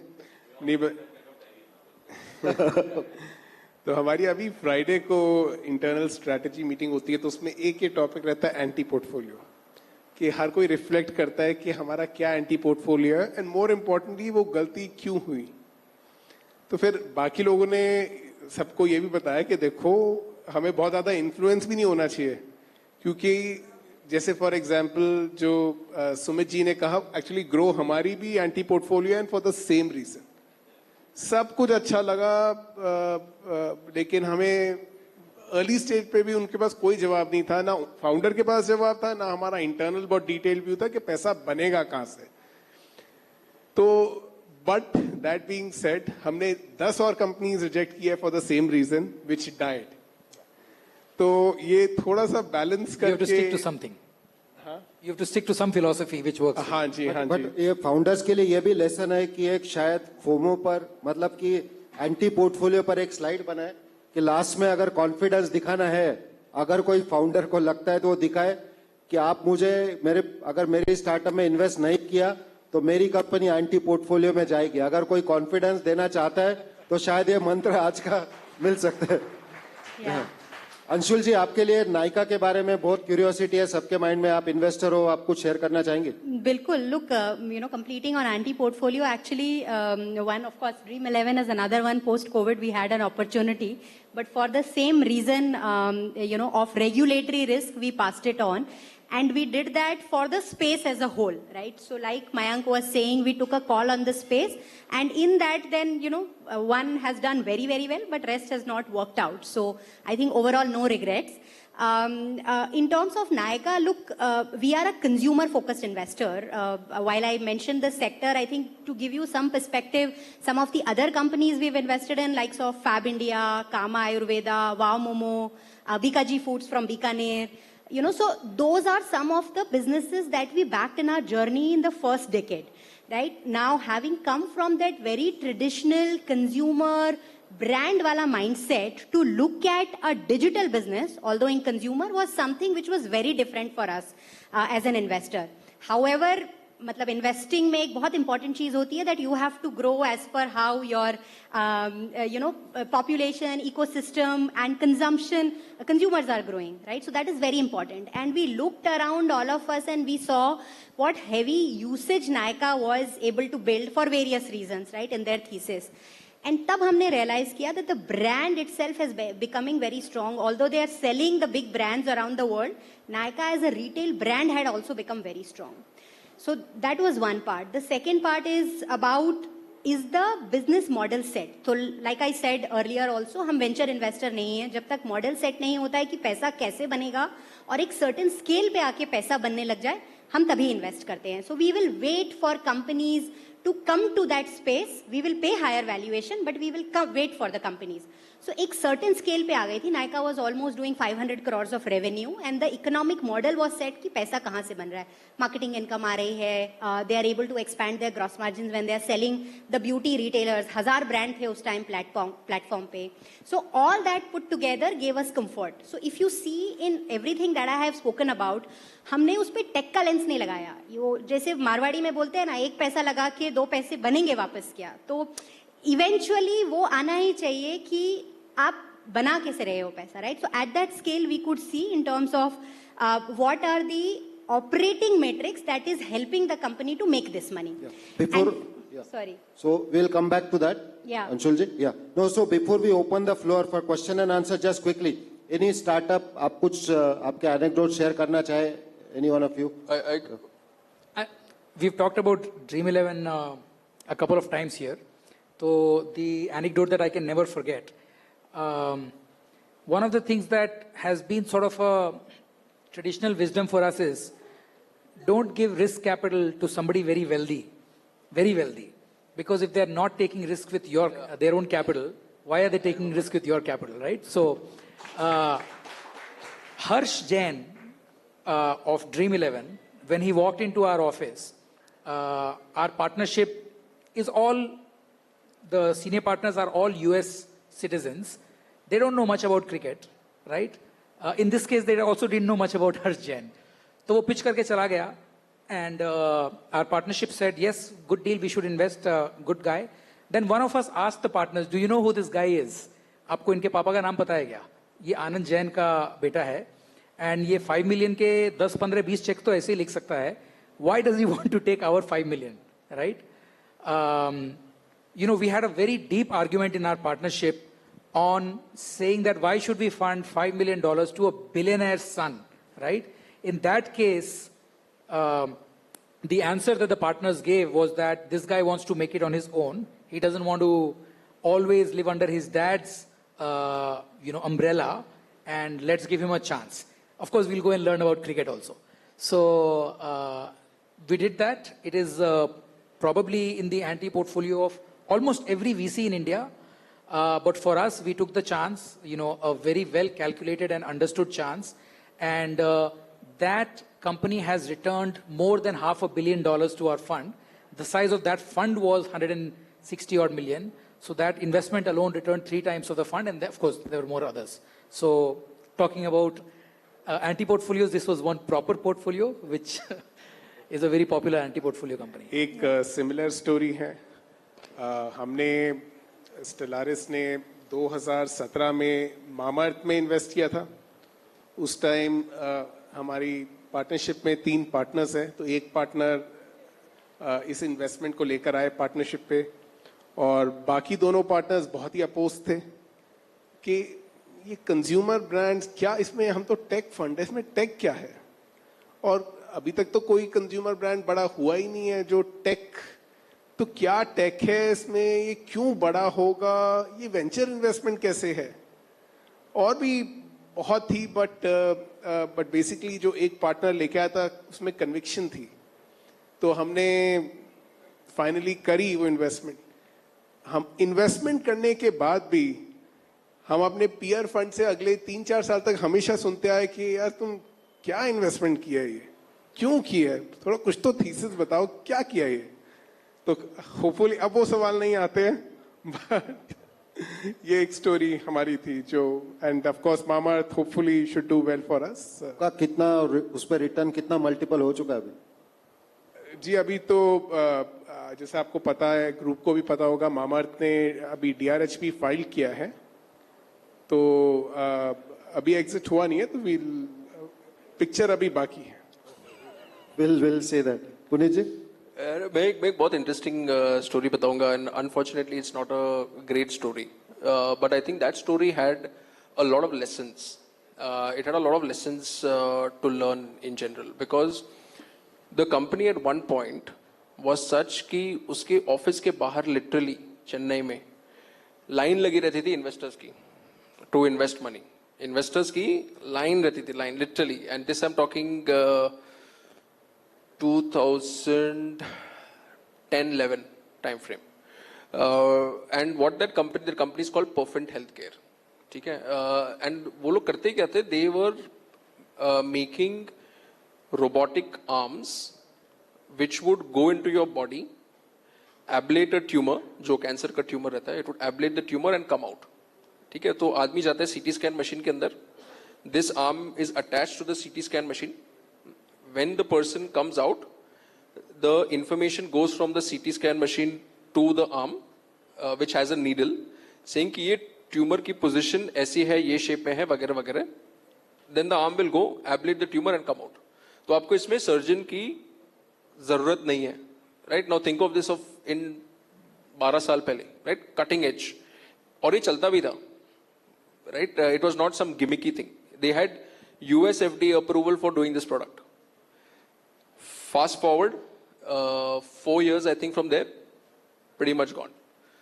They were selling to 1-2 states in India. They were selling in Australia. They were selling in China. US had not started, but different parts of the world. but ये company चली नहीं. Now, the reason was that while they had a lot of money, investors kept putting in a lot of money, there came a time where investors started looking at cash flow. Because the company had now raised a lot of money, and this company just focused on selling and not collecting. So, focusing on profitability at some point of time is also critical. So, it's important to have that discipline from the start. It's one thing to whether achieve it or no, but discipline is important. Hai. And unfortunately, now that company is, in a different zone. Sure. Now we'll open the floor for the questions. Do we have time? Yeah, Archiji? Yeah. We have time, right? Yeah. Sir? Yeah. Maybe if you can just be crisp in your questions. Yeah. We'll go. Okay. Sir, with you. I think we'll need the mic. Yeah.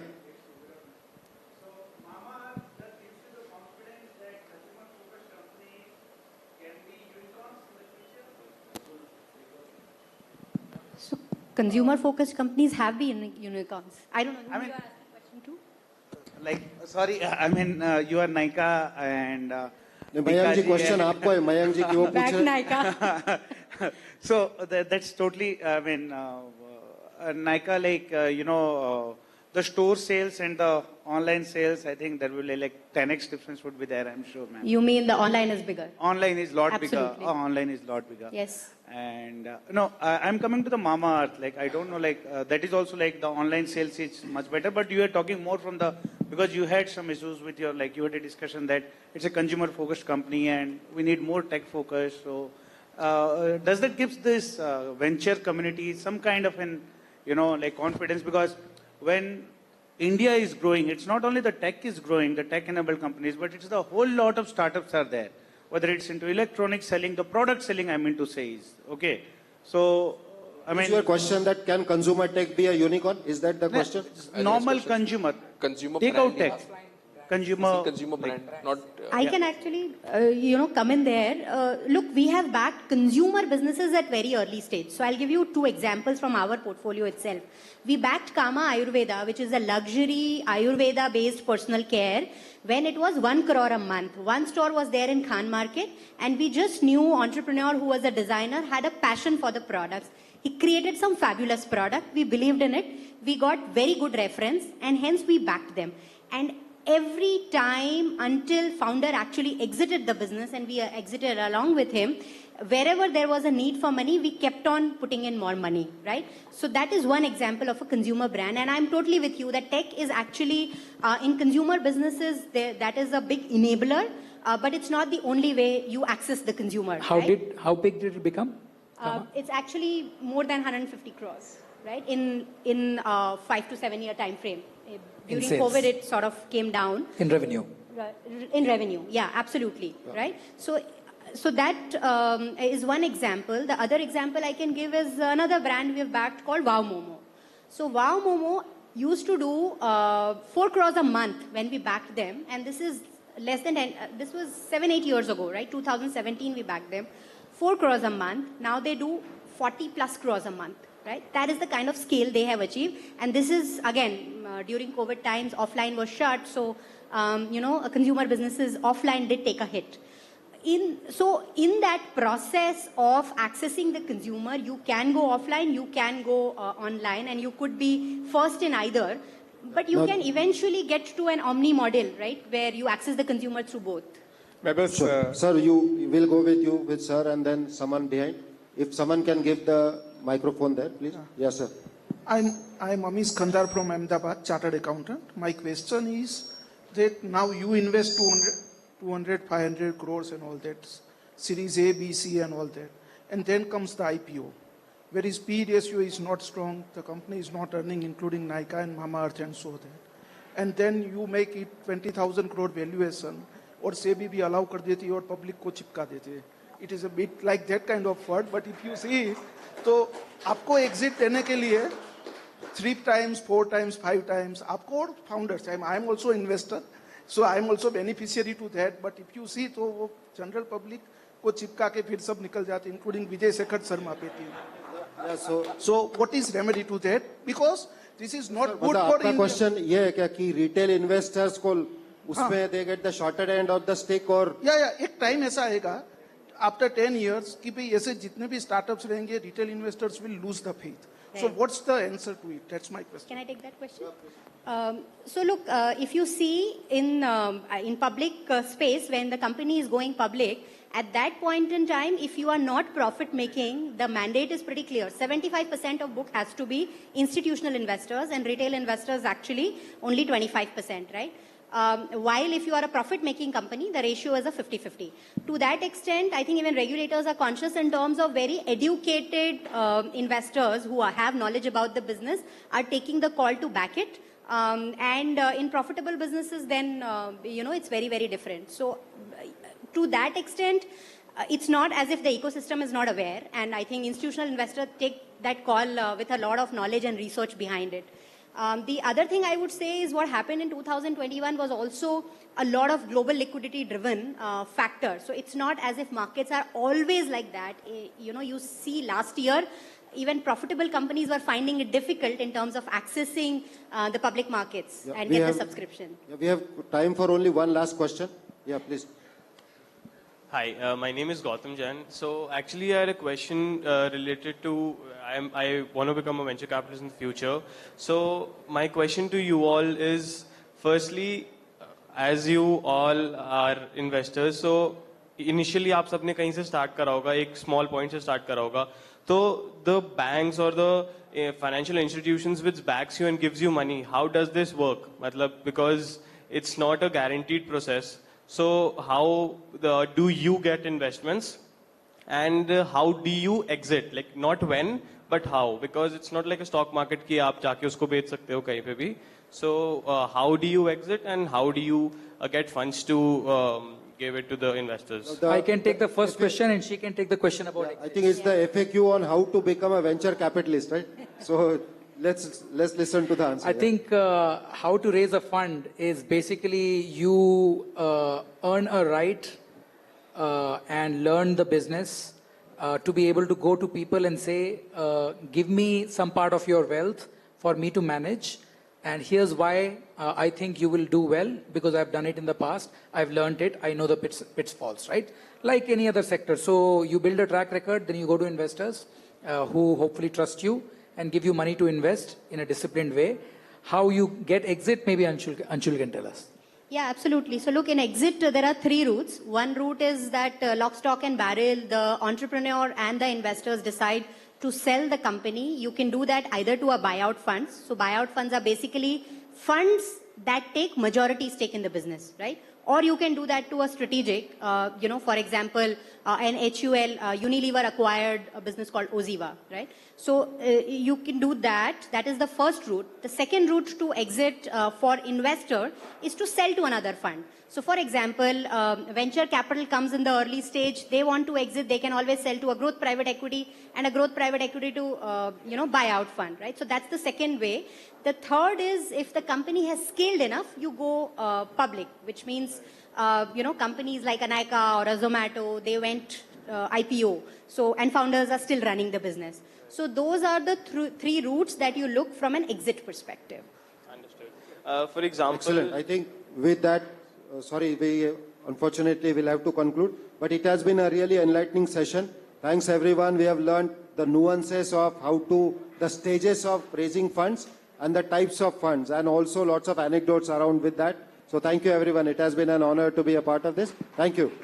Ladies and gentlemen, a big round of applause for all the moderator and the panelists. I would like to request all of you to kindly stay back with us, as we would love to felicitate each one of you.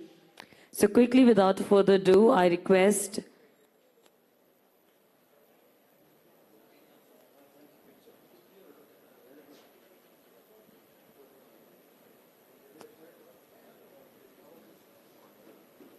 Mr. Dharmesh to kindly come and join us on stage.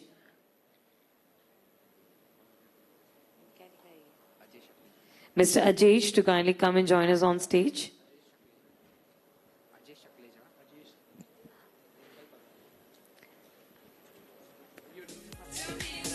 I request Ankur Surana ji, Wrinkle Pagaria, please come on the stage. Ronak Singhvi.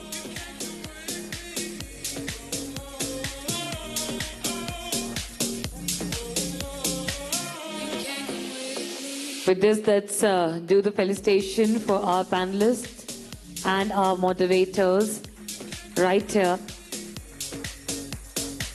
There is quite a good insight and a great panel discussion on a very picky topic about the investment, look at all the stages and types of startup funding. We would love to thank once again Ms. Anshul Jain, Mr. Sumit Jain, Mr. Mayank Jain, Mr. Punit Shah, and our moderator, Mr. Ajay Bhora. Thank you very much. A quick picture with the whole team.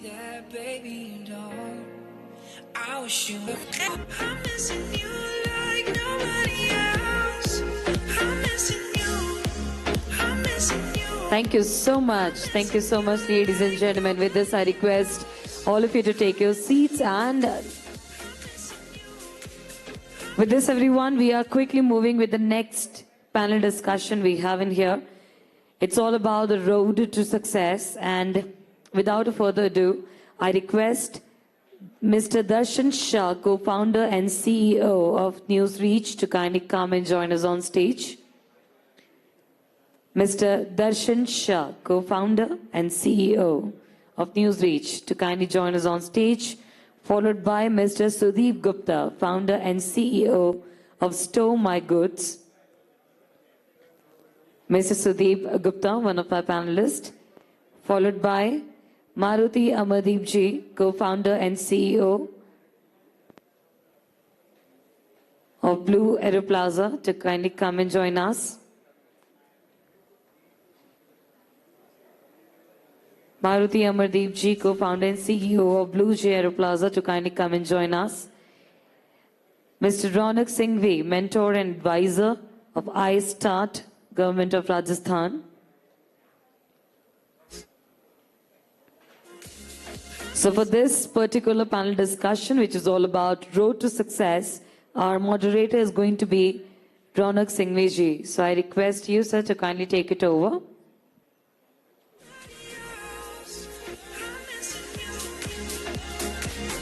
Mr. Sudeep Gupta, founder and CEO of Store My Goods.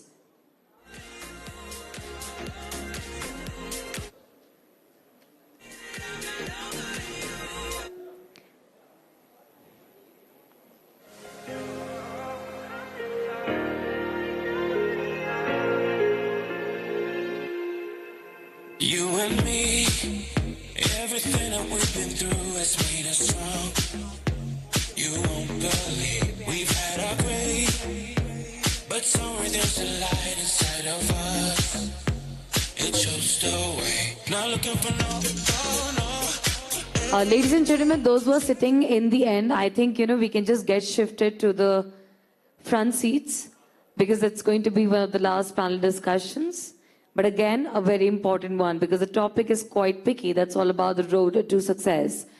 So yes, for the fruitful learnings and to learn more from the expertise right here, can we have all the people to kindly settle to the front seats? Thank you very much. We're just waiting for one more panelist of ours right here. Okay, all right. On that note, our moderator, Ronak Singhvi Ji, will take us through the whole session. Over to you, sir.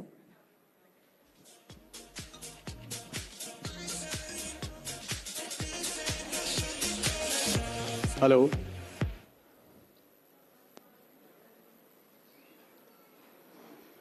Hello everyone. Thank you for the remaining few people who are here. But we are going to talk about a very interesting session today about the success story. I mean, the last session was quite an enthralling one and very insightful where we got to hear the story, what a venture capital thinks. Now this is a story which is very interesting. What does a startup founders, what goes in a startup founder's life? Once he has probably raised their success, once probably they have tasted their first success, what happens with them? So we are trying to make it very crisp. We are trying to make it very insightful as much as possible. And without a further ado, I'll just talk a brief about myself. Ronak Singhvi this side, National Convener for JIIF. I'm an advisor to Government of Rajasthan on the startup policy, have co-founded some ventures in the past, invested in more than 15 companies. We have Mr. Amar, who is here, he's changing the way aviation space works. I mean, his company, I'll like you to introduce yourself, but he's changing the way aviation industry is currently working. We have Mr. Darshan. Like, everyone has a story, and he has an interesting way of telling your story to the world with an advertising flavor to it. We have Mr. Sudeep, who runs a company, Store My Goods. Now, they are a tech-enabled storage solutions company, and all of these founders, trust me, I had a word with them backstage, and I was inspired like anything. So I'm sure that this is going to be very interesting, very inspiring for all of you. Sir, Amar, why don't you tell about yourself? Yeah, so first of all, thank you for having me here. And I'm the co-founder and the CEO of Blue Jay Aerospace. So what we're building at Blue Jay is something that is disrupting the aviation industry. So I know most of you might have come from various parts of country. So just imagine, like, if in your travel you don't have to go to an airport. You can just take off from wherever you are coming from at your destination and land close to here. And again, while you go back, you don't really have to go to any airports, right? So that is all is our global vision and long-term goal for the company. So we're trying to make aviation simple and sustainable by building long-range electric aircraft. So what Amar is trying to do is that with the aviation space, we have seen that drones are now a technology which is prevalent, pretty much prevalent, and a lot of these success stories, such as some big names, have come out from the drone space. But is commercial airspace possible that probably we can reach to, say, Delhi to Mumbai in, say, 30 minutes or something like that? They're trying to do that. And if everything goes right, they can do that in the next 5 to 7 years down the line. Yep. So this is something very remarkable. Darshan, please tell us about yourself. Yes. Thank you everyone for being here, and thank you for having me too. So it feels like home because JIIF, we are incubated, and one of the success stories of JIIF after, like, it's been 5 years journey now, and it's been 3 years of incubation, I guess. So what we are doing is we are creating a PR technology platform where the advertisers and PR agencies can come on our platform. They can select where they want to publish their sponsored content. Basically, if you want to go out and tell your story that we want you to cover us, you can do that through our platform. That's what we do for B2B and B2C businesses. Currently, we work with roughly 500 plus direct advertisers and 100 plus direct agencies. And we are doing pretty good in terms of business and all, and now looking to scale this business. Thank you. So I've been talking to Darshan that he has been the poster boy of Incubation Center, the JIIF Incubation Center that we run. His success story is really inspiring. Sudeep. A very good afternoon.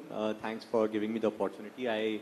Our company, Store My Goods, have recently been backed by JIIF, and we have also a few investors from outside India as well. So we've raised some money, and what we basically do is we try to solve the problem of storage for individuals and businesses, right? So we are a tech-enabled storage solution company where we have individuals who are willing to store for a week to 1 year on a subscription model is what we sell to them, right? So while this problem started back in a couple of years when people were moving from one city to another city, to solve that problem, we built a product, but ever since it has been like a tremendous response, and we have grown to 5 metro locations of India, and with about 3,000 customers who have used our services on subscription model, and we have 700 live customers on subscription model at the moment. So Store My Goods has been doing remarkably well, and they are solving a genuine problem. For example, as a consultant, I was traveling very much from Gurgaon to Bombay to Bangalore for months for my consulting stints. And every time I was paying rent like anything, and I always realized probably there has to be a better way to live life like that. And probably they are solving that, but I think it's too late for me to now be a customer. But so let's start with a question here, Amar, to the first question, or probably this is a question to all of you. Startup journey is all about heartbreaks, failures, rejections. What has been the highlight of your entrepreneurial journey for all three of you, but we'll start with Amar. Sure. So one of the things is, I think you all will agree with me as well, for startups, we always have the best thing that is happening next. So always whatever happened in the past, we somehow tend to overlook those because we are aiming for something bigger again, and the major milestones are coming up, right? But in our journey so far, if we really have to pick a couple of things, one is we have been building the product for almost more than a couple of years, and it was going very quietly behind, but the real momentum picked up to us when we were able to get Startup India Seed Grant, where even JIIF helped us a lot in getting that through. And that I would pick one of the like breakthroughs, if you can call. But very recently, we were able to close our first round of seed funding also, which is going to really help us now build the technology behind the aircraft. So these two, I must have to say. Great. We wish you all the luck, because I think if you succeed, I think it's going to be massive. It's going to be a game changer. Darshan. Okay. So when it comes to startup, generally what I've seen is constantly finding your product market fit. And then you make that company which is profitable, scalable in terms of revenues. That's what been the journey so far. So if you would have met me 3 years ago, I would have told you that I am doing something in local news aggregation space. 2 years ago, I was doing something into digital monetization and digitization for the publications. But then at every point of time, we always chase the revenues, and we were very cautious that if we are not able to scale, we will be leaving that particular model. We'll be pivoting and going to the model that we can actually scale and make that profitable. And since a year, I would say, since we got into this PR space, we have tremendously grown. And that's what been our journey, from 0 to 200x in revenues, getting the funds always in place and getting the support from your investors. So when I have to summarize it, it's constant product market fit. So product market fit is basically a constant phenomena. You have to chase it. It's nothing like that you have achieved it and you got the business. Always you have to chase it to get bigger and better. Sudeep, what's the highlight of your entrepreneurial journey? So I think this is basically my second entrepreneurial journey. So I've started way back in 2010 to 16.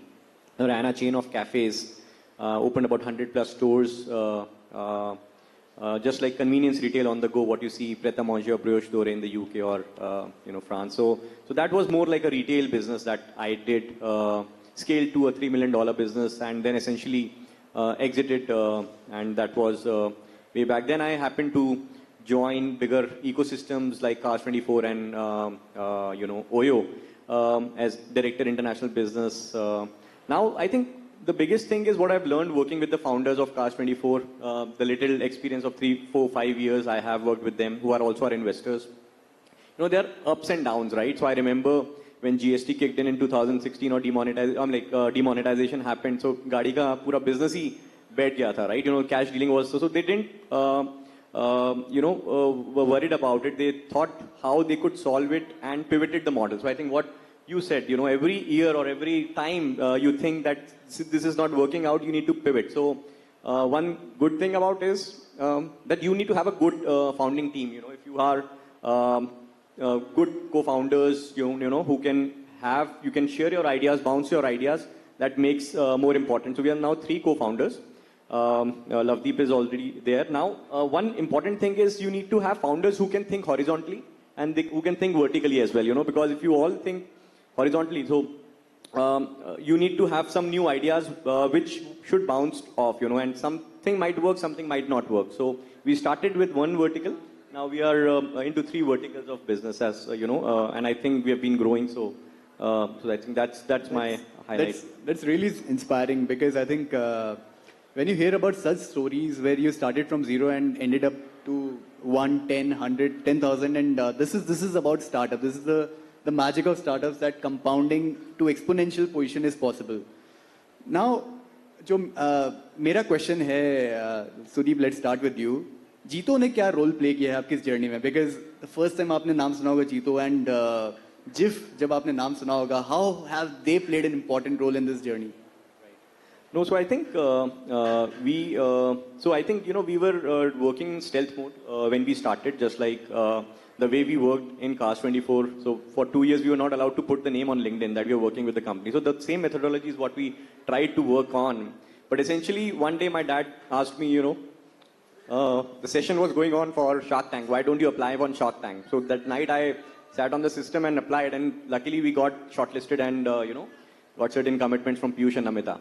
So that is the time which was a highlight. But again, coming back to this, more or less, it's about how you, take the journey from there. And coming back to Jito, we have been invested by a few more investors, Goodwater Capital and all. And Jito came in about 3 months back. And since then, since Jito came, we have doubled our revenue.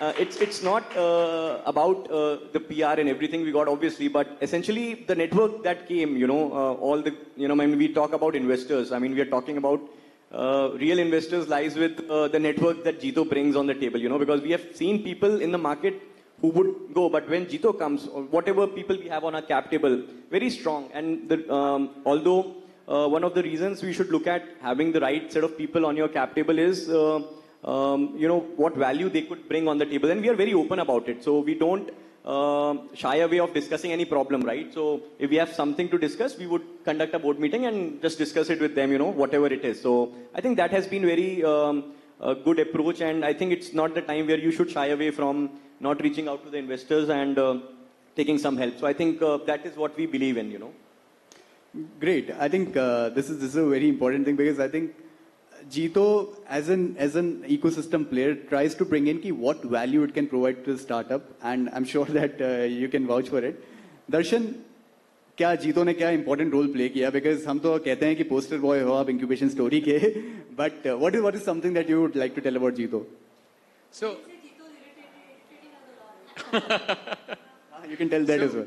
No, there are hundreds of things which Jito has done pretty well. But agar one thing, which I have to mention is the faith and vision. Okay, so believing in a startup. Initially, when we got in touch with, actually the Pooja ma'am was the POC for us. That time she was leading it. So when you start, you do not have the faith in yourself that ye actually chalega ki nahi chalega. Okay, and when we raised our first round of funding, that was during the COVID time, 2020, March onwards, we got in touch. And that time when we were speaking for the investment round, we were raising pretty small amount. Okay, and Jito was co-investing with one of the micro VCs and couple of more angel investors. And that time, by citing any reasons that, people were withdrawing their term sheets and all.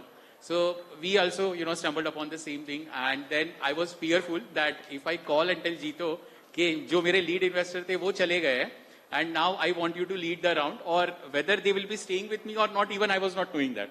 So then I called up Pooja ma'am only directly, and I was like, ma'am, to be honest, ये चीज हुआ है. They were leading the round with half of the money coming from them, and you are going to invest roughly 25% of the round. And she was very firm, and she was very convinced. She had the conviction to say that कि दर्शन कोई आए ना आए, जीतो से हमने commit किया है, हम लोग अपना पैसा देंगे, and you will be able to complete the round. तुम आगे की सोचो, तुम business पे focus करो. And that were the words, by Jito, that meant a lot, and that kept us going. And one more thing, if I have to add here, it's not only they invested in that round, led the round, but in my all investments round so far, Jito has invested. So this is the firm faith and belief, which we have got from Jito. Ma'am, that would be coming up, I guess, now. So I think this is what the magic that early backers bring in anyone's journey, because after that, after Jito coming into your cap table, you have led some marquee investors who have also came to your cap table. Talking about early backers, sir, आप ये बताइए, what do you think that probably JIIF, government of Telangana did that for you? Talk about that early backer thing, that how did that bring magic to your business? Sure. I think in the early stages, more than anything, the kind of trust they showed in you, when nobody believes in you, and the kind of thing that we are building is something like everybody thinks these guys are talking something crazy. So they don't know what they're talking about. But from the first conversation we had with JIIF, I think with MSR, and I think Mansi is also here. So they trusted us from day one, and they backed us, and they helped us in getting through the first grant from Government of India, Startup Seed Fund, which also, as I said, that actually gave us momentum in terms of the journey towards raising our bigger funds and even making some progress towards our prototype. So that way, that trust has given us so much confidence, and we know they're behind us. So we have, during that entire cycle, there was a lot of rejections that we had to face in the fundraise, and whenever we come back here, we know there are people to share our experiences and get their feedback and get that encouragement. So it helped immensely. So that is for us personally. But other than that, overall as a startup ecosystem, some place like JIIF, the kind of network that you get here once you get in, I think to get to the network of investors or even every other ecosystem around building a startup, not just the investment side, getting mentors and looking at all aspects of pitching, product market fit, everything. So we didn't see this kind of environment or ecosystem anywhere else. So that's the best thing I can say. So I think, folks, these are the next big things, what I personally feel, because I realized while talking to them backstage that you are going to hear more about them in the times to come. And it's kind of a privilege to hear them talk today because they are going to build some massive businesses in time to come. Talking about fundraising, because you just raised a point about the fundraising, you recently raised, which was out there in the news as well, $2.25 million. What is the importance of fundraising and what is that one advice that you would like to give to the budding entrepreneurs? So it's different for different companies, I would say. So there are businesses where fundraising is not the most important thing in the initial stages. Building the product, I mean, if it was possible to build a meaningful product, get to first few customers bootstrapped, that has to be the route that has to be taken in my opinion, and then look at what scale to raise and all the aspects regarding fundraising. But there are some companies like ours where you can't really get to scale or you can't accelerate your product development. Product development is one of the biggest investment that is required for us, and fundraising is very important. And that being said, the kind of products that we are building, they are not for every investor to come in. That is something that as a founders we have to understand. When there are some rejections, we have to reflect on why it's not really a rejection, but we have to reflect upon there is no real investor or the company fit, and we have to go back and work out on improving whatever we are working on, right? So I would say it's extremely important for some companies. For some companies, it's more important to focus on product than funding at this stage, at early stage. It depends on the business. These are some great insights. Darshan, what's that one advice that you'd like, because you have some great investors on your cap table, what is that one advice that you'd like to give to the budding entrepreneurs? So there are a couple of things, but if I have to come straight to the point. So generally, people think that getting started is equal to getting funded. That's the myth, in the startup ecosystem. And whenever we talk with any aspiring entrepreneur, they generally say this, paisa mil jayega to ye karenge, paisa mil jayega to wo karenge. I have got very wonderful ideas. But I would say anybody, any Tom, Dick and Harry would have wonderful idea unless and until the time he executes it. Okay. So when it comes to the building a product, okay. So when you have a firm faith and belief in your own product, put your money. Okay, I myself have invested a lot of money into my startup, have taken debts, I have taken out my FDs, my all savings and all, because I had faith in that. I have failed also, I have gained also. But if you cannot build your own product, get the traction and show and go that time, after getting the traction, you go to the investor and tell them that this is the, product which I have built. I've got this revenue. This is the minimum traction which I've got. And now I would like you to fund that. Generally, this goes vice versa, something like it in the general ecosystem, what I've seen. But this is firmly, I believe, I also come from a very humble background. If I can do it, any guy, or any, person, coming from that background will be able to do it. That's what I firmly believe. I think these are some nuggets of wisdom that came out from both of you. It takes years to get that overnight success. And let's talk about that overnight success probably. So the Shark Tank journey, you have been on Shark Tank, quite popular overnight. Things might have changed for you. What was that experience? We would like to hear about that. So I think Shark Tank happened and we became popular overnight. We were like, the followers increased, everything increased exponentially. So I think it was, it would have been a little bit more, taking me on the moon probably if it would have been my first startup, right? So I understand you can grow, climb very easily, or you can go on the ladder very easily, but you can fall immediately as well. So I think we've seen those ups and downs if you've done certain businesses before. So it is important to keep focused on building the core, which is the revenue. And I think raising funds is good. and to have a validation, which is important because the investors and VCs started tracking us. I mean, we still have few VCs who are tracking us, on a quarterly basis. So I think they are still building up the conviction in the next few quarters to come. But essentially, if you're focused on revenue and revenue is coming, growth, month-on-month growth is happening, so you'll get all sort of investors in the time to come. I think that focus should be there. And obviously, as you said, product, sales, and funding will come in handy. So I think at the right time, you need to choose the right balance. All the three things are important. So I think validation and visibility, these were the two most important things that Shark Tank gave you. As much as we like them to be built in India, we have to agree that we are still not there yet. And that is one of the hardest part. And of course, how do you define your milestones? Because these are going to be long gestation periods for even the fundraise. So how do you define the milestones? Here, milestones are not going to be revenues, or milestones are not going to be like how much more growth in terms of your employees. It's very hard to define this growth strategy. And you have to define milestones based on your product maturity. And that product maturity is again completely dependent on the ecosystem of manufacturing in the country. So we are, to summarize, what is the biggest challenge is as a country, we are good in manufacturing, but what comes before that, which is project management, and what comes after that, which is quality, we are still not great in those two. So that is where the real improvement has to happen. And that is the real challenge in manufacturing as well. So I would just like to tell you that if Amar and if Blue Jay, they get successful, probably the time that we do for a commercial airline travel, that would get reduced significantly.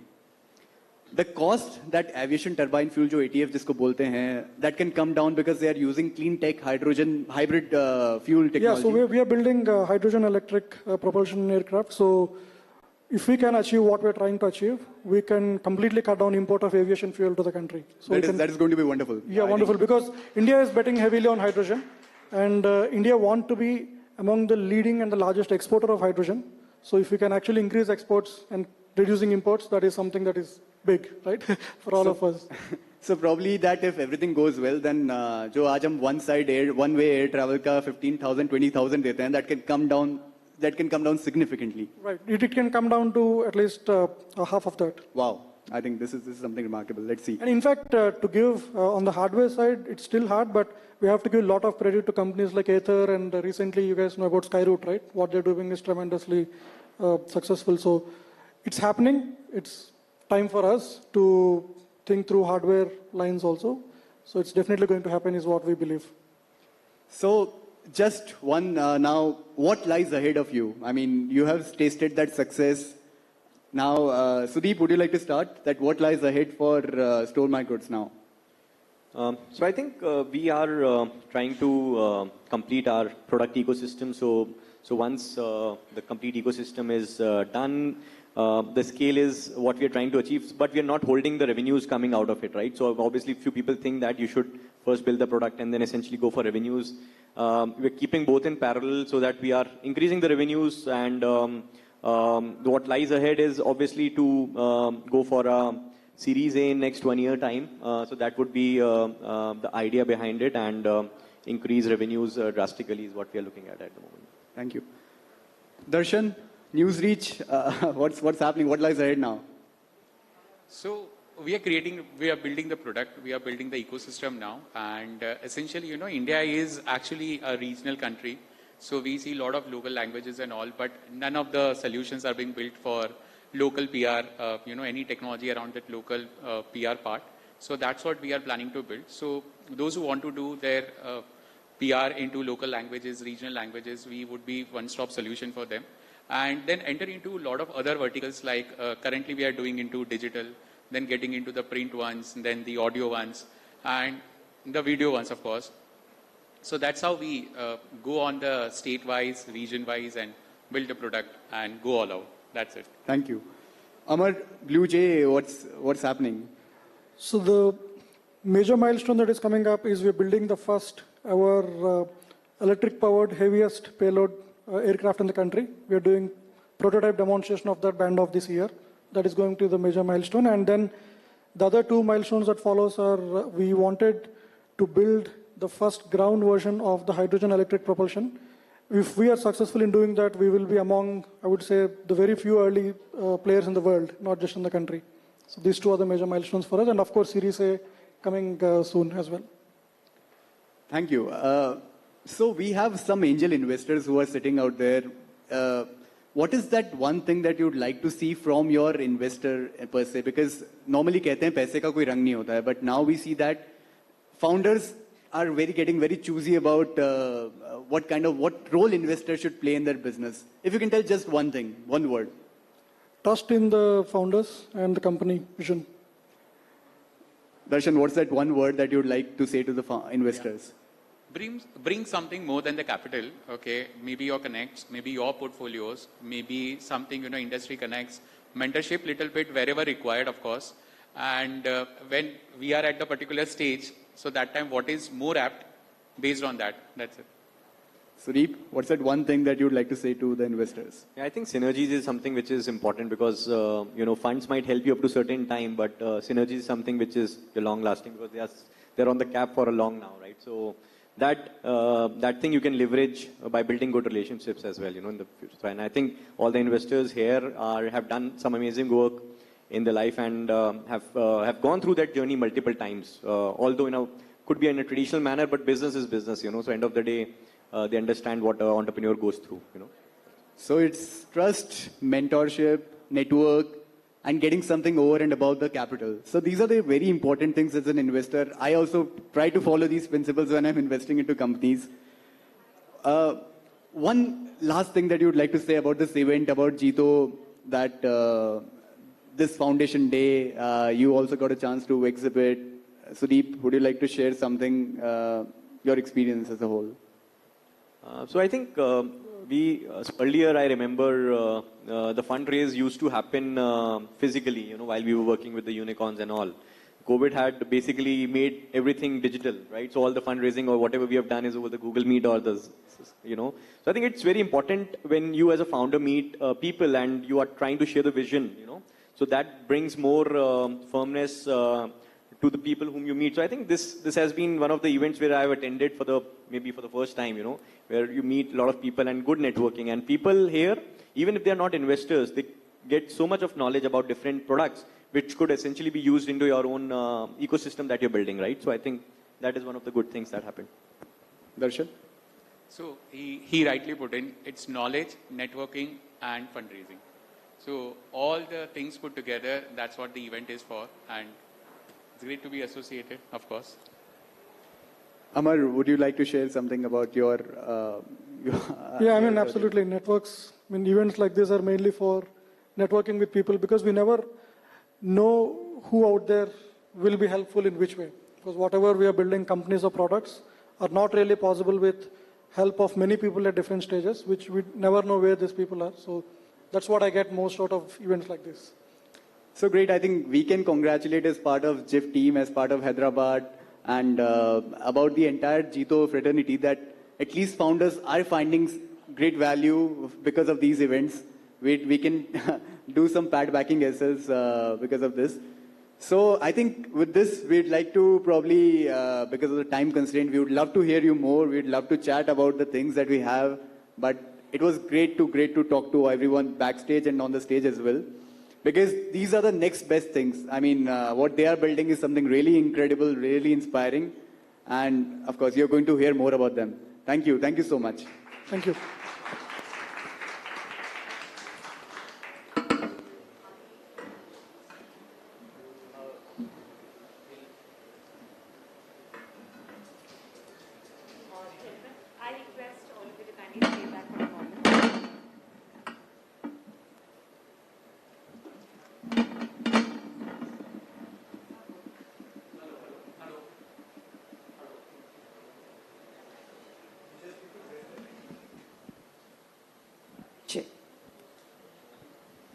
Thank you so much, everyone. Thank you so much, founders. I sincerely regret what has happened here. So I thought it was my duty to respectfully thank you and apologize for this. In the end, everyone's more interested to sort of network, meet, and then also everyone's in a rush. But really appreciate, your you giving time and patience and waiting for your session. Thank you so much. Thank you, Ronak. Really appreciate. With this, I would like to call upon Pareshji Shah, Chief Secretary of JIIF Hyderabad Chapter, Sushilji Sancheti, Chairman Hyderabad Chapter, Tapaswi ji, Hyderabad team, Nikhil Shah ji, Hyderabad team, Pawan Surana ji, Hyderabad team. Come, sir. Let us felicitate the founders. Come, sir.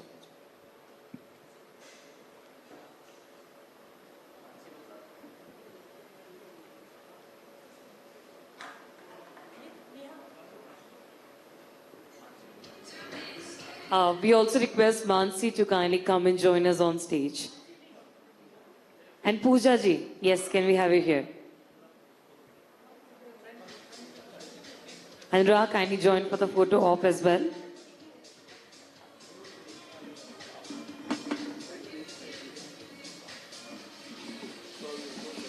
Well, I'm pretty sure, even if the people were not there, they will be watching because we are going to be putting up the recording onto YouTube. So yes.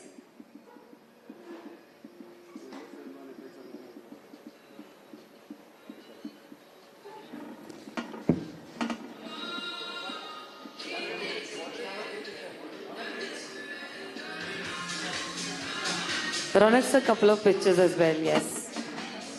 The whole team.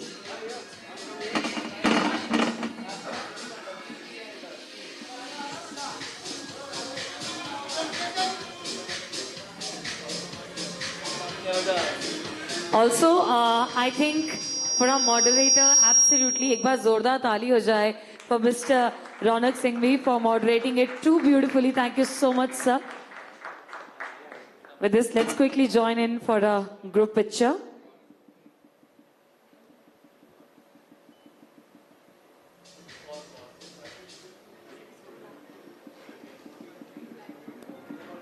Well, if we have Hyderabad team, working committee.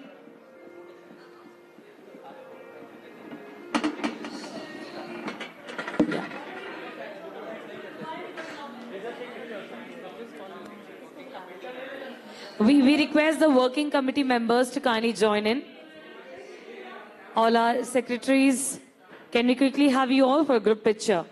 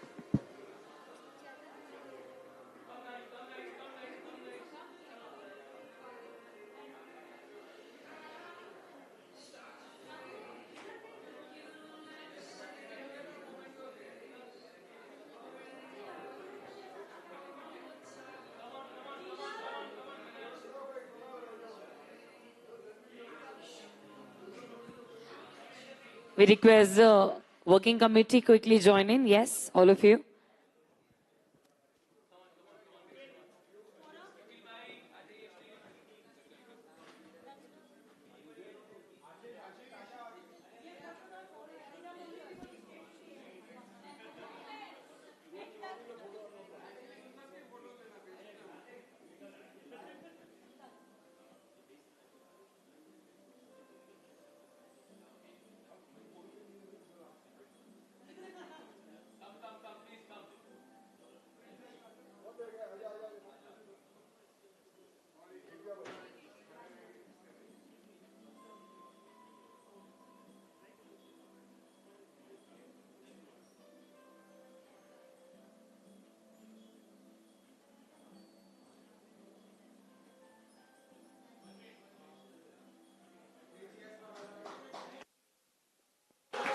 Thank you so much, everyone. Thank you.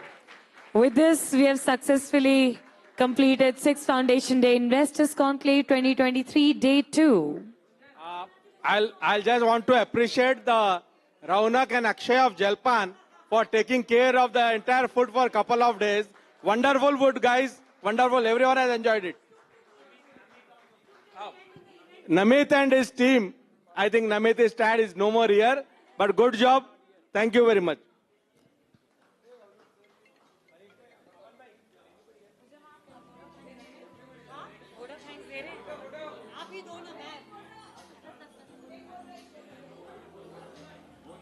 All right, ladies and gentlemen, on that note, we would like to thank each one of you. Thank you so much for taking the time out, being here with us and witnessing the 2 successful days of JIIF Incubation and Innovation Foundation.